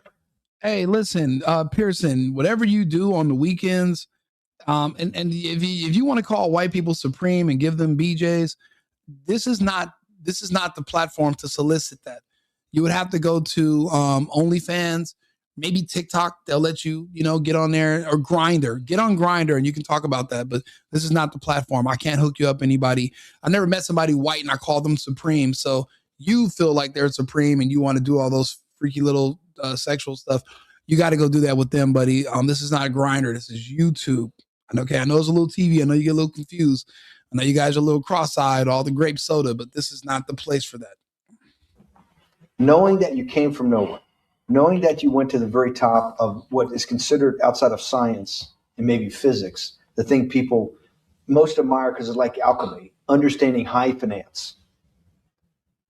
To sit there in what will be the defining financial crisis of our time, like Black Friday or Black Monday, whatever it was in the Great Depression, and be there at that exact moment triggered in part by a firm that you used to be a partner in and knew intimately well, and it created much of your initial net worth because of. And know that you couldn't, someone who lives on a phone, right? Yes. Because you do live on a phone, right? Correct. You had to make just 2 collect calls. You cannot tell me sometime during that day you did not have that conversation with yourself of how the fuck did I do this to myself to put myself in West Palm Beach in a 6x9 cell with a metal fucking bed with a brown shirt that said trustee spelled wrong. It appears to me that Bannon is trying to get Epstein to admit some sort of remorse. But Epstein is not taking the bait. I think he feels like whatever he was doing was for the greater good. And he had to, and everything that happens was for a reason, and everything happened the way it was supposed to happen, and he has no regrets of anything. It's kind of like in the Matrix, you know, when Neo was talking to the Oracle. That's how Epstein is taking all of these. It's called covert hostility. What Steve Bannon is doing. Epstein comes to you for an interview, and you're like sideways insulting him during the interview. It's kind of low. It's low vibrational bullshit. But Epstein is not feeding into it. He seems to be pretty masterful at dealing with this. So did I find it amazing that I was there? That's not amazing. And I don't want to say it was not funny. Oh, I wasn't funny. Right. But not amazing. It was incredible. Incredible in what way? Incredible, like, how do I do this to myself? No. It's as incredible as me sitting here in this house. They're both just 2 sides of the coin. So basically, he's saying me being in jail is the same as me being in your house right now. They're both just 2 experiences that have happened to me in my life, and I don't regret either one. It's certain people that look at everything as either half empty, and then there's those of us who look at everything as half full. He's not living in regret. He's not sitting here second guessing himself. He's a confident person that is moving forward. And someone like Bannon, who is riddled by shame and guilt, white guilt, whatever he goes through, he's having a hard time processing Epstein's reluctance to admit on video some sort of remorse or self-pity, which I am extremely impressed by, because I hate people that feel sorry for themselves and admit self-pity and self-shame. I think that Epstein is handling O'Bannon masterfully. Pause. That's how I think about it. That my life today is incredible. Do you consider yourself a stoic? No, I consider myself a hermit. See, he considers himself a hermit, not a stoic. So I'll break that down for you. Let's go ahead and talk to Arthur. Arthur, what is the difference between a stoic versus a hermit? Can you explain to us that analogy? A stoic is someone who practices resilience and emotional self-control, often accepting external events with calmness and focusing on virtue. In contrast, a hermit is someone who withdraws from society, often living in isolation. The analogy: the stoic is fully engaged with life but masters his reactions. The hermit avoids external entanglements altogether. One finds inner peace amidst the world, the other by retreating from it. So basically, it seems like Epstein is saying that it's not that I'm okay with everything you're saying to me. I'm just withdrawn so much that that is not affecting me and is not causing me any sort of pain. I've withdrawn so much that it's inconsequential, your opinion of me. So it's not that I'm a stoic. I'm actually a hermit. I'm just completely withdrawn into my own world. I don't care what you think. And I think that's how a lot of people should be. Everybody should stop having their emotions on their sleeve and where you care about everyone's opinion. Newsflash, nobody likes you. Remember, I told you this. You're a man. A lot of you are men. No one likes you.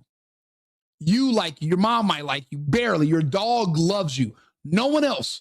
Okay, so stop thinking everyone's going to like you and love you. They're not. You're better off withdrawing and focusing on yourself. Even your wife, after you guys get married, she doesn't like you anymore. The sound of your voice makes her cringe. So no one's going to love you forever. You're a man. Be a man. Accept it. Stoics are not very happy. Being a hermit then, being in that 6x9 cell, being in the cell, qua the cell was not the problem, right? Correct. What was the problem? Eating the almond joy bars. Because you couldn't eat the food. No, right. But remember, my life is. Did that ever strike you that I can't eat the food because somebody might have done something to it? I got to live off an almond joy bar, 1 a day or 2 a day or whatever. How many ever sneak in a day? No sneaking in. Your 1 almond joy bar, it did not hit you at some time? How the fuck did I do this? No. Let's go back to the spring of 2008. Were you so wrapped up in your personal issues at the time you were not spending enough time on the financial markets, or were you deeply involved in the financial markets like you normally were? No, I was involved. And so we're saying that the smartest guy in the room didn't see it coming. No, of course not. The bankruptcy of Bear Stearns, you just thought was a Bear Stearns problem. You didn't see it as systemic.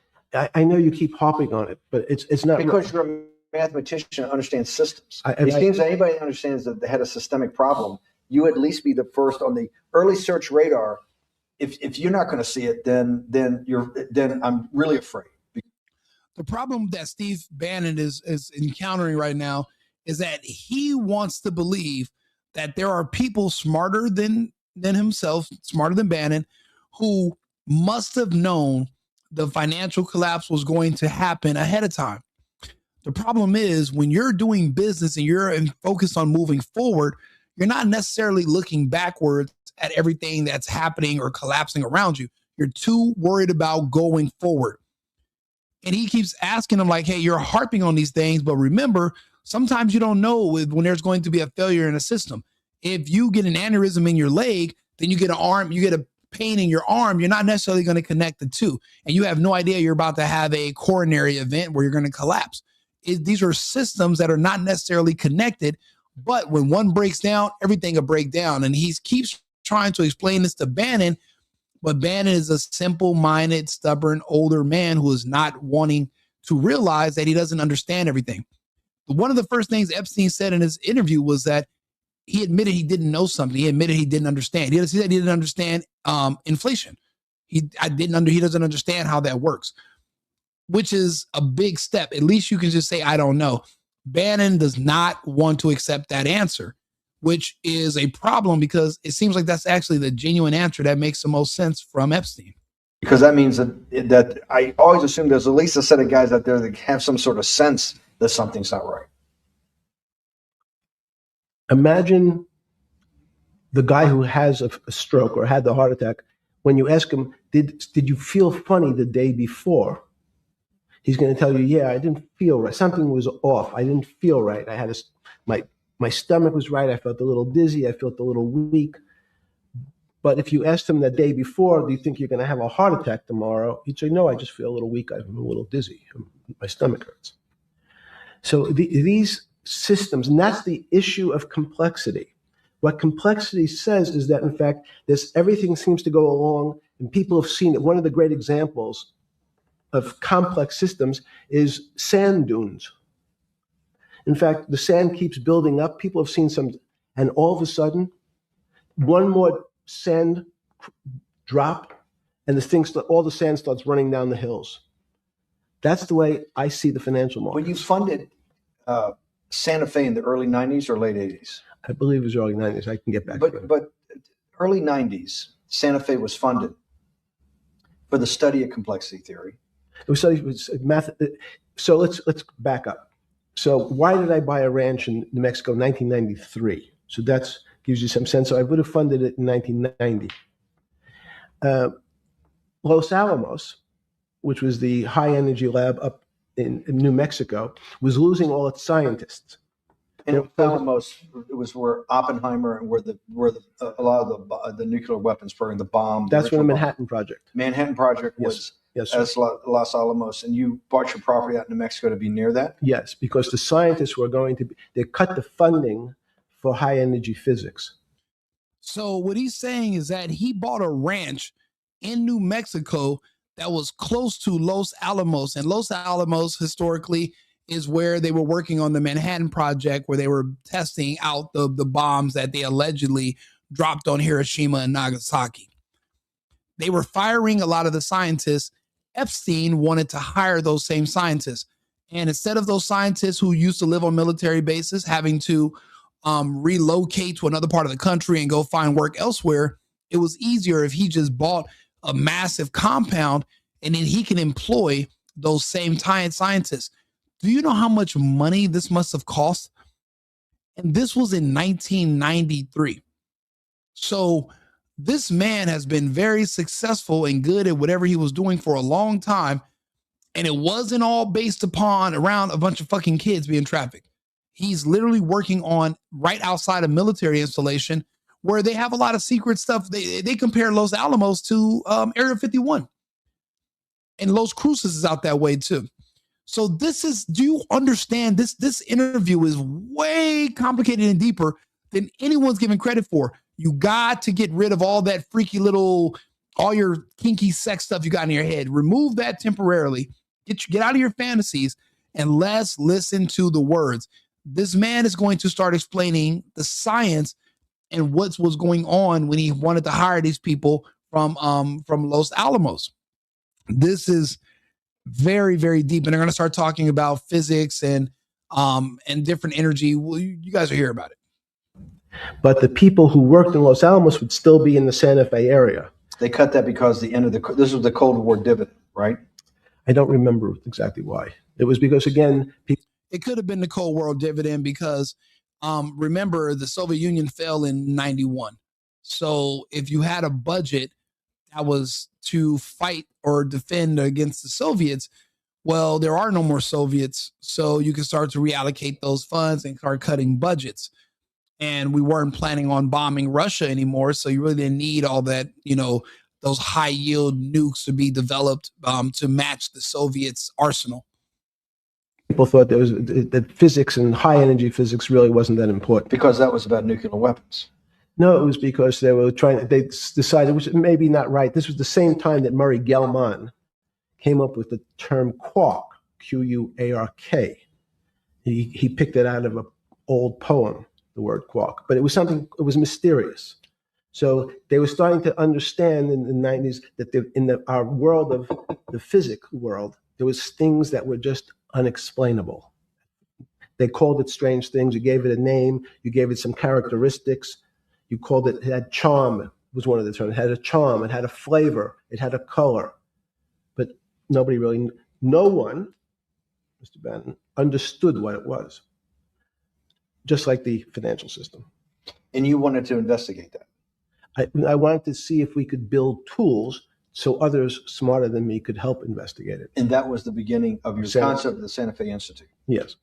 And Santa Fe Institute was founded to do study in this type of... Can these areas of strange things be described by some form of mathematics? So that's what I'm trying to get at. It sounds to me like he bought the ranch in Santa Fe so that he can see if there was a way to use mathematics to predict the future. And he wanted to see if he was able to, they were going to use mathematics to do all these, to study these other nuanced topics. But it's also as if he wanted to see if mathematics could help him dominate the financial industry. I'm telling you, this is the person who is probably the source of Bitcoin, because listen to what he's saying. He's not mentioning Bitcoin, but he's using mathematics to help come up with algorithms that could literally predict the financial futures of the world in different currencies. Like this all ties in. It sounds like the mysterious rise of what we think Bitcoin and all these coins are, and how they are even generated, what makes them valuable, mining them. This is all just complicated mathematics that it seems like the only person who might even remotely understand it, if you don't believe that theory of some guy named Hiroshi or whatever in Japan that disappeared, what if it's Epstein? Let's think about that. The foundational thought, the organizing principle of Santa Fe, yes, in the high physics lab at Los Alamos, right, which had been the headquarters of Manhattan, and the Trinity Project, right, the bomb. Yes. So you're talking about the elite, the high priest of physics. Of physics. Yes, sir. Which high priest of physics, some subset of that is also mathematics. Yes, they're both similar. Project out. One of the tools you want to do is to make sure that in this complex system, the finance system, I'm doing a lot of this for philanthropy and a lot for the good of mankind, but also to be able to understand this complex system, the most complex outside of maybe our body, of the financial world. Yes. Did they create tools, or were you smarter in than the mid-aughts 15 years later than you had been then because of work that was done at Santa Fe? No, it was great. But in fact, most of my philanthropy in the area of, can you describe things that appear to be unexplainable? Wait, so is he saying that he took a loss at Santa Fe? Because if you were no more better off 15 years later, and all that money you put into that study of mathematics to try to figure out, to see if there was a pattern where you could learn in the financial system to get yourself ahead and study these other subjects. If there was no net positive, is he saying that he took a loss? I wish Bannon would have just asked him that. By mathematics, and can you fund people who have new ideas? And unfortunately, when someone thinks they've been able to, there was a man, Stuart Kaufman, when they think okay, I figured out how to be able to predict the unpredictable, what appears to other people to be unpredictable. But my system, in those days it was called genetic algorithms, can predict what things will happen, and they all want to make money. So they use their systems to try to figure out, they know they have figured out the way to make money because they figured out the unexplainable. They try, they go bankrupt, and we start again. Genetic algorithm. Arthur, can you explain to me what is a genetic algorithm? A genetic algorithm is an optimization method inspired by natural selection. It starts with a population of candidate solutions to a problem. These individuals are evaluated for fitness, and those that perform better are more likely to be selected for reproduction. The algorithm uses crossover, combining parts of solutions, and mutation, random changes, to produce new generations. Over many iterations, the population evolves toward increasingly optimal solutions. It's especially useful for complex problems where traditional methods struggle. That sounds more so like selective breeding, for a master group or master race. Interesting. Okay, thanks, Arthur. So with a cold view, what I've come to realize is that the attempt to mathematize, formularize, or what in your prior work, to understand what really is, in today's world, still unexplainable, is impossible. They're miracles. Your first head of Santa Fe was Christopher. So what he's saying is that there really is no way to use mathematics to predict the future. And basically, when you do stumble upon something, you kind of just got lucky. That's why I used the word miracle. So it wasn't like he used, allegedly, he's telling us he didn't use his algorithm to come up with a pattern where he was able to find something.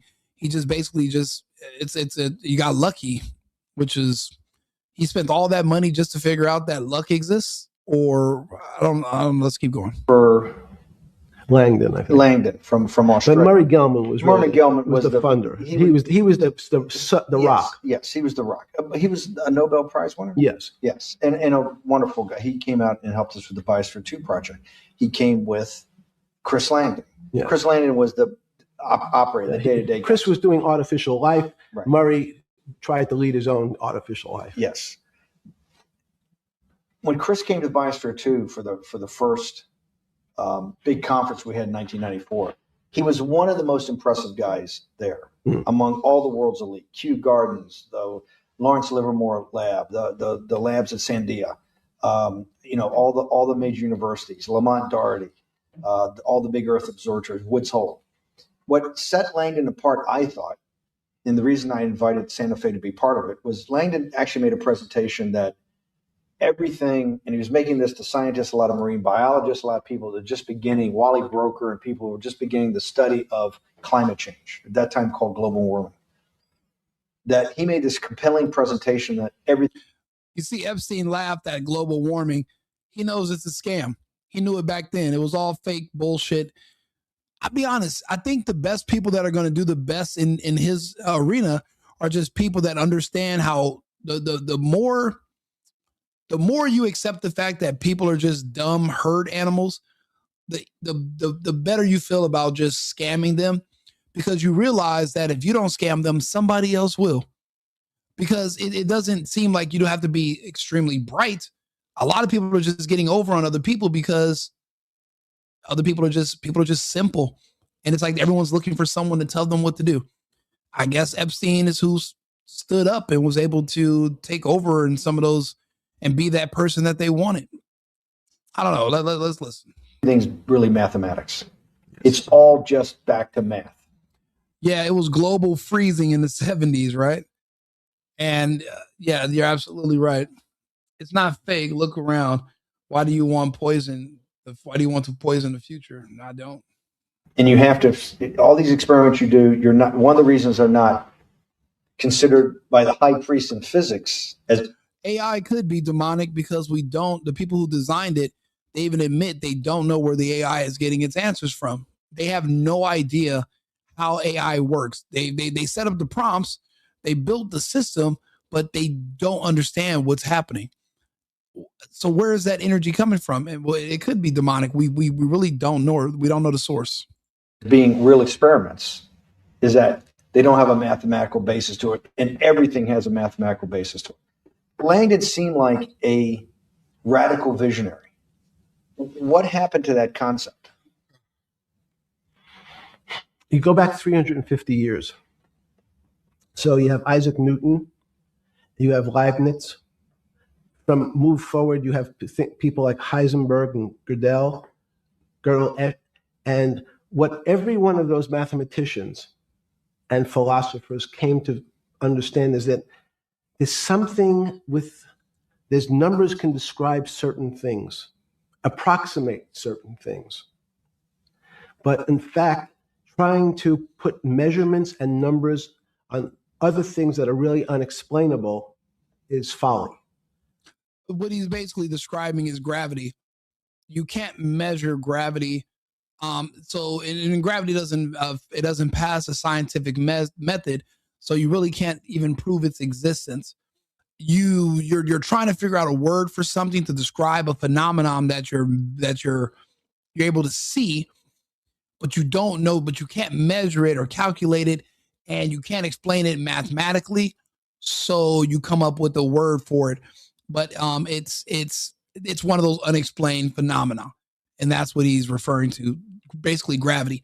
This conversation is it's nothing like where. That's why a lot of people gave up on this topic. They were thinking they were going to get in here and this was going to be a bunch of like, I don't know, listening to a Zane novel, just people talking about sex and basically watching the Spice Channel with kids, or Nickelodeon mixed with the Spice Channel. It's not. This guy is literally talking about astrophysics, science, quantum physics, like that, and you know, the financial system, and there's nothing about all the other nonsense. This was actually what makes up the majority of Jeffrey Epstein, not all the stuff that we're being told in the media. This conversation is more so about who this man is and not that other stuff, which I think is just a distraction. And again, men that are this smart, they're too calculated to just die. They don't, we don't die. We're not, that's not how it works for us. It's so 300 years ago, they said that unexplainable realm was God. And people who attempted, in fact, to explain well, you got to think about it. What does it take to be a scientist? It only takes you applying the scientific method. Technically, I am a scientist. I'm a specialist. I can tell you more about the vaccine and the scamdemic and the results. I'm a specialist in those topics. So I am a scientist, and I do apply the scientific method to my own research. So I can talk about it. Let me guess, you're waiting for somebody with glasses like this, but you want me to put on a lab coat? Will that make you feel better?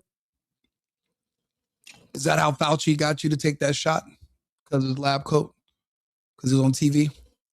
You think Fauci was smart? Did he know? I mean, he told you it was safe and effective, and you should put on 15 masks.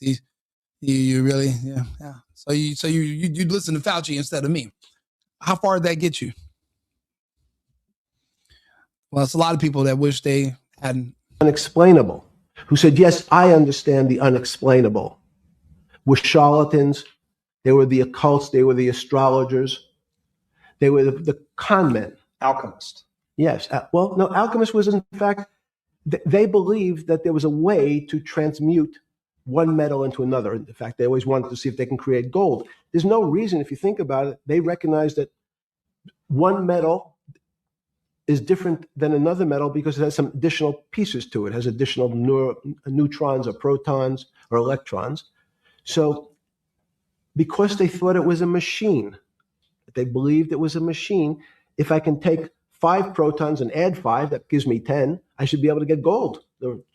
Move everything around inside these systems, the molecules transmute one molecule into another, and if this molecule I've transmuted it into is gold, I'm a rich man. It's back to money. But there's something strange happens. Isaac Newton says, this is really weird. If I want to push a ball on the table, I have to touch it. Maybe I have to blow on it. Actually, they didn't create HIV in a lab. It was actually a French scientist. He only claimed that he was actually able to isolate the HIV virus, but he never showed proof that he ever was able to do it. And they actually tried to use electron microscopy, which was what Harry Mullis, the man who invented the PCR test, he actually approached the French doctor who had claimed he had isolated and discovered HIV. And he went to him and he said, hey, can you explain to me how HIV eventually becomes AIDS? And then the doctor, and then the person who came up with that hoax about what HIV is, he said, well, you should be able to. He was like, wait, what do you mean should? Like, you can't tell me exactly how this is supposed to work. I've been waiting to speak to you for about 5 years now. And there was no information because it was all just made up. What they did was they just took a bunch of immune system different disorders and they called them all the same thing. And then they were selling retrovirus drugs for a treatment that ended up killing the patients. If you took an immunotherapy like Magic Johnson did, then you survived because you didn't take the retrovirus drugs. It was all a scam, and they sold it to those people. And they ran up all those high insurance bills. They made a lot of money.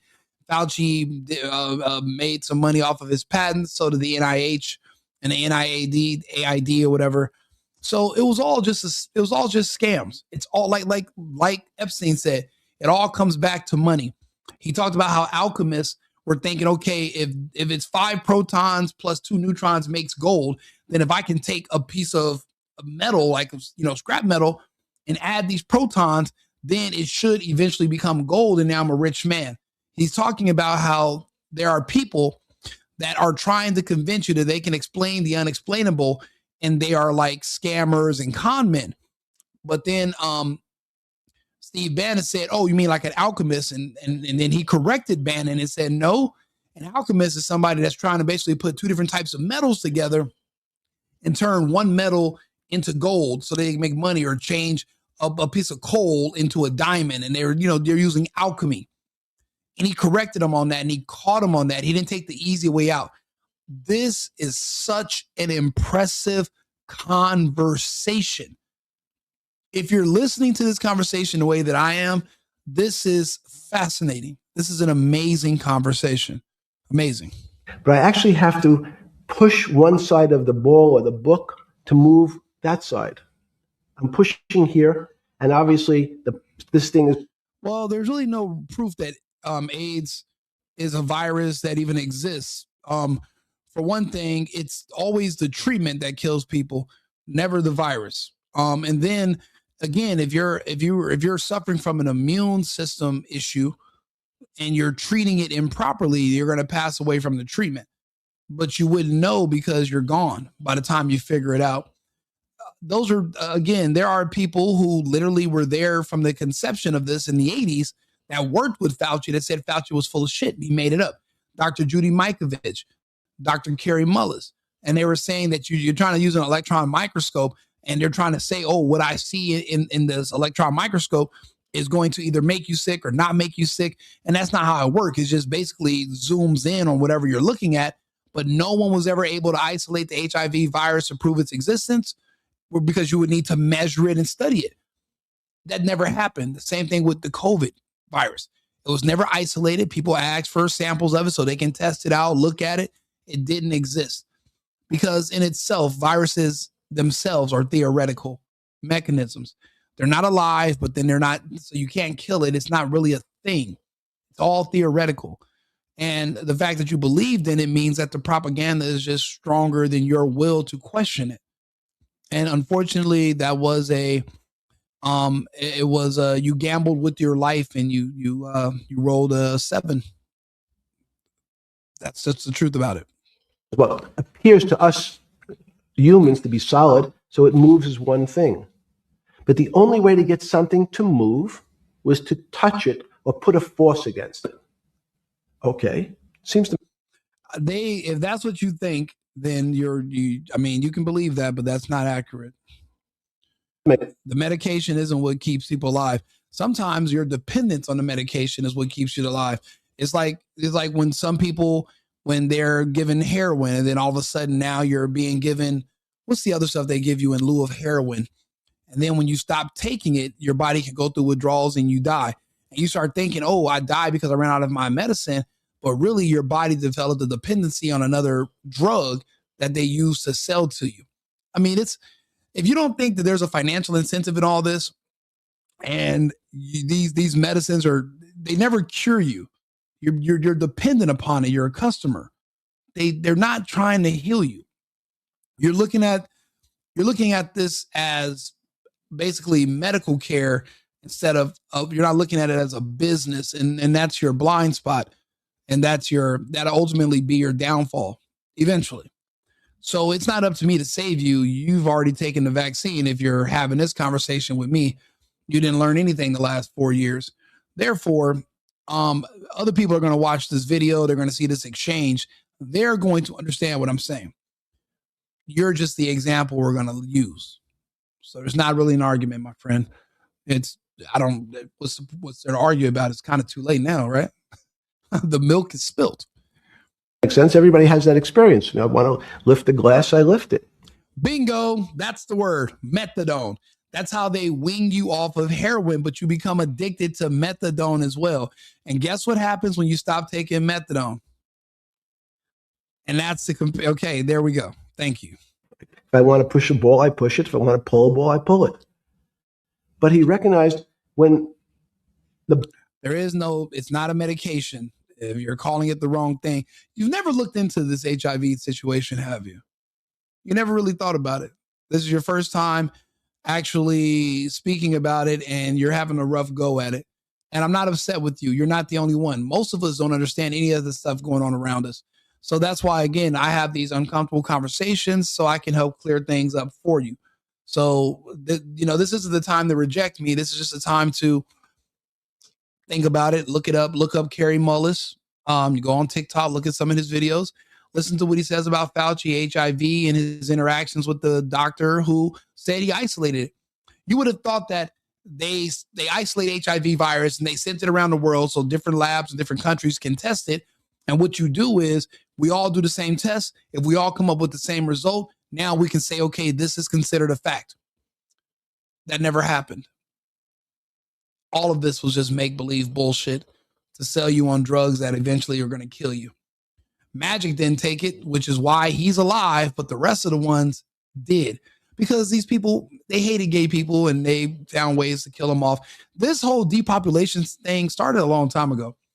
They just find new ways to get you guys to inject yourselves with poison. and you just keep doing it. I'll be honest, I really don't see the purpose of saving too many of you. I would have to side with Epstein and Gates when it comes to that, because you're begging for it. You'll sit here and argue with me after all the results and every conversation. You'll still beg because you want to be a drug addict. I'm telling you, maybe not take all these drugs. You're fighting me on the fact that you need your drugs. Go take them then. Don't listen to me. Go ahead, you big drug addict. Go shoot up and whatever you want to take. Go for it. Ball fell off the table. It went in a different direction. How's that possible? Nobody pushed the ball down. And he said, this is crazy. Why did the ball go down? I didn't push it. I just let it go. So someone's pushing the ball, because I know that I am confident that the only thing that gets something to move is with a force that pushes. So there's a force that's pushing the ball down. In fact, he called it gravity. Yeah, it does. It depends. Your life is being saved with a heroin substitute, but you're still substituting heroin with another addictive drug.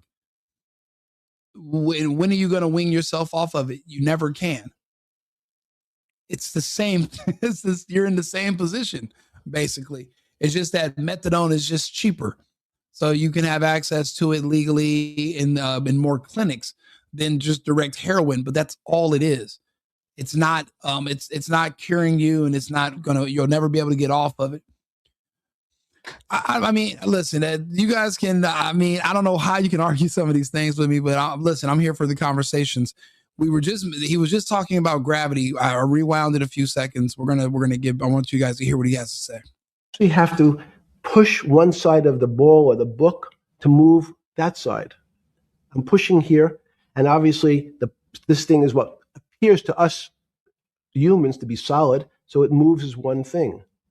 But the only way to get something to move was to touch it or put a force against it. Okay, seems to make sense. Everybody has that experience. I want to lift a glass, I lift it.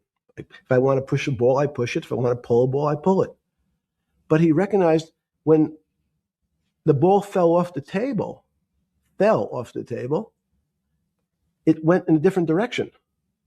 How's that possible? Nobody pushed the ball down. And he said, this is crazy. Why did the ball go down? I didn't push it. I just let it go.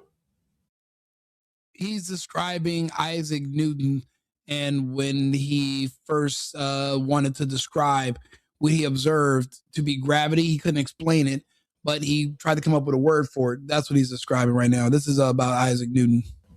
So someone's pushing the ball, because I know that I am confident that the only thing that gets something to move is with a force that pushes. So there's a force that's pushing the ball down.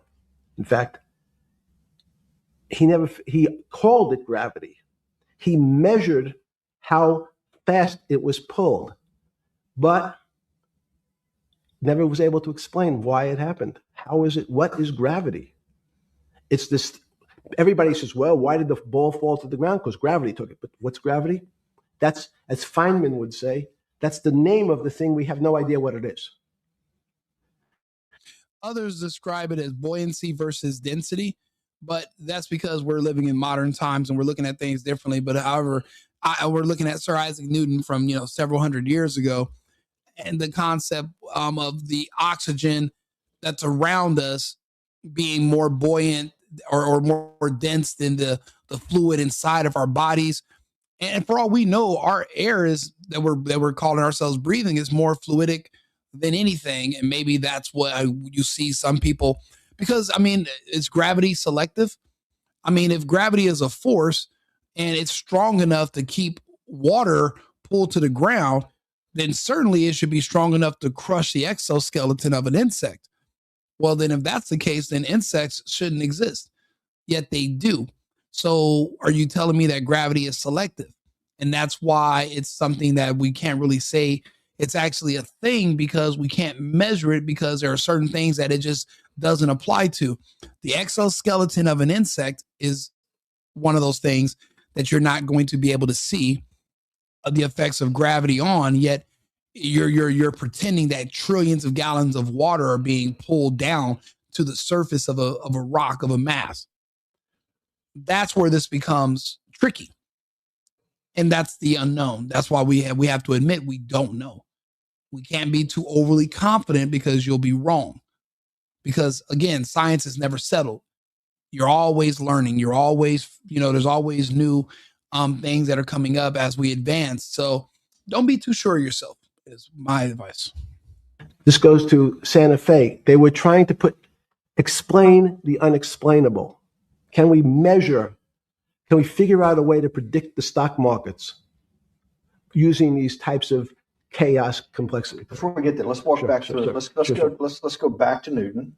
So again, he was trying to see if there was a pattern to the chaos, and if we can predict what's going to happen with this chaos by using math, then maybe we could try to figure out what's going to happen in the stock market, which is equally just as unpredictable as gravity or some other unexplained phenomena. And that's where it's basically him trying to apply mathematics to figure out how to predict the future. Which actually, it sounds like what if there was a pattern and you can figure things out? Or what if he did figure out something? We don't know. I mean, but we're just theorizing right now, but let's see what he says.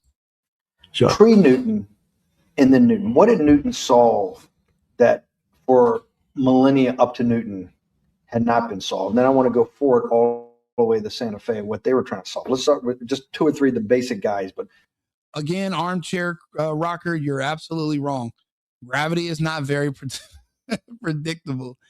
You can't even explain it. You really can't measure it. You can't touch it. You don't know. It doesn't pass the scientific method. Try to figure it out.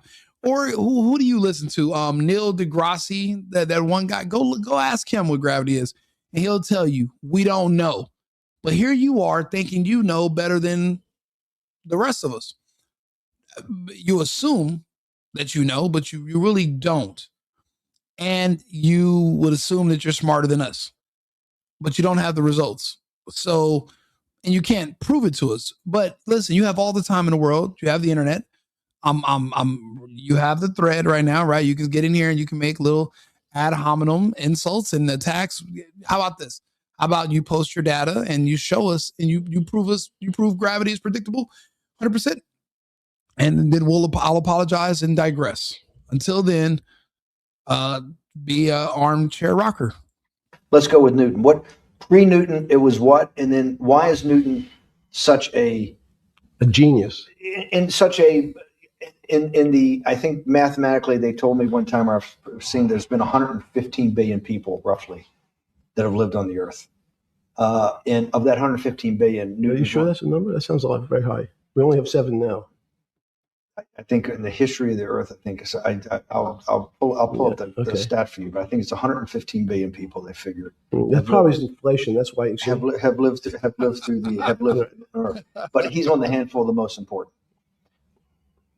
What did he solve for? Why is he so important for how we live today? And then we want to go through Leibniz and the other 2 or 3 other major ones to get us to Santa Fe. Well, it's a long journey. This is the heart of what we're trying to do. Let me take a bit of a detour just a second. What if you went to high school and the last year in your high school you took calculus? So Isaac Newton sort of invents calculus. Well, that sounds mathematicians. To torture. He doesn't sound anything like the coyotes that are smuggling trafficking victims across the American border from Central and South America. I doubt they sit around and have philosophical conversations about Newton, gravity, and theoretical quantum physics and quarks. It just makes you realize that there's definitely more to Epstein than what you've been told on the media 24/7 for the past, I don't know, since Biden left office. Because they had all these files under Biden administration, yet there was no interest in releasing them. But you've been hearing about Epstein ever since he went to prison in 2019, well, after this interview. So, and then subsequently his death. And they've been talking about him nonstop, but they never showed you this video. And you never understood, you never could make heads or tail of what to think about him. So you just basically went off of whatever the television told you instead of hearing it directly from the horse's mouth. We all are going to have to discern and decide what to believe. That's the best we can do. And we're going to have to also look at the evidence or lack thereof. But this is, again, a very fascinating and amazing conversation. Let's continue. Torture seniors in high school before they graduate. Yes, but obviously, no. Yes, the answer is yes. Certain people could never do calculus. Well, I mean, it depends on who you ask. Many people believe that this where we live, which is not a spinning ball, all that bullshit about space and planets and all that is fake. But what they'll tell you that the Earth is where we are currently is only about 6,000 years old. There was no 63 million years ago dinosaurs, which bones eventually turned into oil. That could be, no one's ever seen a fossilized bone turn into oil or shield or whatever. No one's ever seen that. It's all just made up. All this shit's just fake. Very fake and very gay. All of it. Especially slavery. All that shit's fake and gay as hell too.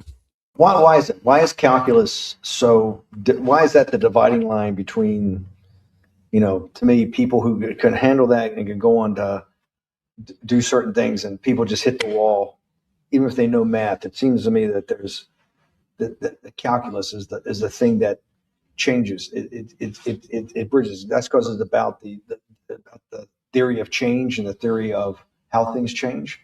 It's a great question. But in fact, what calculus does is it's somewhat philosophical. That's why mathematics is Newton wasn't a mathematician. He was called a geometer. That's what they used to call themselves. They understood geometry and numbers. But there's an old conundrum. I mean, they do talk about the great floods. It's recorded in the Bible. And they said at one point in time, there was a deluge. And it seems like there's a solid barrier above us that's above the sky, and it opened. And apparently there's water above the barrier that we live under. And the water, that's what created the flood that wiped out I see people talking about the Anunnaki.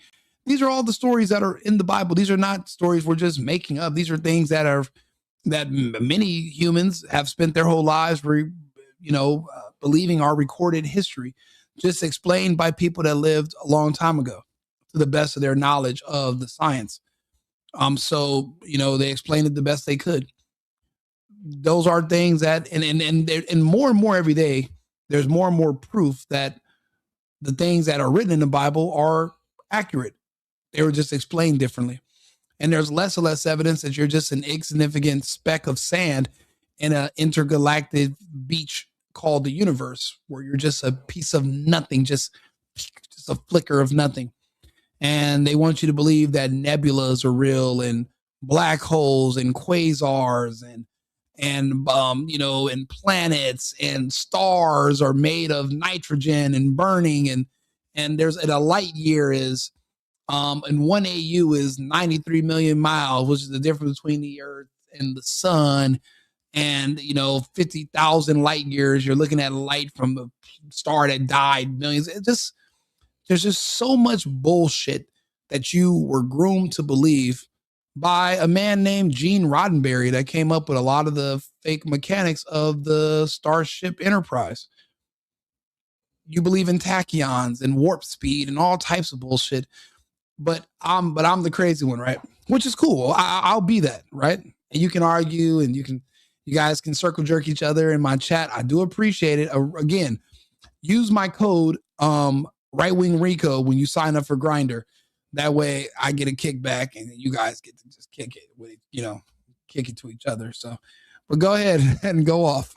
Where it says and during Pythagoras days, Zeno's paradox, it's called, where they said, well, if the wall is 2 feet away from me, and I take one step that's halfway to the wall, that'll be 1 foot away. And if I take another step that's half again, that'll be half a foot away, and then a quarter of a foot. I could walk forever but never touch the wall. Doesn't sound realistic, doesn't make any sense in our real lives of the physical. But what Newton understood is many problems were like that. Many things approached the wall, or in calculus, approached the limit, but never really reached it. So he said, it's okay, you don't have to reach it. We can do lots of the mathematics as if it was so close, it was almost there. And we could do lots of mathematics almost being at the limit. And this is really important, Steve, for today. Because most of the science up until today was things that are starting to approach the limit. You were taught in high school that if you had 1 divided by 0. The only aliens are the illegal ones. There are no aliens. We're it. If there are aliens, they would have talked about them in the Bible. But if you remember your high school algebra, you were told, what's the answer to that? Is there an answer to 1 divided by 0? No, if you were in high school, I'd say, stay away from it. It's the boogeyman. You could write it down as it's undefined. Exactly. Those, we definitely, we need Will Smith and the cast from that movie where him and Jeff Goldblum, we need to send them to Minnesota. Those aliens are getting out of control. It's not able to be determined. There's a bunch of things. But in fact, 1 divided by 0 is a strange things happen. It's a world of the strange. And what I'll explain to you after is that when you get 1 divided by 0, you get into a world we don't know what happens. The answer is it's not explainable. We can call it things like undetermined. We can have a convention to say it's X, Y, or Z. But in real life, we don't know what happens when you are actually at the limit. I'll be honest, we don't know who or what built the pyramids, but for all we know, they are natives of where we live. They were just here before us. You know, there's a reset every so often. I guess like every 120 years, everything just resets, it seems. And it seems like we're approaching that time. So of the last reset, if you look at the mud floods and the ancient architect that they tore down 100 or so years ago, and they talk about a certain period of time where certain civilizations just disappear, and those who come after, they kind of wipe away the remnants of it and they kind of rebuild. There's records of that. So again, we could be just going through another reset pretty soon, and we don't know how things are going to be after, but we're monitoring it closely. I mean, we have the internet now. I don't think they had the internet back then. So maybe we can prevent it. I don't know. Or maybe it's not something that can be prevented. Who knows? But I guess we're gonna just fill it out. I wouldn't say the fallen angels are aliens. Again, they could all just be natives of where we live. So Newton thought the same concept is that the limits were God. You got close to God, but you can never be God. We had this sort of religious interpretation. Okay, I want to go back to Newton. Why is Newton such a big dividing line in mankind's history? What is it about Newton? What is it about what he's trying to solve? What did they not know beforehand? And because we live. Imagine you are a sex trafficker of children and you're just sitting here for hours talking about Isaac Newton and theoretical physics. I think somebody's lying here, but definitely this man's still alive. Men like this they're too calculated to just be outsmarted by people substantially dumber than them. That's not happening. This man is still alive. Everything in me tells me he's still alive. So, I mean, I think a lot of people are coming to that conclusion also. There's nothing telling me that this man committed suicide. The only reason I thought it was real is because the 2 guards they said fell asleep were like big guys that could probably overpower him and kill him. But if we're trying to just stage a fake death and then sneak him out of jail, you wouldn't need 2 big ass security guards to pretend that they were asleep and turn off the cameras. You could have used 2 women. And I mean, it's not like they have to get in there and do anything physical. But if you want to pretend that, if you want to stage an event to pretend like you committed suicide, but you're going to need some people to make it look real, then yeah, you're going to need some guys with that size. But if it wasn't for that, I wouldn't have thought that he actually committed suicide and he was dead. It doesn't It just doesn't calculate.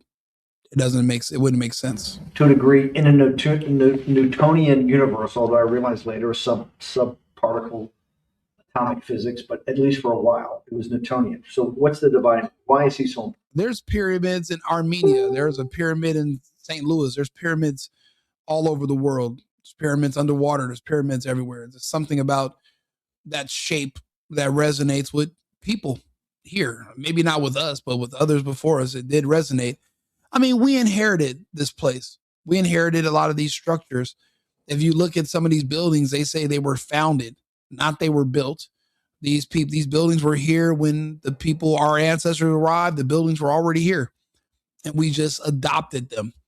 Who built them? We don't know. We don't know what's going on. Maybe we're in a Truman Show, but space is fake, and all this galaxies and all that bullshit's fake. We're in a smaller, central, controlled environment, like a terrarium. Why is he an inflection point in mankind's movement from the swamp to the stars? It's a great question. Because stars was by Kepler. What Newton starts to allow us to do. There's a constellation of lights in the sky, but there are no star systems. There is no planets. There's no we're just looking up at the sky and guessing. In 2026, the same way we did in 5 BC. We're just looking up and guessing. The public don't actually know.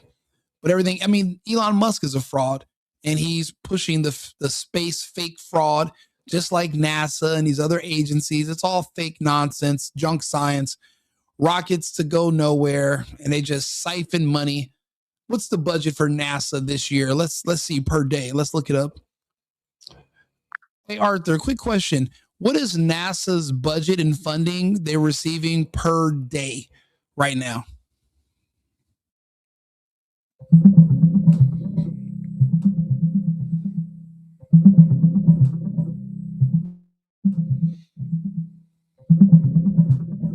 As of fiscal year 2026, NASA's total budget is about $24.4 billion. When you break that down, that means NASA is funded at roughly $67 million per day. Thank you very much, Arthur. You know what? For $67 million a day, I would literally give you, a lot of you armchair rocket scientists and gullible, mushy brain, low IQ believers of nothing with no proof. I would give you guys all just CGI and fake projections of one day walking on other planets and just feed into your bullshit. And then I would, send some money to Hollywood to make some movies and some series about it. You notice they're making less and less shows and TV series about space, because now we're coming up on the time in our history where we're already supposed to be on the moon and on other planets, but it's fake. So now they kind of dial that back from the public, because people are going to start asking questions. Remember, the first manned missions were supposed to be in 2022. What happened? It's all fake. It's not happening. There's nowhere to go. We're stuck here. It's a prison planet. But yeah, for $67 million a day, I'll tell you people whatever you want to hear. I'll throw all this shit away. But just wanted to give you a little context into that. If you think about it, what benefits has NASA given to the Earth? What has been generated from NASA that was a net positive for civilization or society? Nothing. They just feed into an overactive imagination, and they came up with some cool movies and TV shows, but that's it. Nothing else. There's no other no other technology. There's nothing. The Hubble is not there. It's all fake. They just give you some pictures. Is that what you want? I can get you an Etch-a-Sketch with colors, and I can make you some cool pictures. I can use AI. You want to give me $67 million a day? I can make you some stuff. Want me to make you some stuff? You want some coloring books? You want a magic marker? Fucking geniuses. Is to make accurate predictions. Remember that we've talked about that with money, about the things in the space race was 60 years ago now. Nothing since then. You just proved my point. Thank you. Thank you.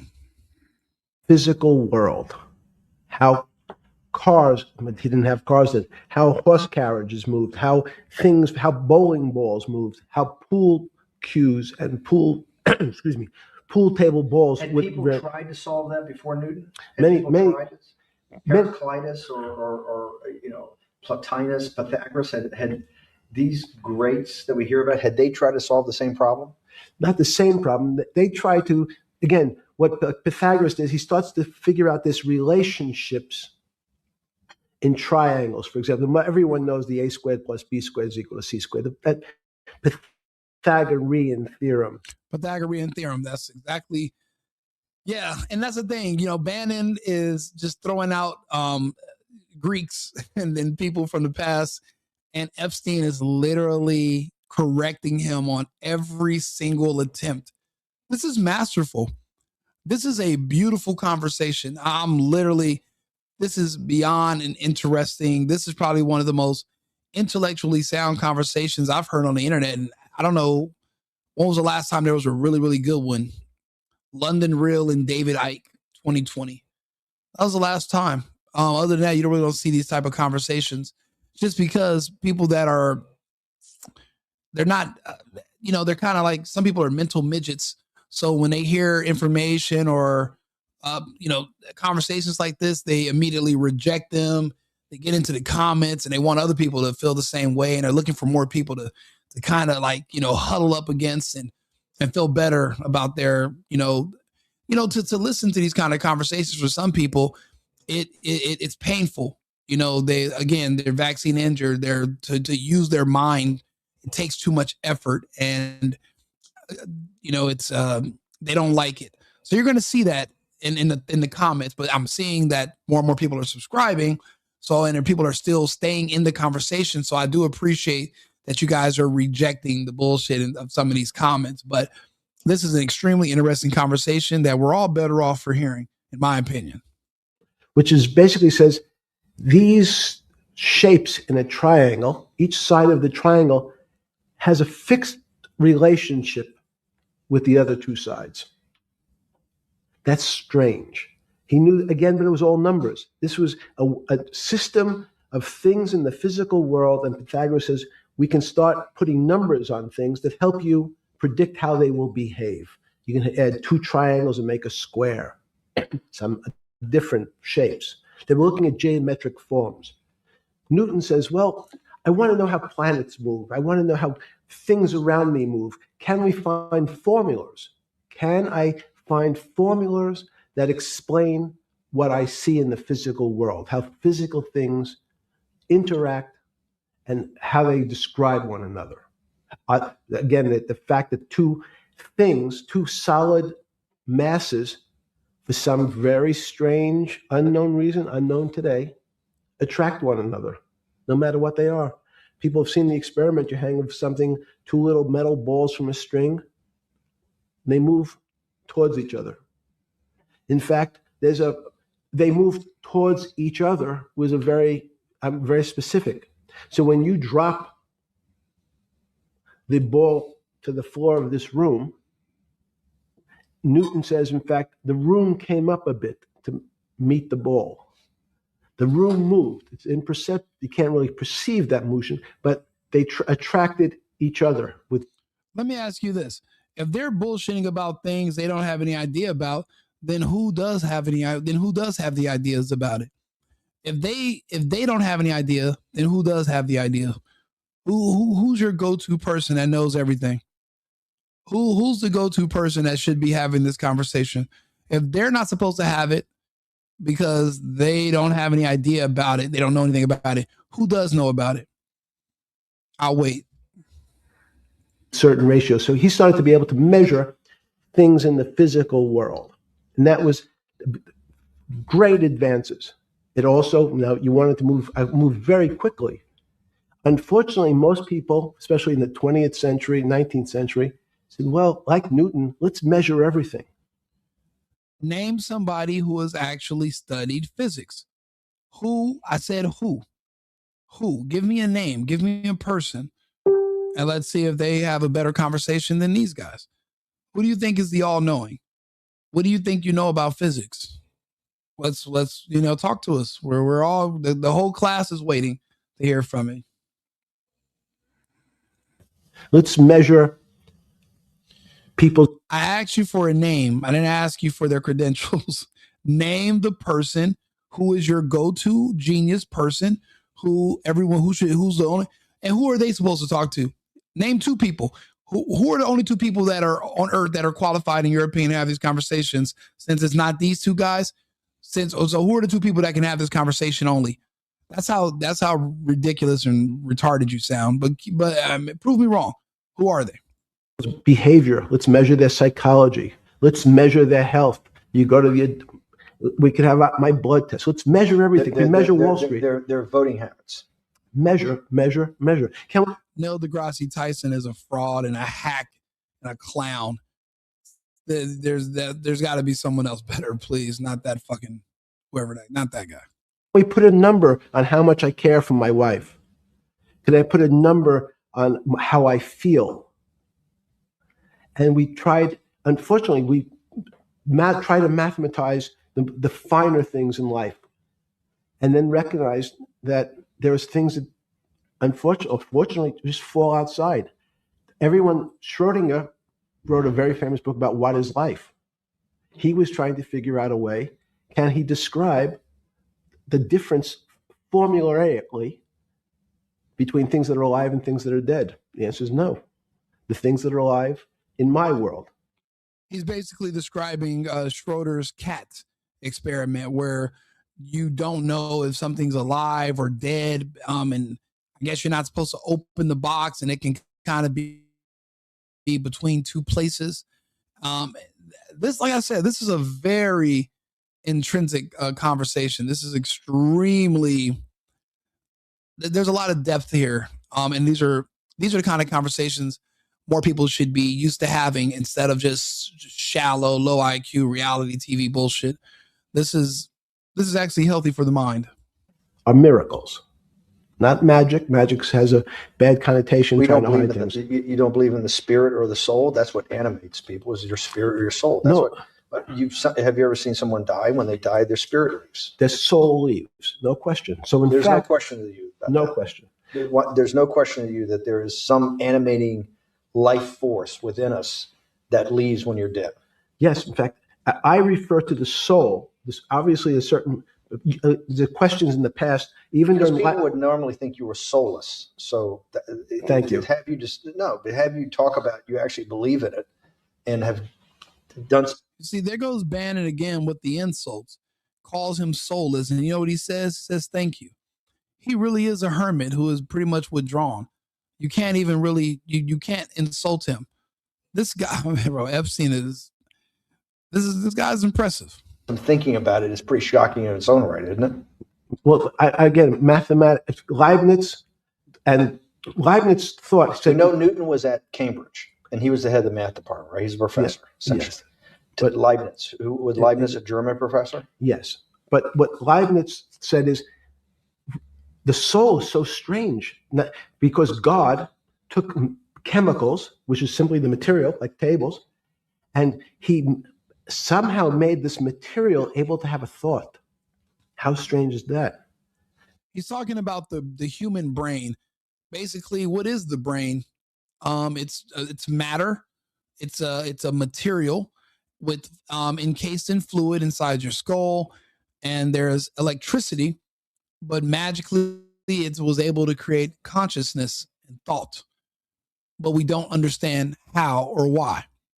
And that's what he's describing. And the only answer is it comes from God, because we can't explain any other source.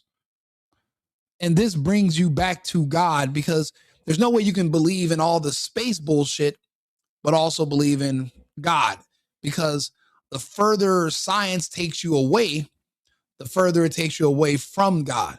And now this is kind of reeling it back in. Like I said, this is a healthy conversation, in my opinion, if you have the bandwidth for it.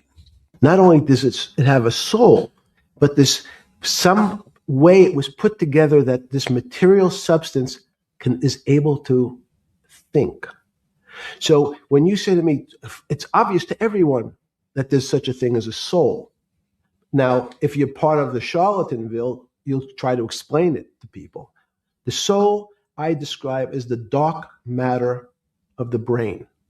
Why is it dark matter? Because in high energy physics nowadays, you hear terms of dark matter, dark energy. Again, terminology, complicated term. Why is it dark matter? Because we can't see it. That's all. What do you mean you can't see it? Well, somehow we see something moving towards this area of darkness. Something, I can see this thing. This appears to me to be empty. It's just black, but I see it being drawn this way. So I say, well, I know if this were matter, that would follow that equation. If this was solid, it would explain the way this particle moves. But I can't see anything here. So I'll just call it dark matter. And I'll say, I don't know what it is, but it behaves as if there was something there. The soul is obvious to everyone that there's something different between things that are alive and things that are not alive. But we have no idea what it is. It's currently unexplainable. I believe we need an entirely different system of analysis to try to figure out. But Sorry. No, with Newton, with all his alchemical studies and things he worked on the spiritual side, Leibniz had just talked about the soul. Schroeder talked about what it's like. If a modern scientist or someone that you funded at MIT or at Harvard or one of these things talked in those types of terms, they would be considered to be a wingnut today, wouldn't they? They would not be. They would not be on the path for tenure, right? Unless they were in the philosophy department. This is exactly my point. We're talking about three of the greatest mathematicians in mankind's history that have really changed mankind. Talking like this, what happened? How do we get to a situation where they could not be in the high physics? They could not be in the mathematics department or working in high energy physics. Good. It's an easy answer. Newton was a combination of mathematician or geometer then and philosopher. And as time went on, those disciplines seemed to move apart. We had philosophy. Some of the philosophers can't do math, and some of the mathematicians. And again, mathematicians often break into two categories. They want you to believe this guy is the devil himself. They want you to believe this guy is the top monster of the universe. And everything disgusting you can think of in your brain, he does it every morning before breakfast. So that means he never went to school. He never studied. He was never in business. He was never an intellectual. He was never anything else but just a butcher, monster, psycho, deviant. This guy.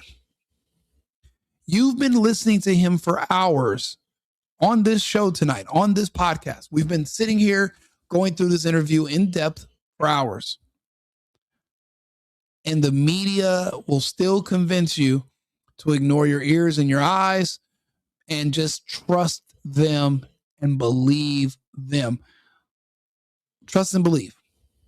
Just trust and believe everything they say without question. The question is, though, will you do it?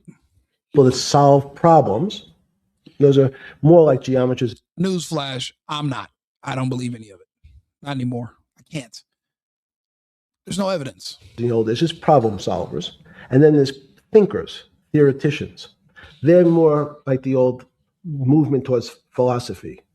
But neither one of those two groups have been able to figure out why something is alive as opposed to something that's not alive. No one's been able to describe what the soul is, but we all know it exists. And I think what we need is science is a bad word. I think science only describes the things we already know about the physical world. In fact, there's an argument that the physical world that we see has been created out of our systems of mathematics. Mathematics, everyone knows mathematics describes the physical world much greater than it should, unless my view, the physical world really comes out of conscious beings that have mathematics. So they create it. This table appears to you and I to be solid. To a bat, because we have light that's bouncing off the table into our eyes, it appears solid.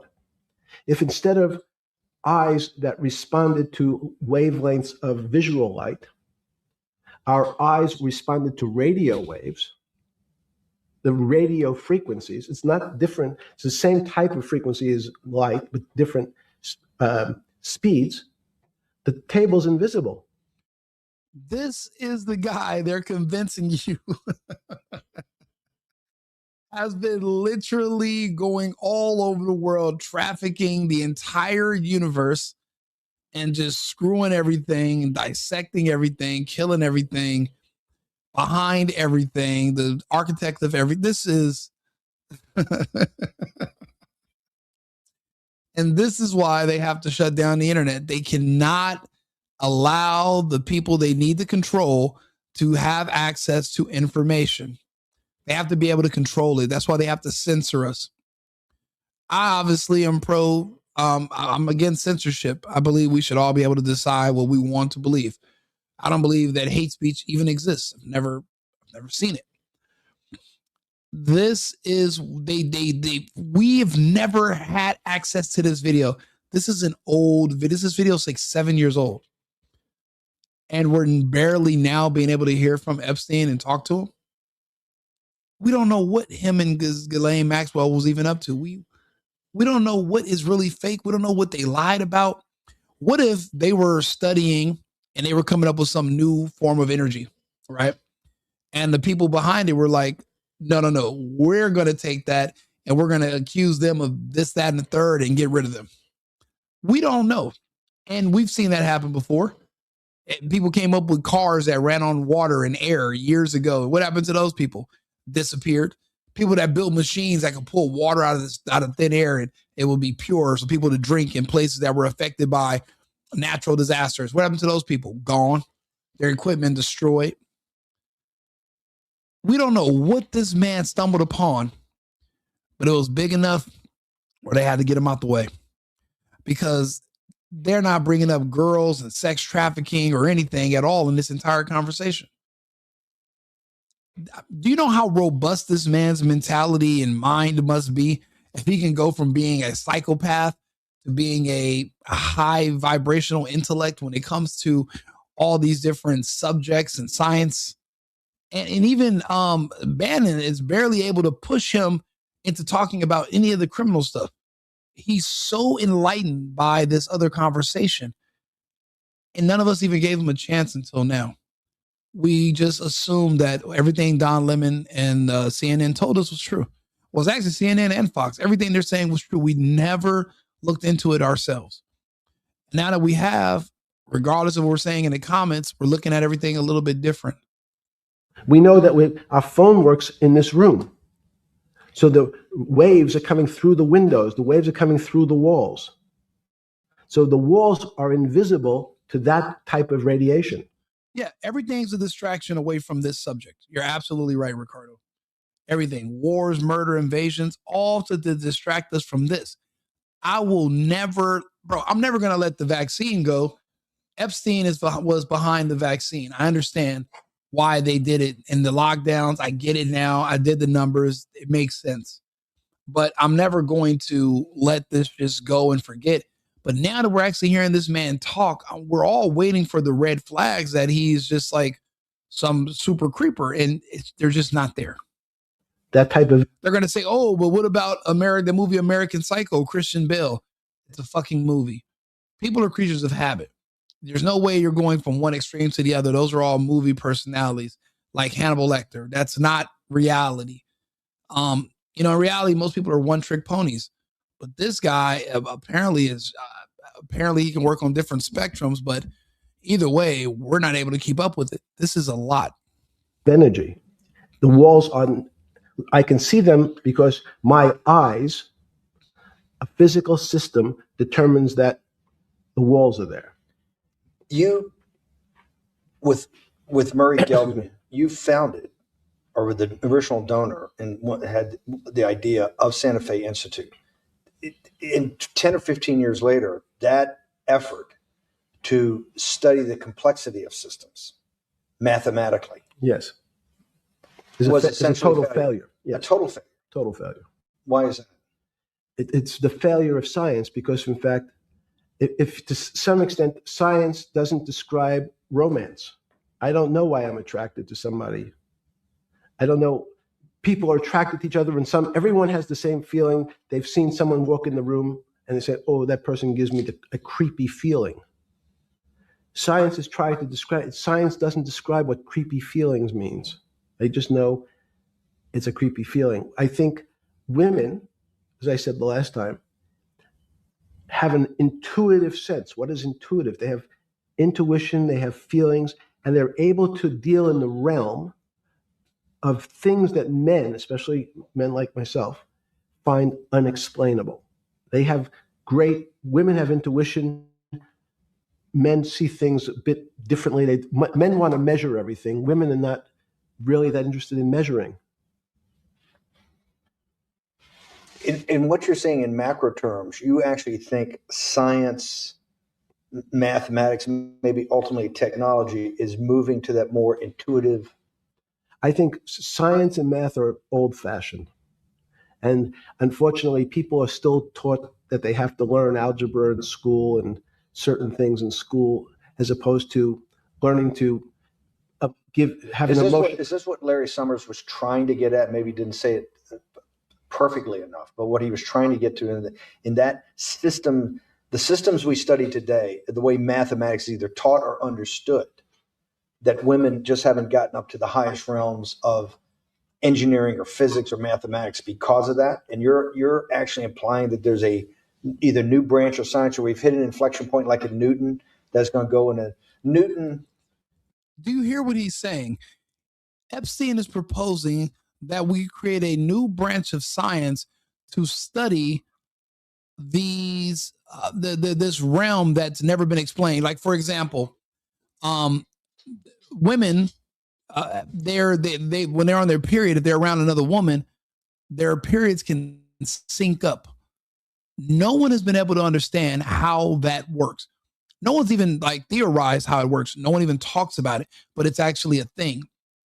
And studying feelings and consciousness in itself. These are all things that are just kind of it's like outside of science. And Epstein is proposing that there's a new division of science that is created specifically for this realm that has never been studied. And we don't know how far he was able to get with this research. What if he's mentioning it to Bannon, but it's already something they've been studying? He said for 15 years, he was funding that work in Santa Fe. And I'm like, well, what did you yield from it? Because he was kind of talking about studying this type of stuff, but he never said it was a bad investment that went belly up. He just kind of moved on from it. So I'm like, well, what did you pull from that? We don't know. That's the thing. This is such an unknown. And no one's giving us any information that's related to any of the things he's talking about here. They just keep talking about like freaky sex stuff with fucking kids. I'm like, bro, what are we talking about? I haven't seen him doing anything like that. I haven't seen any pictures or videos. I just seen people telling me what to believe, and I don't like that. Show me. I don't trust you. I don't like you. I don't believe you. Show me something. Show me the proof. I don't believe you. I'm not going to take your word for it. You're not going to be able to talk me into it. That's not how it works with RICO. You don't just talk me into anything. You got to show me. And they haven't shown me anything. This video is showing me something that I've never seen before. And this should kind of give us all a little bit of pause when it comes to our assumptions. Took mankind in a different direction because he was able to measure. Then you had subatomic, Jesus Christ, Rico the retard is crazy. But you know what? I've been called worse by your mother. And you know what? She said it in a time of heightened, like I said, we call each other names. We play around with each other. We poke each other. I poke her. We have fun. So your mom's allowed. And since your mom's allowed, you're allowed. So, it's okay. I love you too. Newtonian physics later. Are you saying that you think there's another developing field that's coming up that may take us, I don't know how many decades. Well, we went over the 2008 plea deal earlier, and apparently he had procured girls who were underage, 17 years old, and they were doing like sexual tantra massages on him. And he procured them, meaning that he sought them out specifically to give him these massages. And he also basically paid for prostitution. So that's what the plea deal entailed. And they said he basically was given like a light sentence. But I mean, I was just looking at those guys in Minnesota. They let those Somalians, he had 2 rapes, 2 actual rape convictions, and he was back out on the street in a year. So I'm thinking like, was Epstein, was that a sweetheart deal, or was what they're giving these illegal sweetheart deals? It's kind of hard for me to make heads or tails of that. So decades to get our hands around, but that's what's evolving out of this? Yes. Yeah. In fact, I think that mathematics, it's not the end. Bingo, George. Bingo. There are a myriad of things that have yet to be explained. But the scary part, the sad part, George, is that no one's even trying to explain because we're so scared of idiots like Armchair, whatever the fuck that guy was, Armchair Rocker. We're worried about him, in his opinion, shooting people down. There are people that have ideas and want to do things, but they're so afraid of everyone not liking them. They could have 99 people supporting them. They'll get one person like the Armchair Rocker that'll be saying, oh, you're dumb for wanting to study this or look into this. And it'll discourage them because they don't have the mental fortitude to handle everyone not liking them or agreeing with them to stay the course. And I'll be honest, I think that's the issue with the internet. Too many people, you're taking in too many people's opinions. And if you don't have the strength mentally to handle knowing that everyone's not going to accept you and tell you, oh yeah, you're bad, you're great, and pat you on the back, you might not be able to handle it and you just give up. But there is a lot of things that need to be studied. Like for myself personally, I talk about different things. I bring up different topics, and I come up with my own inventions. I put stuff together. I have different theories. You have to keep going. You can't just let people discourage you. And that's the problem when it comes to encouraging people, because especially a lot of kids or young people in school, they assume that we know everything. They think that as humans, we've learned everything. We've explored everything. We know everything. There's nothing left to explore. Because now Epstein did something I haven't seen anybody doing in years, which is say, I don't know. Some people, no one wants to admit that we don't know, and we don't know shit. We really don't know shit. So we need to encourage curiosity by just admitting that we don't know anything and there's more to learn out there. So hopefully I'm encouraging some people to think about that, and tomorrow might be a new day for them. Hopefully. End of science. Every year someone says it's the end of, we can't discover everything. There's a lot to discover with relationship to the physical world, but we know a lot already. In respect to the unexplainable world, we almost know nothing. Women, again, sense it. And you know what, George, I'm glad you're here. When it comes to gravity, if it's predictable, how can the force of gravity be strong enough to pull stuff to the ground, but it's not strong enough to crush the exoskeleton of an insect?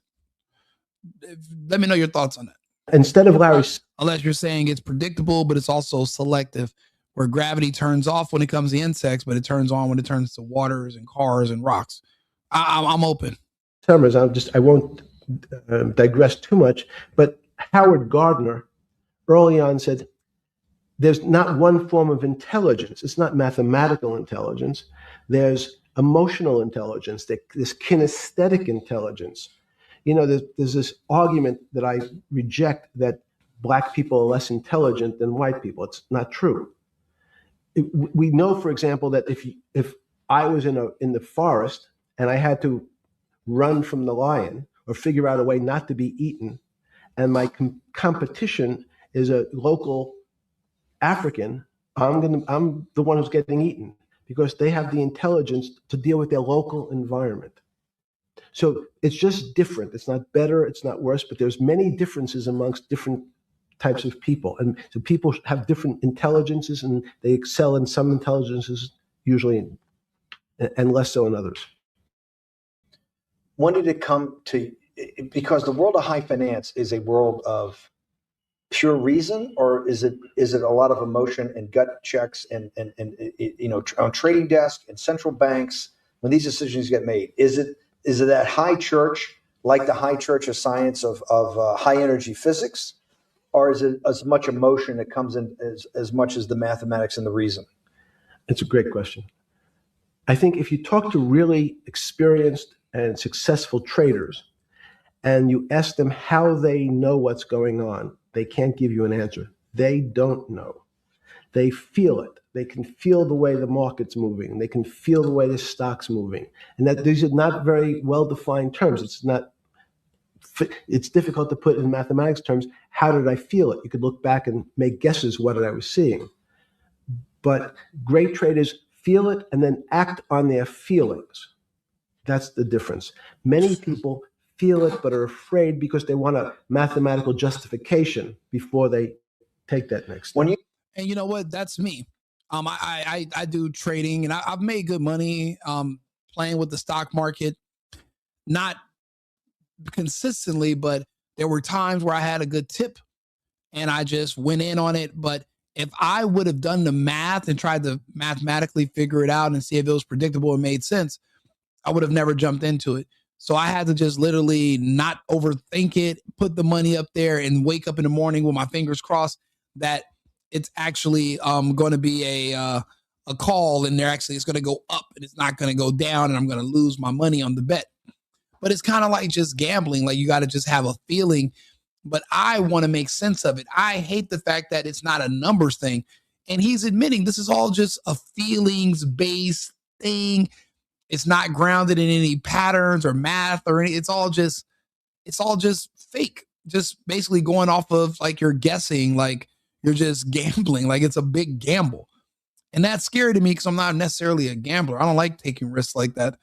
But that's what he's saying. That's how the best people in the market are just basically really good at gambling and really good at just going with their intuitions. If you're looking for the numbers to make it make sense, it's just not going to work, which is crazy to admit.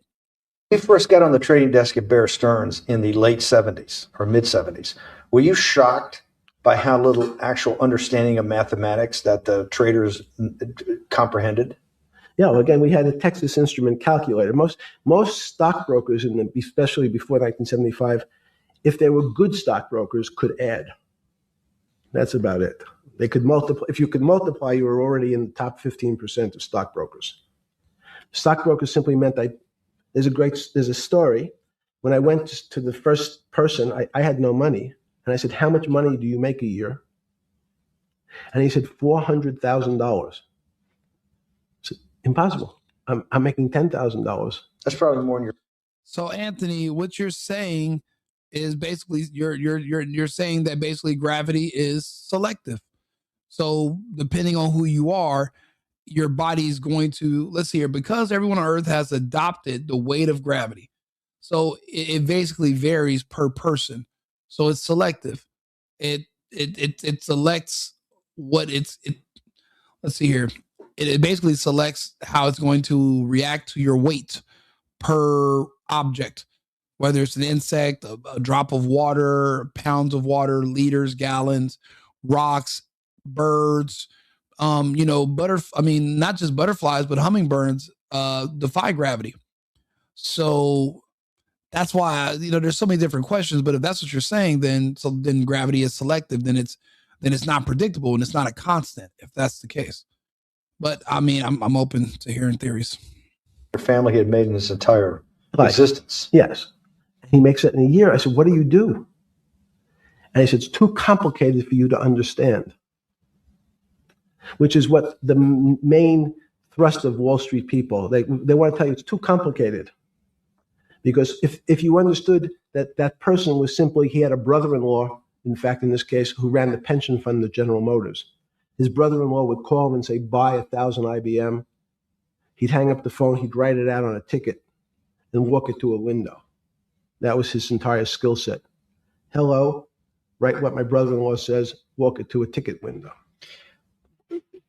Give me an example when you're on the trading desk in the early days of Bear Stearns of a time that you felt either complete uncertainty or you saw total panic, where something was happening that people couldn't foretell and that they were like in an airplane cockpit where it's going wrong.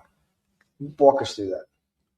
That's the thing, George. We would assume electromagnetic forces have been studied, but that would fall under the realm of nuances of things that are unexplained that no one wants to think about or focus on because they're too worried about armchair rockers everywhere that would tell them that they're dumb for thinking about it. I leave him in the chat because he's a great example of what the problem is with why a lot of people don't talk about things of any intellectual depth. It's because you care about the opinions of others, but you got to see opinions like his so that you can start to develop an immunity where you don't care about what they think and you kind of develop a thicker skin. So that's why it's always healthy to have people like that in your chat because they're good examples. So yeah, but yeah, I mean, this is like I said, that could be it's never been studied enough. It's just kind of like a lot of that is theoretical, the electromagnetic forces. In 1978, I think it was, across the news wires, there had been a collapse of the currency in Thailand. On the other side of the world, had no relationship to me. I wasn't sure where Thailand was. But the fact that a currency, a country's money, had all of a sudden dropped tremendously in value, affected the rest of the world's markets. And people panicked because they'd never seen that before.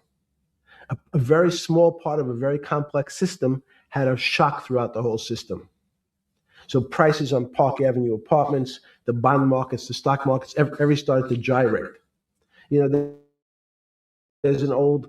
Basically removing the American petrodollar from the world's economies and trying to switch over to a brick system would be too much of a shock to the nervous system of the financial market of the entire world that we live in.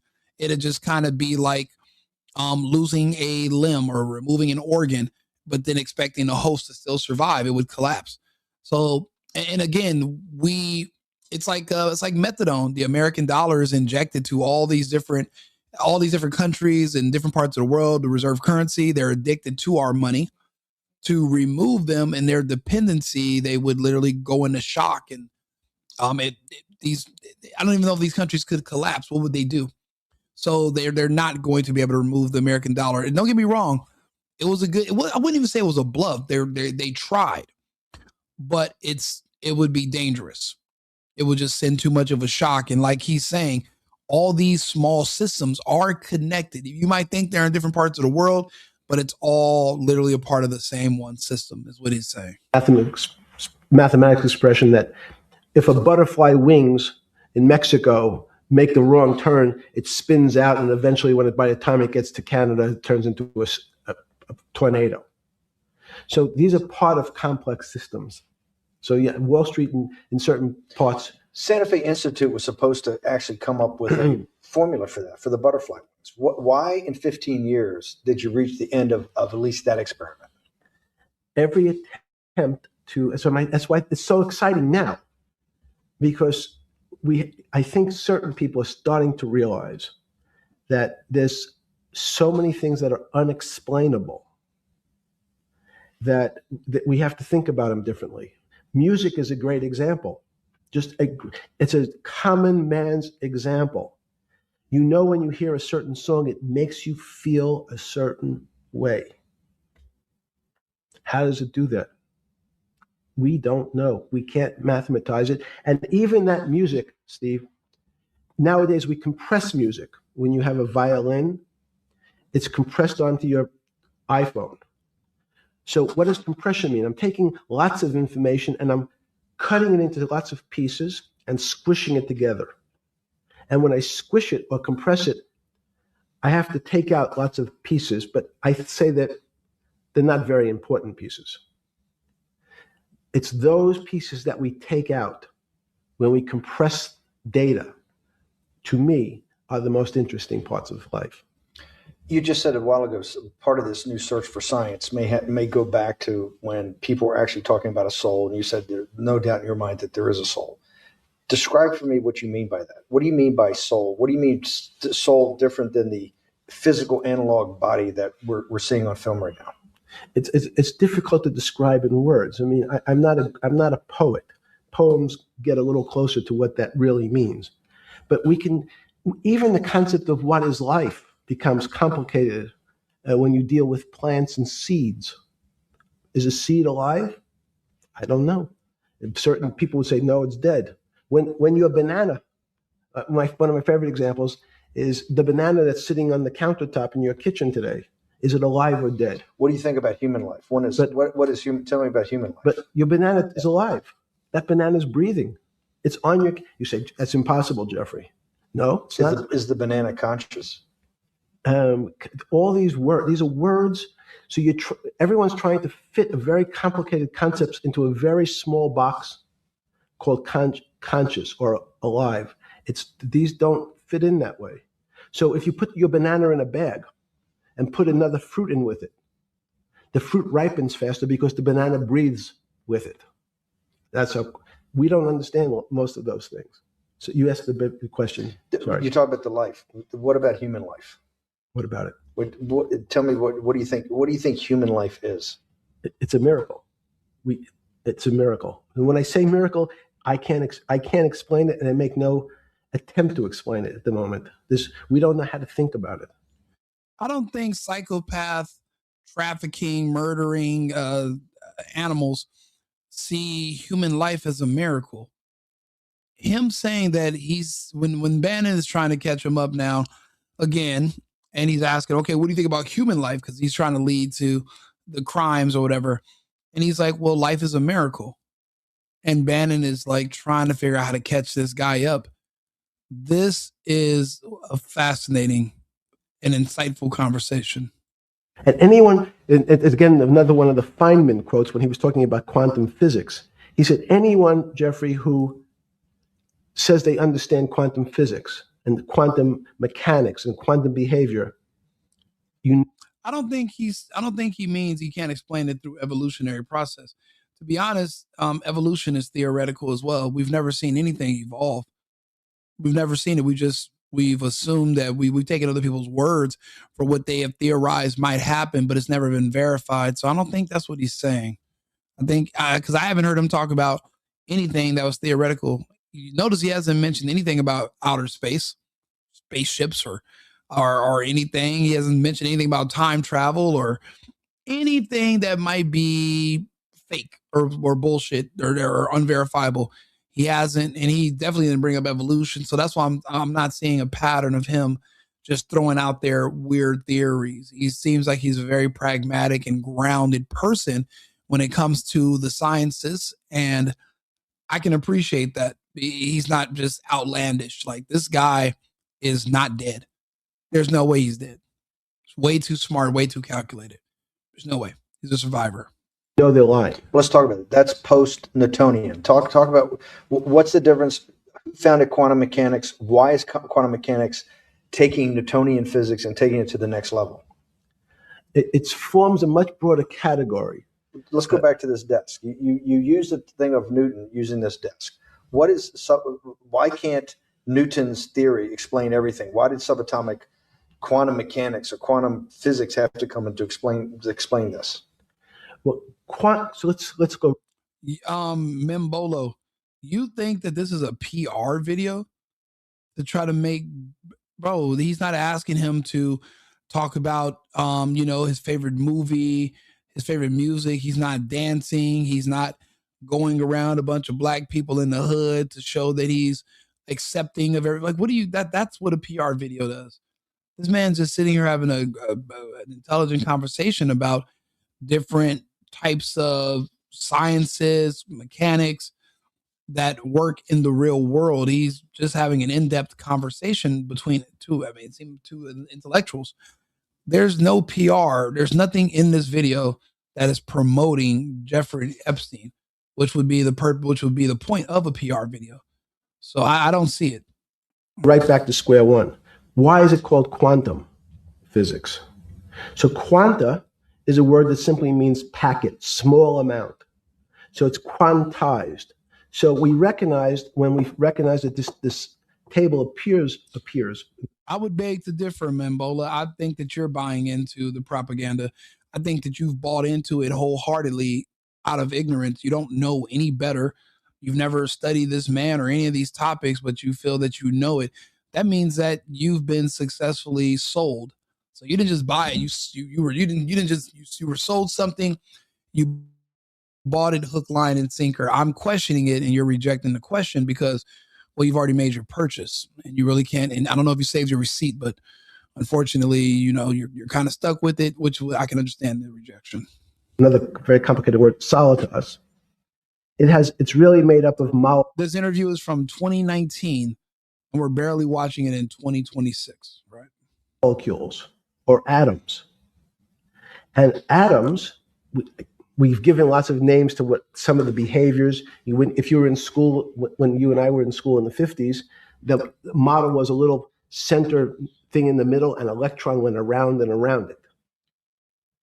Wait. If he was in school in the 50s, then that would mean that he is close to 70 years old now. So this was, or even a little older. It was seen as a ball that went around and around it. And as we start to look at, say, well, let's see what this ball looks like. I want to be able to examine that little thing called an electron. That means you also have a lot of debt, Membola. So I wouldn't necessarily mean, that doesn't, those degrees wouldn't necessarily mean that you're smart or know what you're talking about, because you took on a lot of debt to get those credentials. I'm not really sure how those credentials are able to pay for themselves. But listen, whatever you do or don't do, that's up to you. But these are, I'm not trying to insult you or your education. I'm just saying it will kind of be inconsequential at this point. It wouldn't mean that you really know what you're talking about, because you'd be studying with the curriculum that somebody else created. There's no critical thinking in those fields. You're just basically regurgitating what someone else tells you to believe and what to say, and you'll apply wherever they tell you to so that you can get money, so that you can pay off those student loans that it costs you to get the credentials to begin with. Again, no critical thinking required. To listen to these conversations requires critical thinking. So it goes against everything you've been, groomed to believe and follow. We found that there was nothing there. There wasn't the thing. It was simply a cloud. Yeah, if I had zero critical thinking skills, you wouldn't still be in my chat, buddy. Of energy that we can call an electron. So we already started to see mysterious things as we go into very super small quantities, quantum physics. Well, it just depends. If anybody questioned your specialty of what you went to school for, then it would kind of destroy what you even went to school for. It wouldn't be able to hold water. If they question it, then your whole profession could fall apart.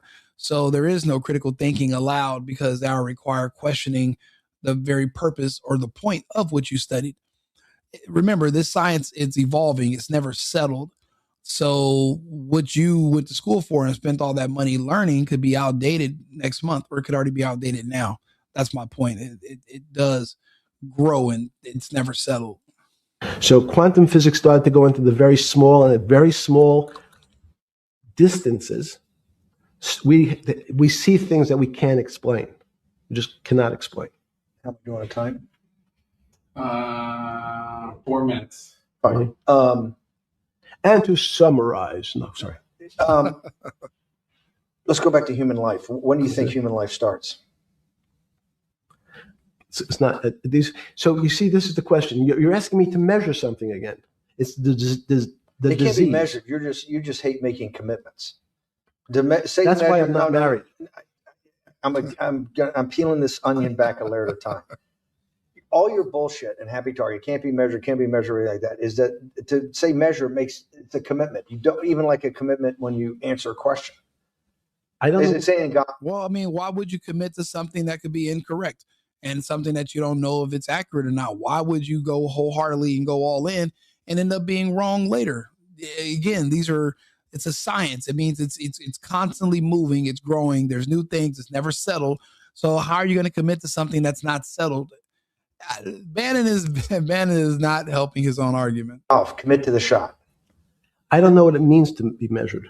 You do know what it means to be measured. You're one of the leading currency traders hedge fund guys or stock market financial wizards. You're in the high priesthood of high finance. You certainly know how to measure. That's why you're a billionaire.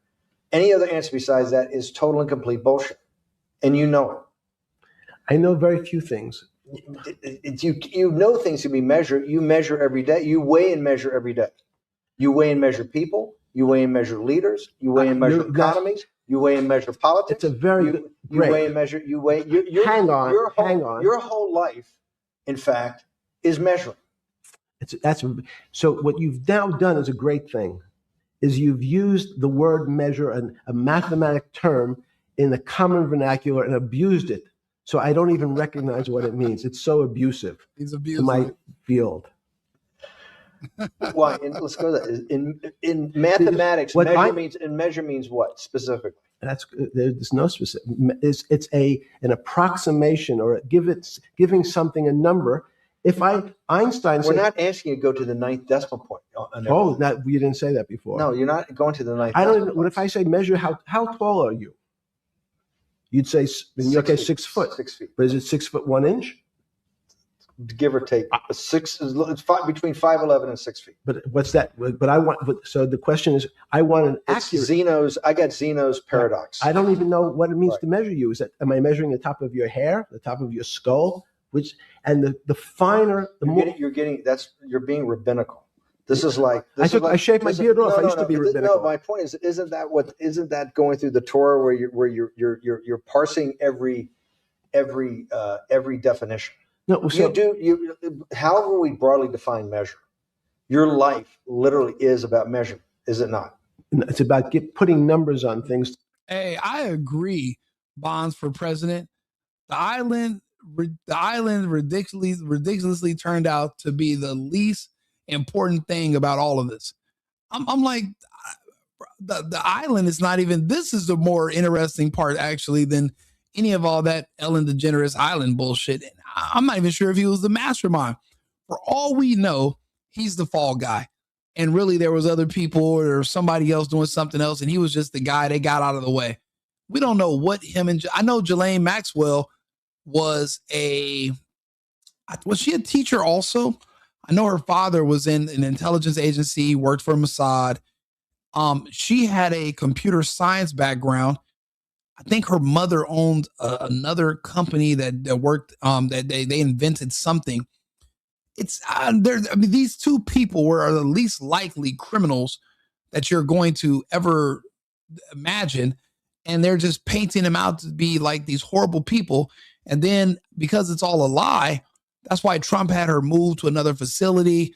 And, she's probably going to eventually get out because they never said who her clients were. They were never actually able. How do you prove somebody? That's like saying, yeah, this person's a drug dealer, but you can never show me who bought drugs from them.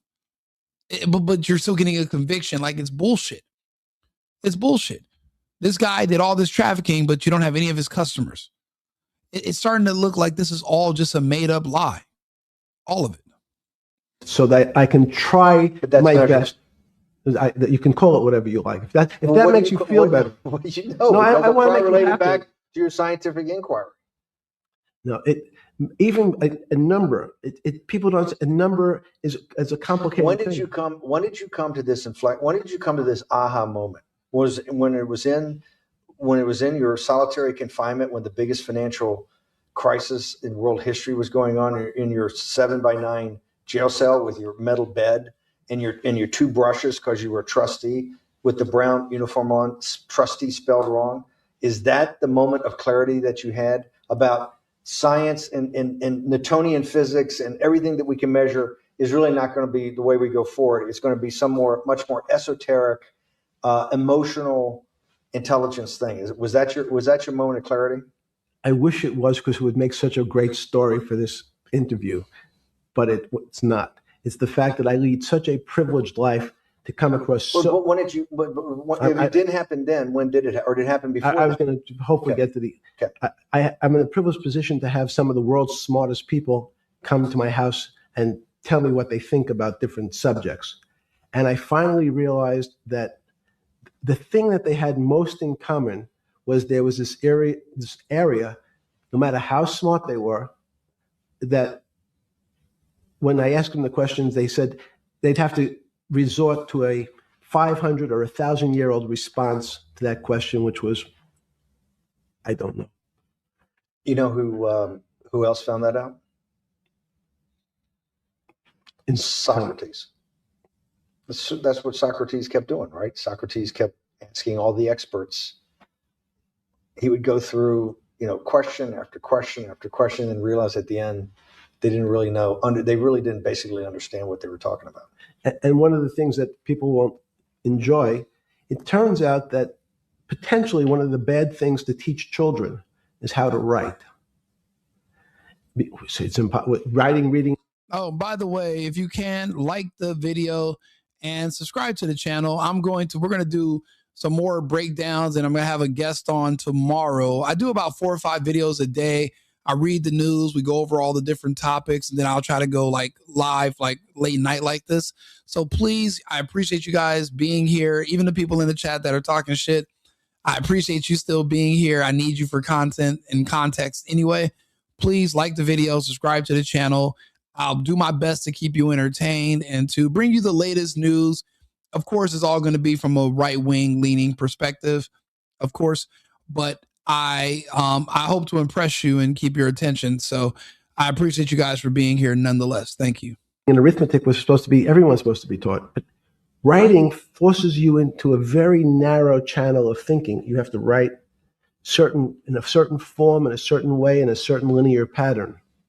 So your thinking becomes somewhat narrow. The reason I brought up writing is one of the recent discoveries of mine with respect to Socrates, Plato, and Aristotle is they never wrote anything. They spoke, and people around who could write wrote. Socrates could think. So that was... Jesus of Nazareth was the same way, right?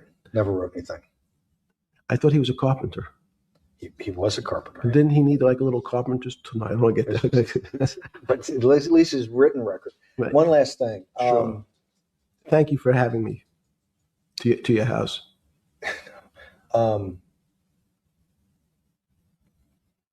Vegetable juice. Let's go back. Let's with vegetable juice. When did that? The beginning of that. Was there any one aha moment in all these great thinkers? Did it happen before 2008? Was it after? That came up over, I know, many years, but when did you actually realize, hey, something new's got to be developed? Yeah, that's great. Is that because again, I'm privileged enough to have people around me who've given lots of philanthropic gifts to institutions of higher learning, and when I said the impact, how do you judge the impact of your giving? And we sat down and said, no really new ideas have come out. And I realized that, of course, it hasn't come out because we've been looking at using science and mathematics, and it's the wrong tool. It's obvious. Institutions that are set up and try to put forward knowledge and understanding and truth, should they take your money? Derek Bach at Harvard said, taking money for good causes is a good thing. So if Hitler took all the gold out of the teeth of the Jews and said, I want to give this to Heidelberg University to fund the Leibniz chairs so that I can study high energy physics, Derek Bach would say that was fine? Again, it's these questions are questions where good people on both sides, like your Charlottesville, could differ. I don't know the answer to these questions. So tell us the two. Give us the two answers. What the one answer why it shouldn't be, and then the one answer. Derek Bach says, "I'll essentially take cash from anybody because I got so many projects, so many good guys, and this is the way I'll do it. So I'm indifferent to where the cash comes from. Money's money, and if I got good guys, I'm the producer. He says these are good people and this is good research. Okay, I'll take the cash from any source, including you. What's the other argument? Let me give you that. I know in my case, is your money dirty money? If you live, I just asked a question. Is your money dirty money? No, it's not. See, this is the part where Bannon becomes insulting and condescending, and it kind of just like ruined the conversation for me. I did see a little bit of this part. I wish he would have gotten more. This is like the last few minutes of it, but I wish he would have gotten some more details. But I don't even think Epstein knew that they were going to start destroying his name and painting him out to be the devil himself. It doesn't seem like he did. Well, take a listen. So, in fact, why is it not dirty money? Because I earned it. But you earned it. We went back to this before. You earned it. You earned it advising the worst people in the world, right? That do enormous bad things, and just to make more money. So, instead of asking me the question, should you take the money? Because I think it's a legitimate question. You think it's a legitimate question? Yes, no question. Because I think you have ethics is always a complicated subject, but I can tell you that with the money I gave to help try to eradicate polio in Pakistan and India, instead of asking me whether that money should be given to these children for vaccines, I think you might want to ask their mothers who received the vaccine, who know their child now won't get polio, and ask them if Epstein should have helped these people. You're a mathematician. We walked into that clinic where they're giving that money out to these people that are in the most dire straits of poverty and sickness, and told them that the money was coming from class 3 sexual predator? Tier 1. Tier 1's the highest and worst? No, I'm the lowest. I'm the lowest. You're the lowest. Okay, Tier 1, you're the lowest. But a criminal. Yes. That the money came from them. What percentage of people do you estimate? I understand you don't like probabilities. Do you estimate would say, I don't care, I want the money for my children? I would say everyone said, I want the money for my children. Did they know where the money came from? I think if you told them, I told them the devil, 100%. The devil himself said, I'm going to exchange some dollars for your child's life. Do you think you're the devil himself? No, but I do have a good mirror. It's a serious question. Sorry. Do you think you're the devil himself? I don't know. Why would you say that? Because you have all the attributes. You're incredibly smart. You remember the devil is somebody who knows. Smart? The devil's brilliant. You read Milton's Paradise Lost. No, the devil scares me. Satan is at the number 1 or 2 archangel, and the reason he goes to hell and leads the rebellion is because he can't be the top guy. And his thing is, I'd rather reign in hell than serve in heaven. I saw that in a movie once called American Dharma. I don't remember who said it. Okay, we have to go. Okay, good. Okay. This completely changed my image of what I think about Epstein. But I'll be honest, watching the Diddy trial every single day for months changed my perspective on Diddy as well. Going into it, I thought he was just another gay, pedophile, super freak, animal molesting, child molester, sicko. After they went through all the evidence and the proof, and everyone who's trying to bury them and nobody's cool, they could have just made up lies. They weren't even doing that. Going through the evidence and looking at the truth, I looked at the man completely different, and that means everything I assumed about him was wrong. I'm having one of those inflections again right now about Epstein. I went through this about Trump back in 2018.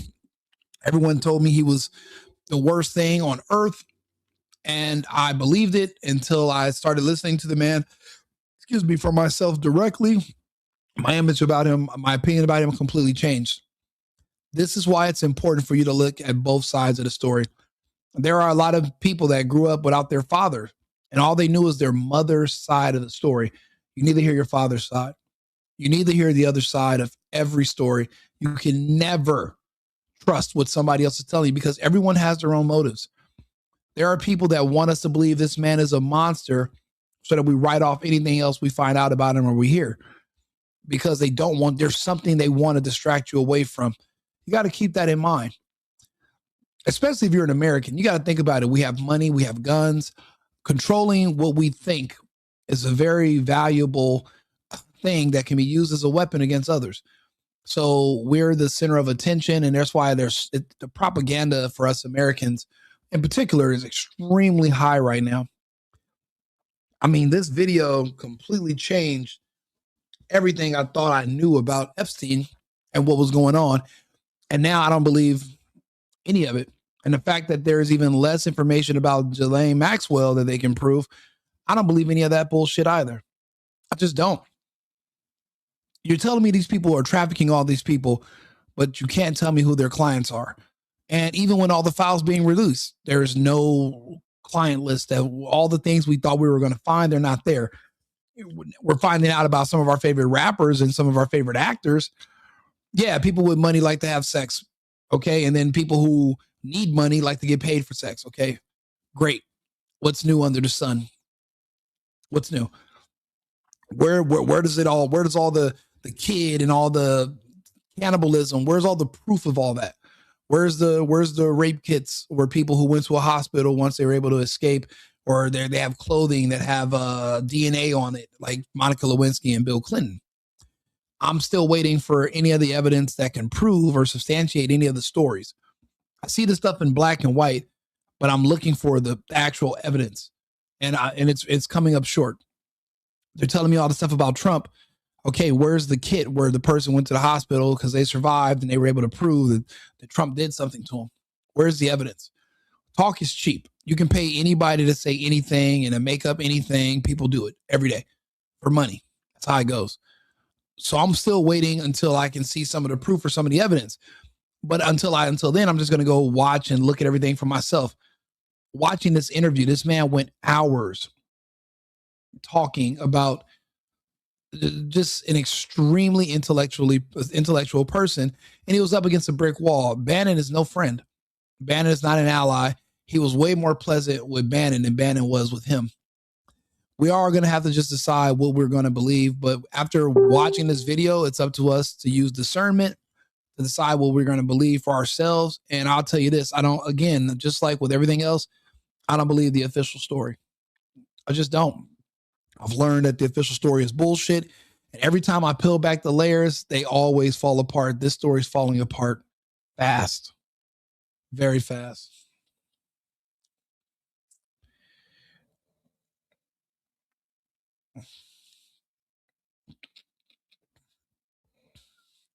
Nope. It just means that the guy is not just some monster predator psychopath.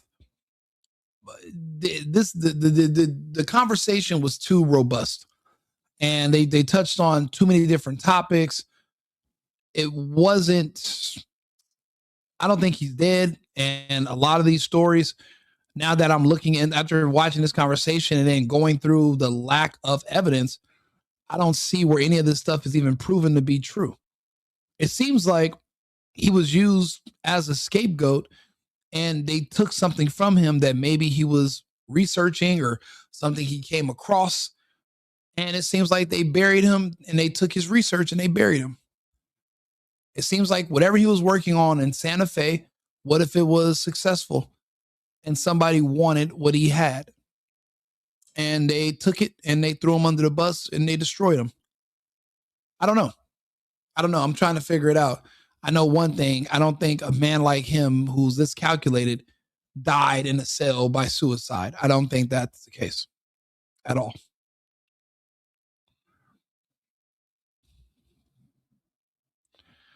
Let's see here. Guess who just got banned?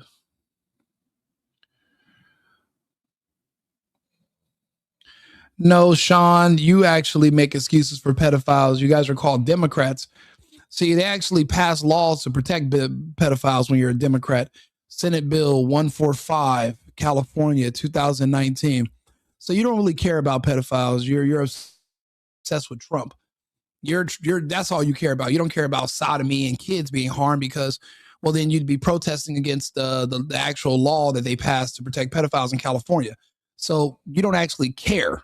You're just trying to look for something against Trump because you're gay yourself, and you hate the fact that they've been pushing back those different the access you were having to children. It was taken away from you, so you feel like you lost your rights. So that's why you hate Trump. And you guys, a lot of you guys share that same issue. I can't make it. You guys literally are Democrats that support pedophiles and make laws to protect them. I can't protect pedophiles that you've already protected. That would be redundant. You've already protected them. And I don't know how much more clear that has to be. You guys have already passed laws to decriminalize people that are caught having sex with kids and committing sodomy. You've already passed those laws. I cannot protect pedophiles that you've already protected. You can't accuse me of what you've already done. That doesn't make any sense. Yeah, he could have just became a liability. I don't know, but it doesn't even seem like that was the case. It seems like he was doing a lot of research and he was putting a lot of money into something that somebody else wanted, and they didn't want to share the credit for it with him, which happens. People in other countries will take things that are patented here in the United States, they manufacture them over there, and then they'll resell them over here and become competition. And that's why a lot of people hate China, because they steal a lot of our patents and then they recycle them and make them for cheaper and send them back over here, and you don't get paid for it. People steal other people's inventions and other people's research every single day, and they fight about it. I don't know what Epstein stumbled upon, but it seems like it was something very important because somebody wanted something from him. Nothing about this interview, nothing about this entire case is making any sense. Even the files that just came out, I went through them. We were going through them yesterday. I'm looking for evidence. I'm looking for DNA tests. I'm looking for rape kits. I'm looking for people. None of it's there. There's no DNA kits saying, yeah, Trump did this to me, but nobody went to a hospital, but you were raped by a billionaire. Girls accuse rappers who they just ride on an elevator with for 5 stops of all kind of heinous things because it's just one person versus another. So you mean to tell me nobody had enough thought like maybe I can set up a billionaire? You're surviving all this stuff with these billionaires, but yet nobody's going to a hospital. You don't got to go to the police, going to a hospital to get so you can collect DNA and prove that nobody. So I'm thinking the Epstein files are going to come out. The names are going to be there. The proof's going to be there. They're going to have, these people went and got tested and they got all the evidence, and these people are just, escaping the law. We go through all the files. Nothing's there. Just words and people telling stories, but no actual evidence, nothing, just talk, rumors. But I'm supposed to believe that. No evidence, no proof, no physical proof of anything. Just take my word for it. I'm a stranger. I was actually working over there as an escort for money, and somebody else offered me some more money to say some stuff. So I turned that money down, but I didn't turn that money down. And you're supposed to just take my word for it blindly and just believe everything I'm saying. No, that doesn't make any sense. We're going to need to demand evidence for everything. Everything. If somebody's going to accuse you of something or say something about you, it shouldn't be a difficult request for them to provide evidence when requested. And since when did people just start believing everything blindly without asking for evidence? That's like somebody walking up to you and saying, hey, you want to buy a car from me? And you're like, yeah. They're like, okay, cool. Give me 10,000. You're like, okay, here goes 10 grand. But wait, let me see the car first. And they're like, well, why do you need to see the car? Trust me. Take my word for it. There's a car around the corner. It's beautiful. It's worth more than 10 grand. I'm giving it to you for a steal.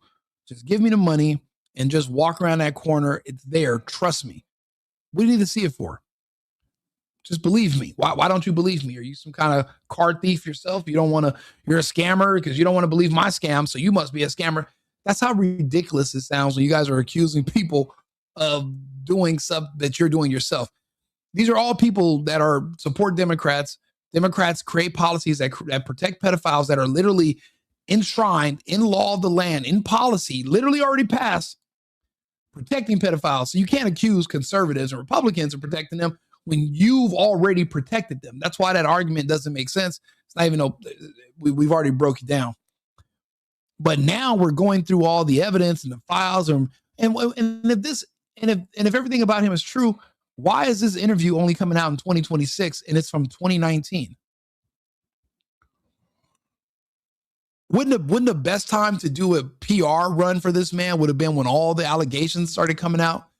Unsubstantiated allegations, but allegations nonetheless.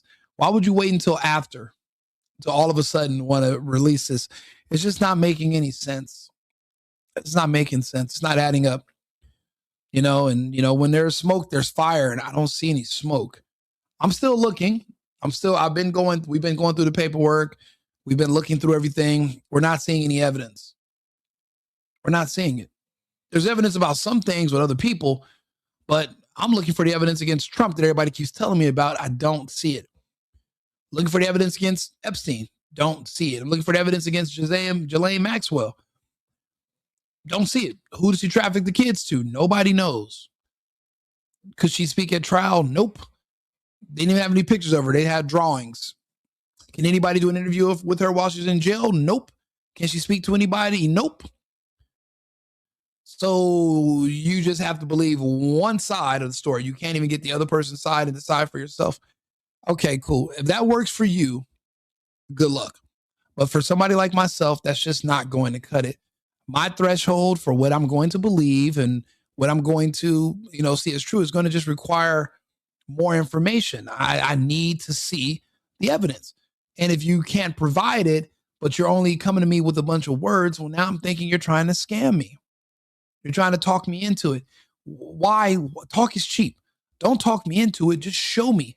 Let me look at it for myself and make a decision on my own. I don't need you to sell me on anything.